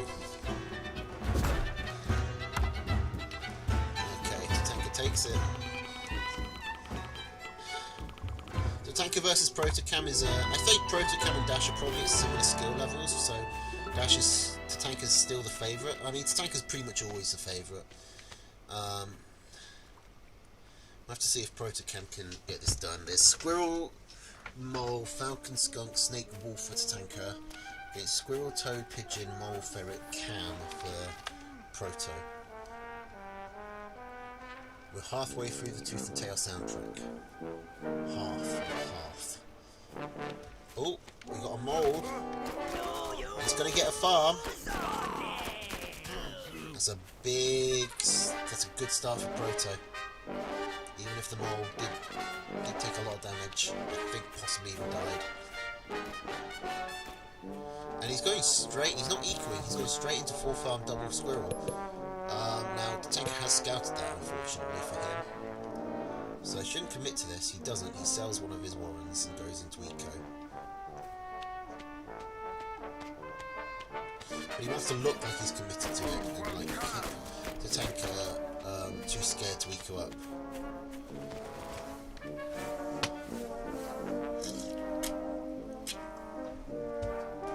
Sells one of his building farms to put down a warren. I think this is a mistake by Proto.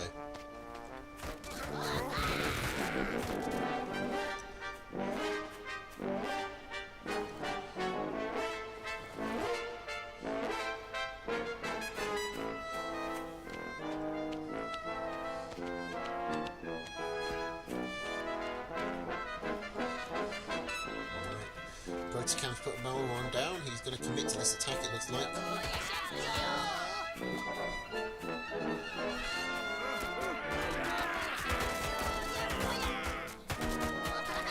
He does pick off a farm.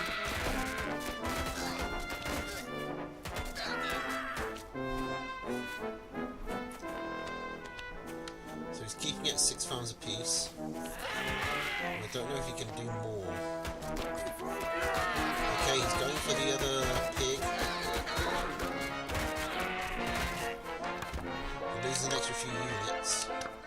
Is he going to be able to hold this counter attack from Tatanka? He should be. Should be able to.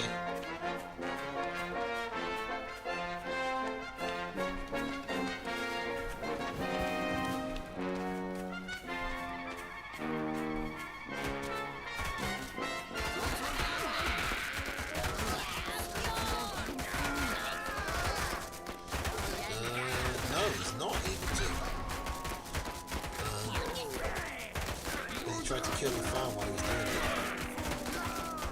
It looks like this is going to be a snowball for Tatanka. I don't think the toads were a terrible idea. He is against just mass tier 1. But he didn't have enough time. If Tatanka had waited even a bit longer, for 5 seconds, they could have gone the other way. But Tatanka takes game 1 against Protocam. Even after Protocam sneaks out that farm with the mole. Alright, so we've got Squirrel, Mole, Falcon, Skunk, Snake, Wolf for Tatanka against Squirrel, Toad, Pigeon, Skunk, Mole, Squirrel, Toad, Pigeon, Mole, Cam, Badger. Yeah, Tatanka just over. Tatanka is good micro. He just takes it.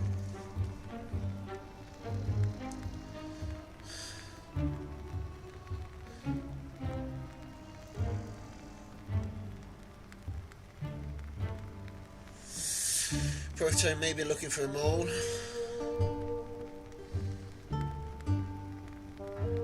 He puts the mole down. Is this going to be committed to?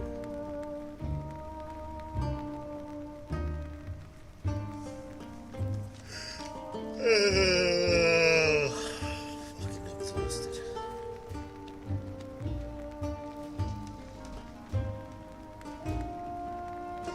This is actually a good thing. I needed to get back into... I needed to stay up long enough to, you know, sort of hit the factory reset on my sleep pattern. Oof. That mole takes a lot of damage, doesn't get anything. It does force a sell, I suppose, but...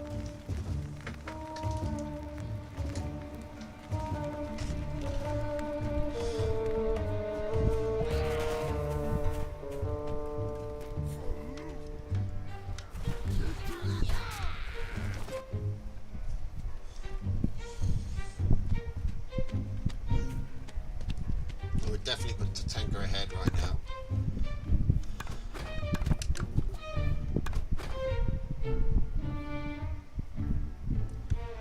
Proto going straight into the chems. As tanker goes into his snakes.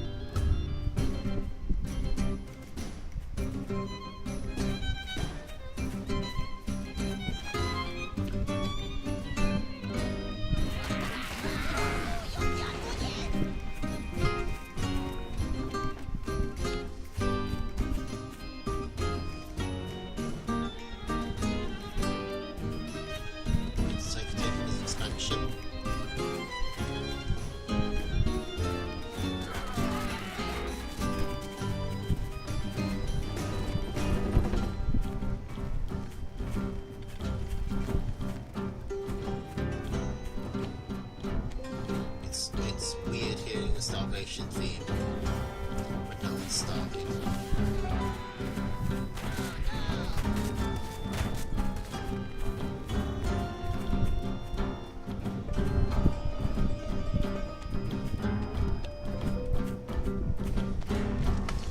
Really gave me a panic attack.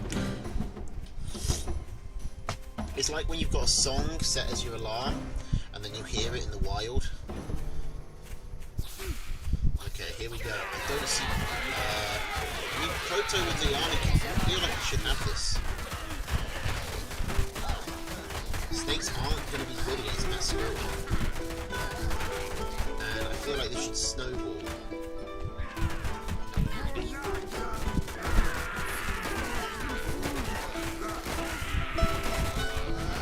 Okay, he's getting the warnings. He is probably going to have to retreat. He hasn't actually killed a farm yet. Like, his tanker is... This, I mean, one of the mole warriors gets used up. This is actually recoverable for the tanker.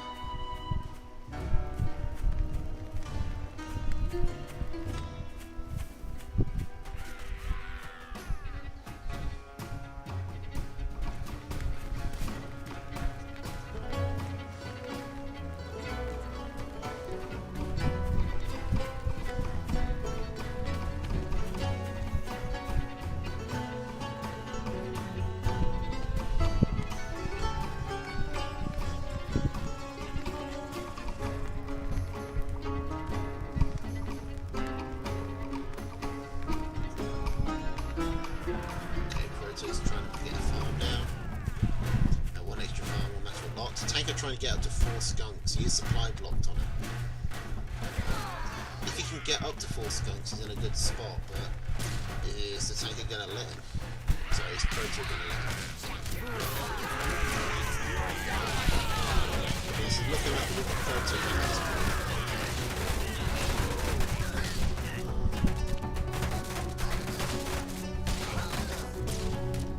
Okay, he's still holding. He's lost a couple of farms down. He's down to 1.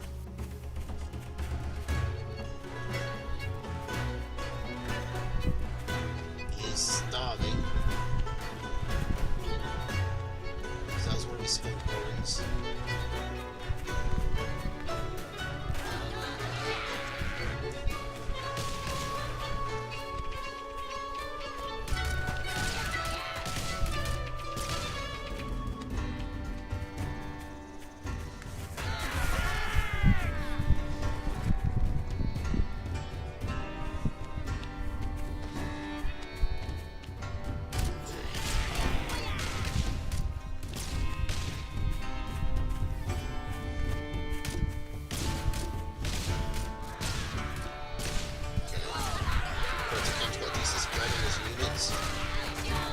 what you want to do when you're a tier 1 against skunks. You want to get like your tier 1 attacking from 2 different directions, so the skunks can't get all of them at once.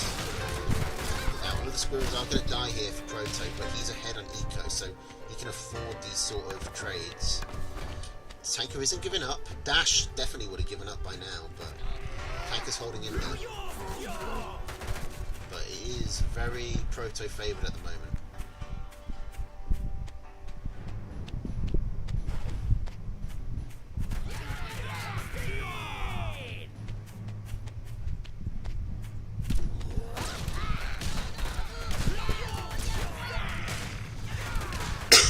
This is going to be GG, right?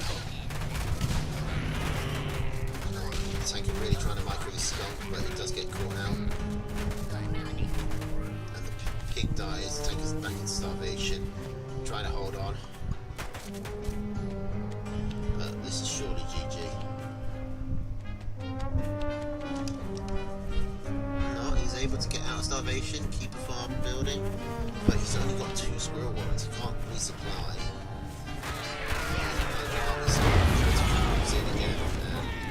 Takes a win, and now it's 1-1.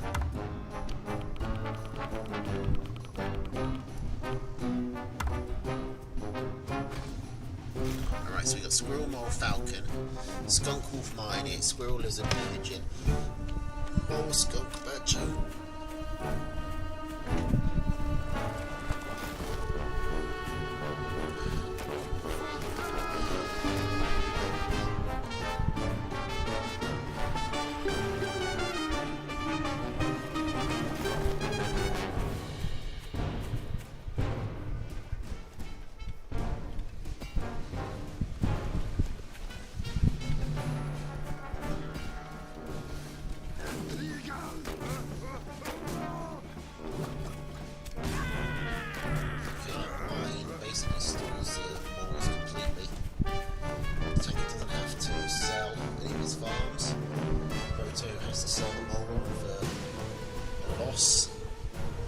Go back.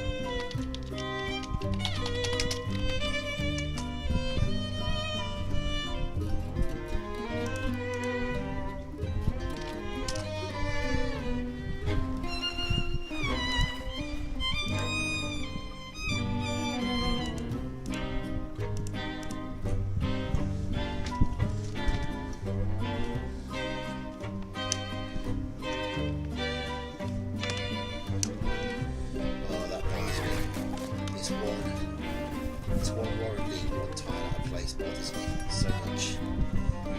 Alright, so expansion from Tanker, Proto just listening. Is there a way around for his listens? It's not really, unless he wants to go through the water.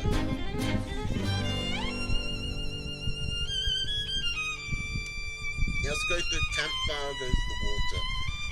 This isn't a great lizard map.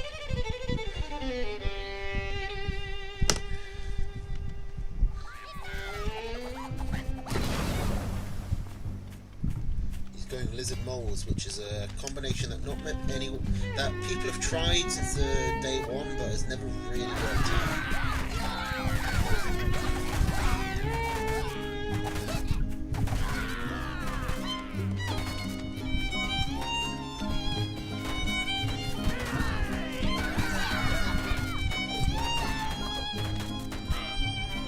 Yeah, with that loss, I'm pretty sure this is a Tanker win.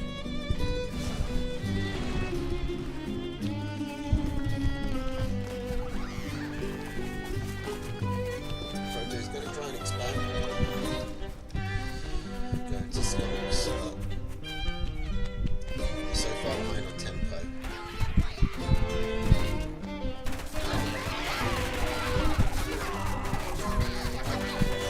The lizards unable to hold.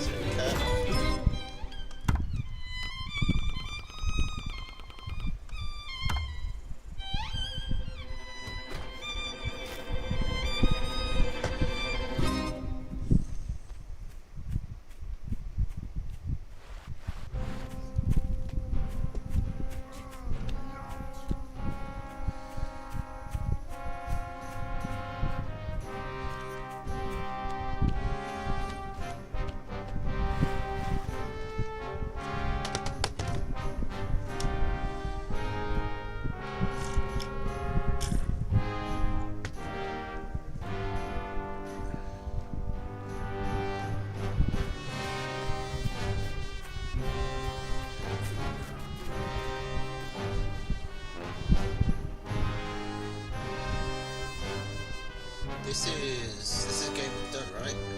I think that we've done this game, haven't we? Yeah, I remember that. I remember Dash running in.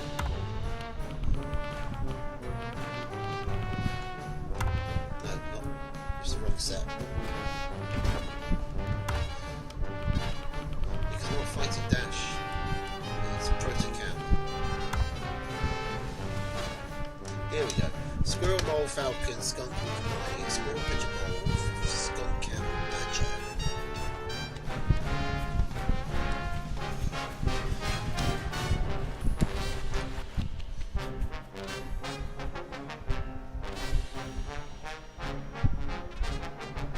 Proto is clearly looking for some moles, but he gets scouted. He has to go back, put down farms. See, the problem with people like Proto and Urbane is that they really like their early moles, which means everyone's always watching for it. So it's very rare that you'll fool someone twice with that strap. Okay, Proto Cam going to 7 farm double squirrel. Is he going to get a rush out here? I doubt it. Tanker's got his own double warren up. But maybe with the moles.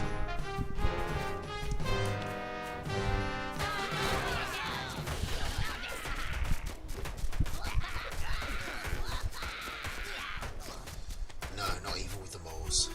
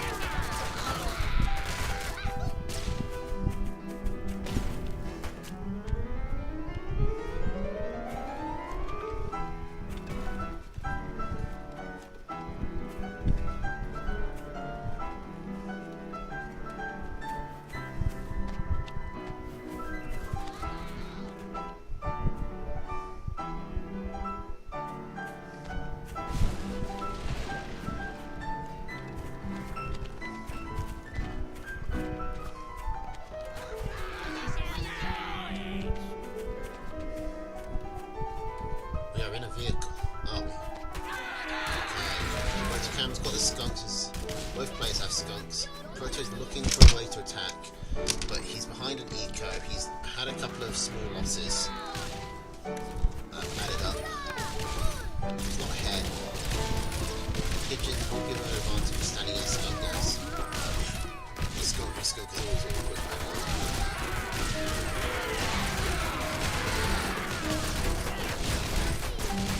He doesn't really have his skunks in the right position, but it doesn't really matter either.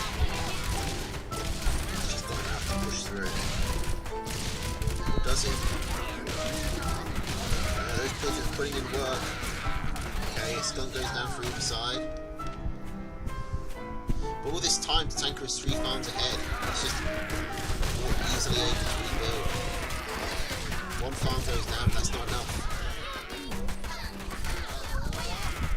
Roger is still behind. And that's a win for the tanker. 3-1. That takes us to our penultimate set. Oh no, our last set. Okay, we did it. We got it. We're at the end. Oh my god, I can't believe it. Now, tanker versus R22. Now this set has a good chance of going to game 5. And the stream has a good chance of going to hour 5, but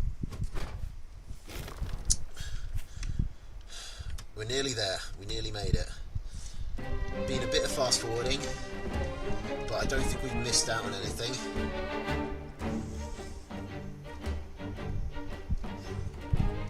Alright.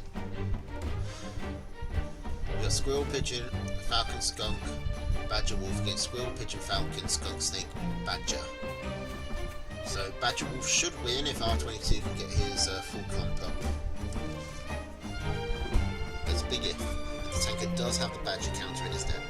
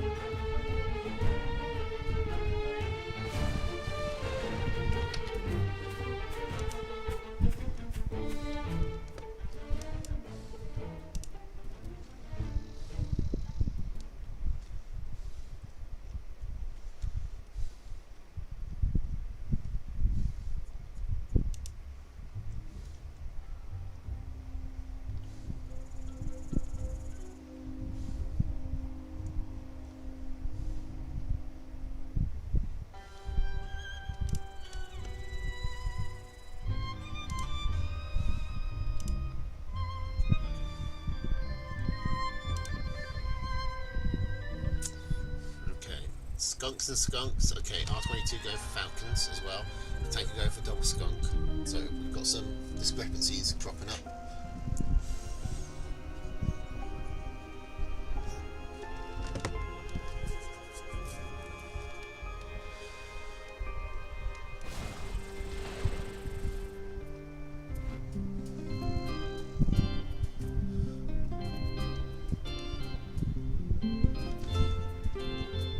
Try and not fast forward through this.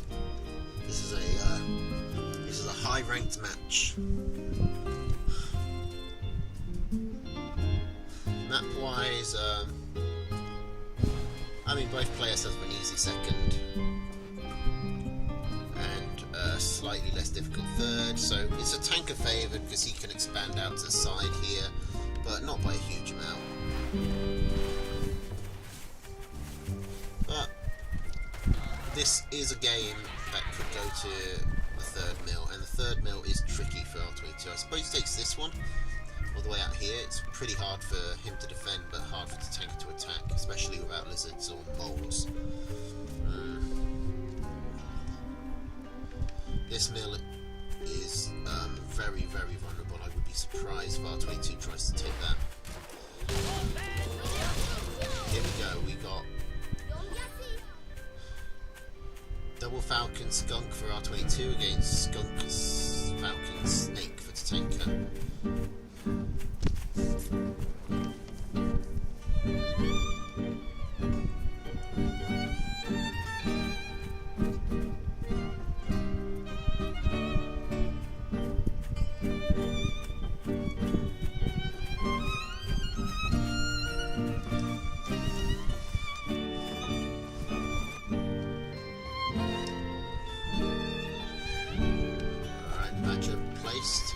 Usually if I've got Wolf Badger I'll go for Wolf first, but maybe R22 thinks he doesn't have time. But that's one of the reasons I will go Badger first, when I don't think I'll have time to get both out. But as it stands, I think Wolf first. Tanker can't get into Scout because the Falcon's cut him down too quick.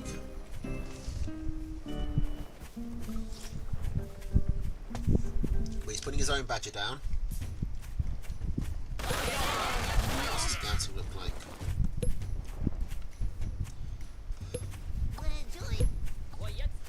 R22's got a best scout off at the moment.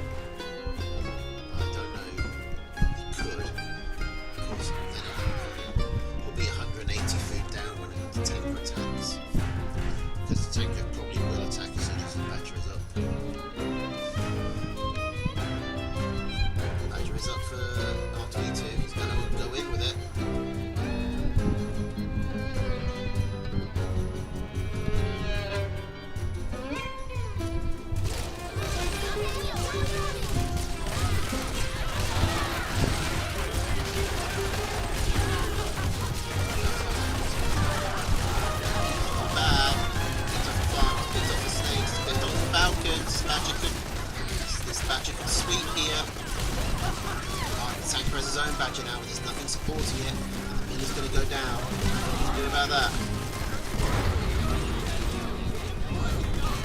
R22 is keeping his badger revved, which is a major advantage to the badger in badger fight, even if he didn't have more iron to go with him. Yeah, he's got to tanker. R22 takes the game. That was game 2, right? So it's 1-1.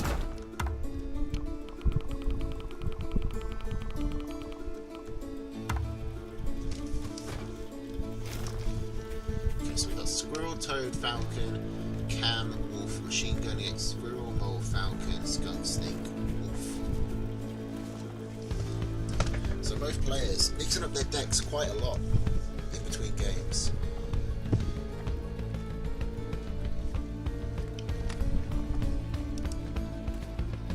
What the hell is this? Anthem of the Common Folk.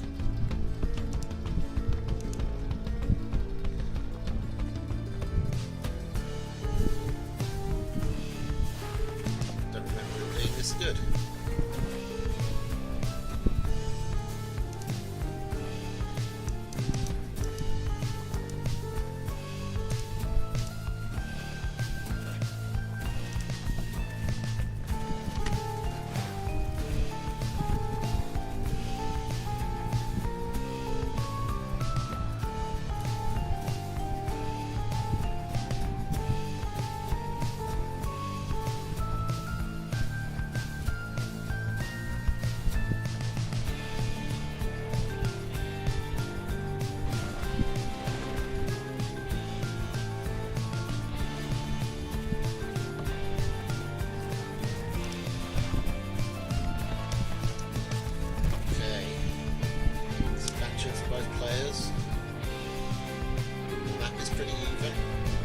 Arguably R22 favoured.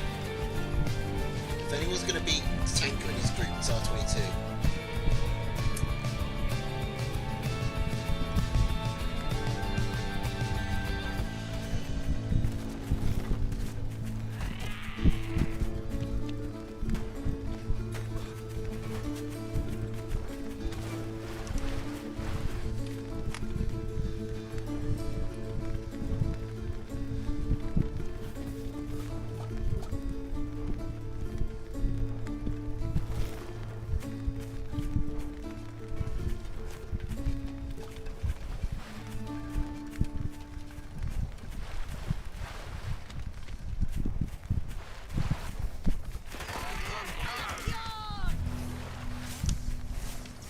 See these squirrels standing out in the open.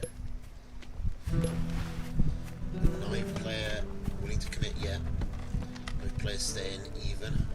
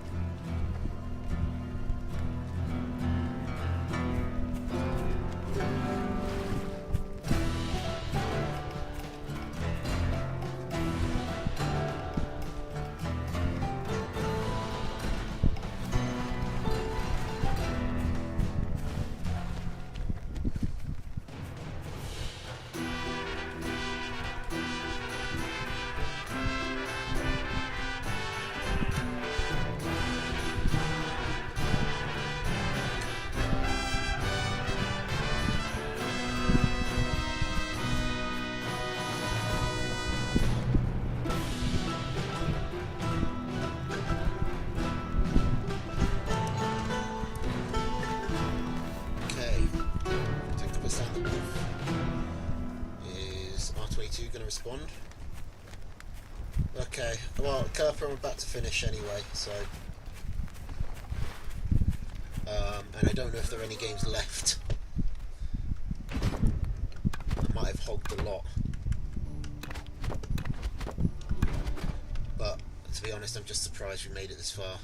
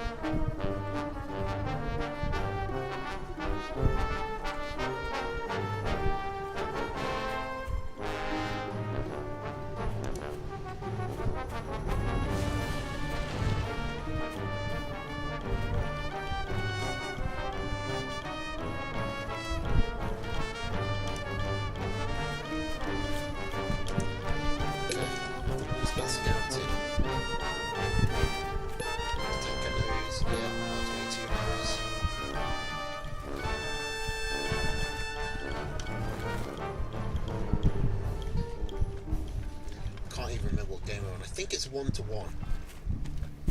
the moment, and we're on game 3. And R22 is playing very defensively with these machine guns.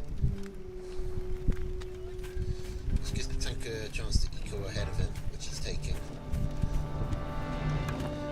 It's just when this wolf comes up, is the tank going to be able to hold and push?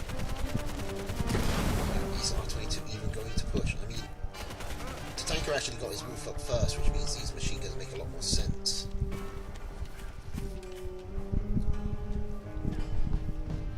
Both players going for Mass Falcon, as you tend to do with Wolf. But the tanker has more of them. And is ahead in eco and got the tier 3 out first. But it's on to tanker to attack it. Tanker's taken his last base. He's got this farm left as a starvation farm, but R22 has this entire mill, and arguably both of these campfires.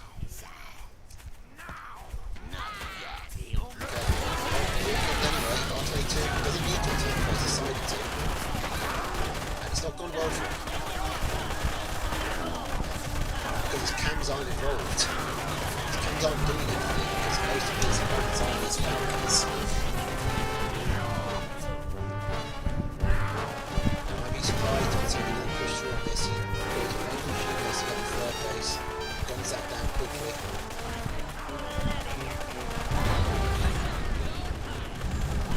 Toad for good measure.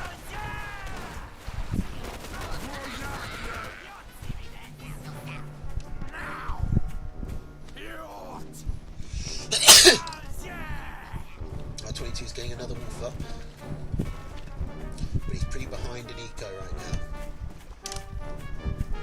His army needs a lot of rebuilding.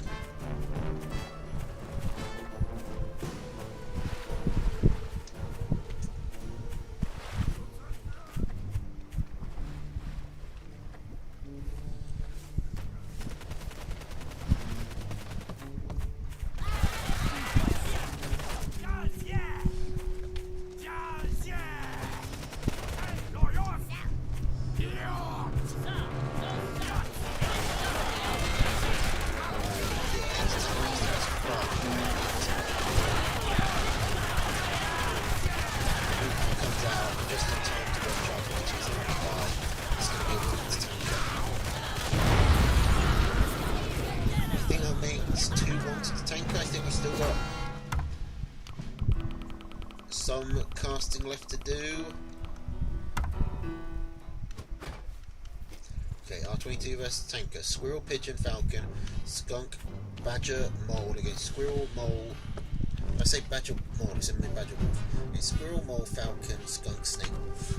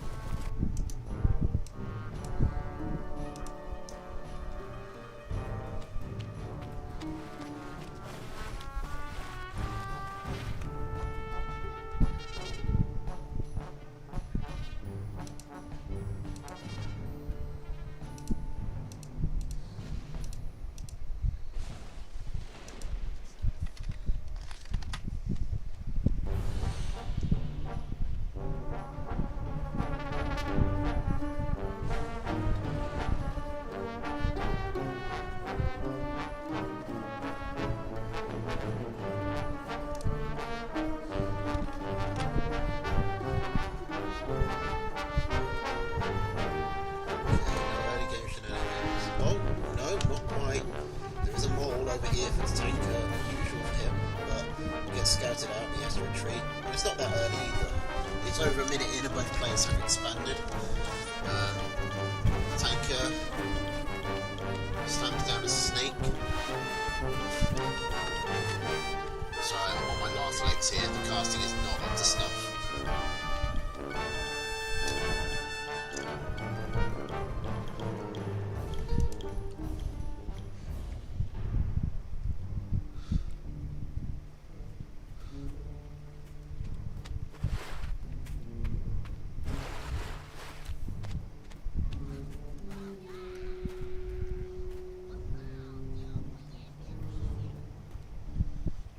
Both players, again, still pretty even, but the tanker seems to get the advantage in the late mid to late game.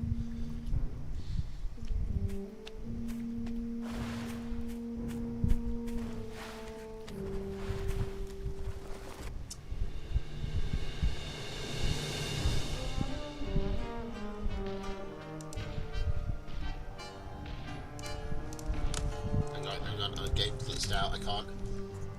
Whoops. Sorry. Hang on, did I just miss a fight?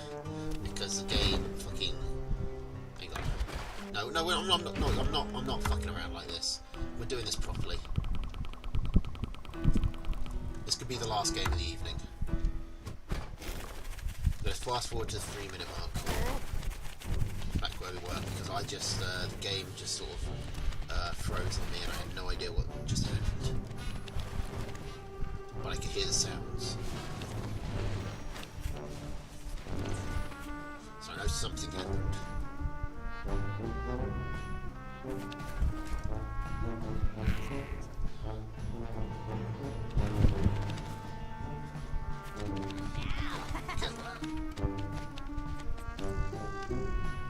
Tanker comes in with his units. He's going to pick up. Gets one building farm. No. Loses a cell. Gets caught up in a fight. Sacrifices a snake to kill the skunk. Okay. That skunk does die. Yes. So no, it doesn't. It survives at 1 HP. So that's a big win for R22. But the tank is still ahead. One farm.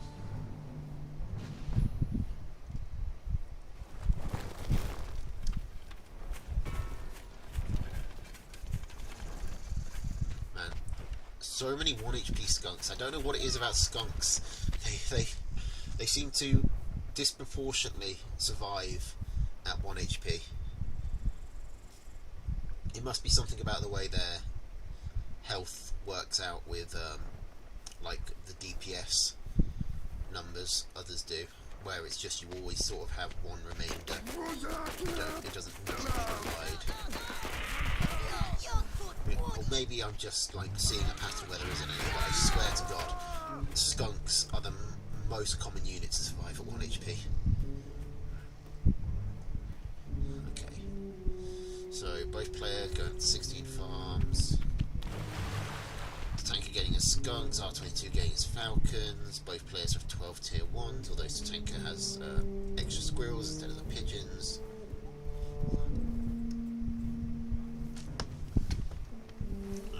The tanker actually taking his 3rd base and putting down a wolf. R22 has put down the badger. Is he going to scout the tier 3? He does see the wolf.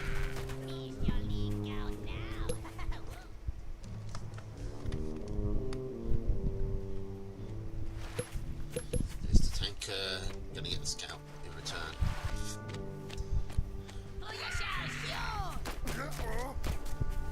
Oh no, because R22 is moving out. Which might be a fake, because he's got 2 tier 3s building, but he has stopped the tanker scouting. Sometimes faking an attack is a good way to get your opponent to burrow back and not see what you're doing, because he is selling a lot. But R22 is pretty vulnerable, although the army graph is actually even.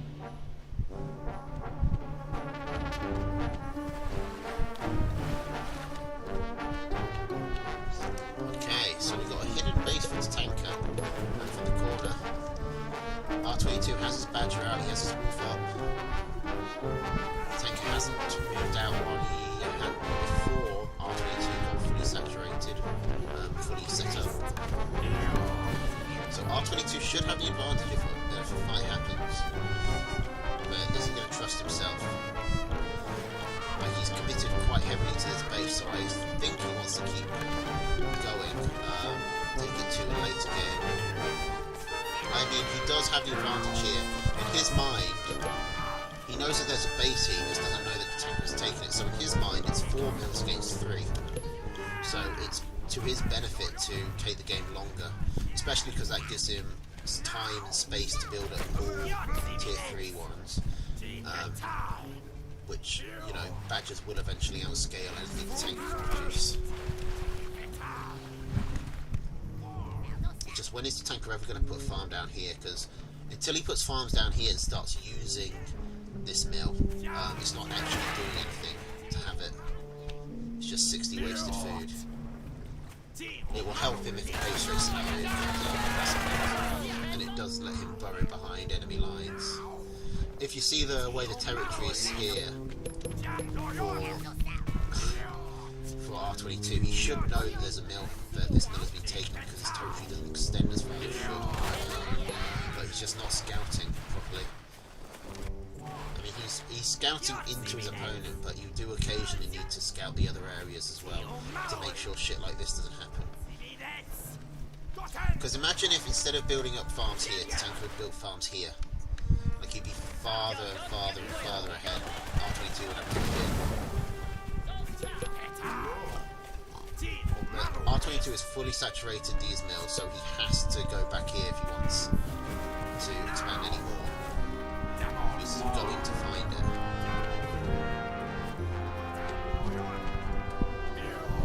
Looks like he's going to take his campfire. He can't get through. It seems like he wanted to go through there, but there's not actually a path. Okay, he does find this mill. He is going to destroy it quickly. Is the tanker going to try and use that an excuse to come in? I mean, he does pick off 2 pigs. That isn't insignificant.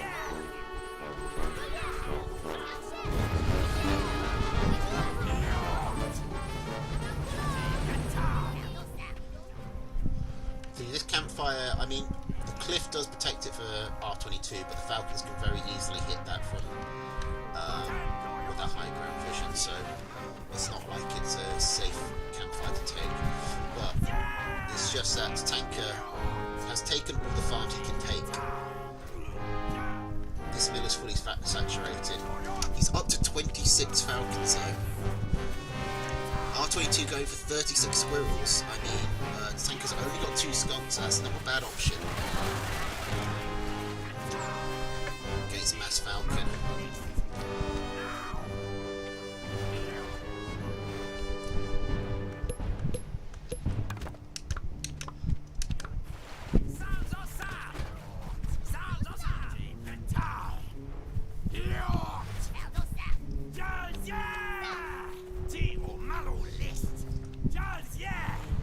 Okay, here we go. R22 trying to get a spread.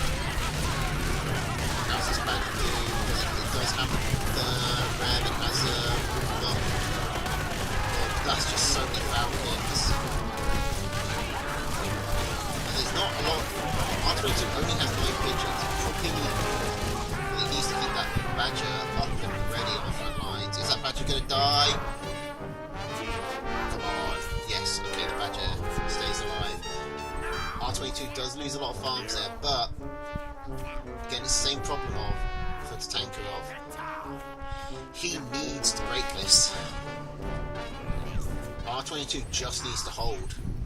The tanker needs to win. R22 needs to not lose.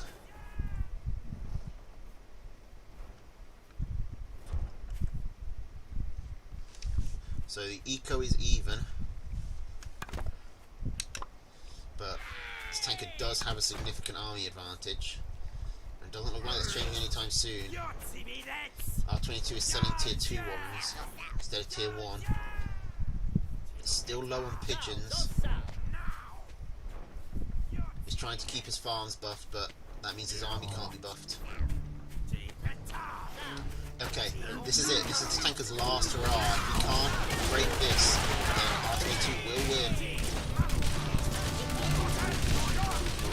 R22 is kind of not moving.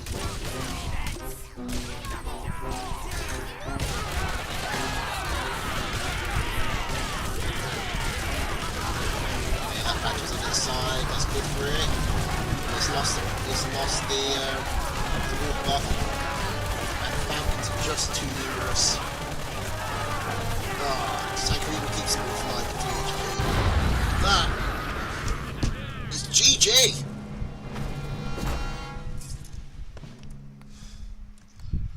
Oh, bloody hell. And we're just about to hit the 5-hour mark.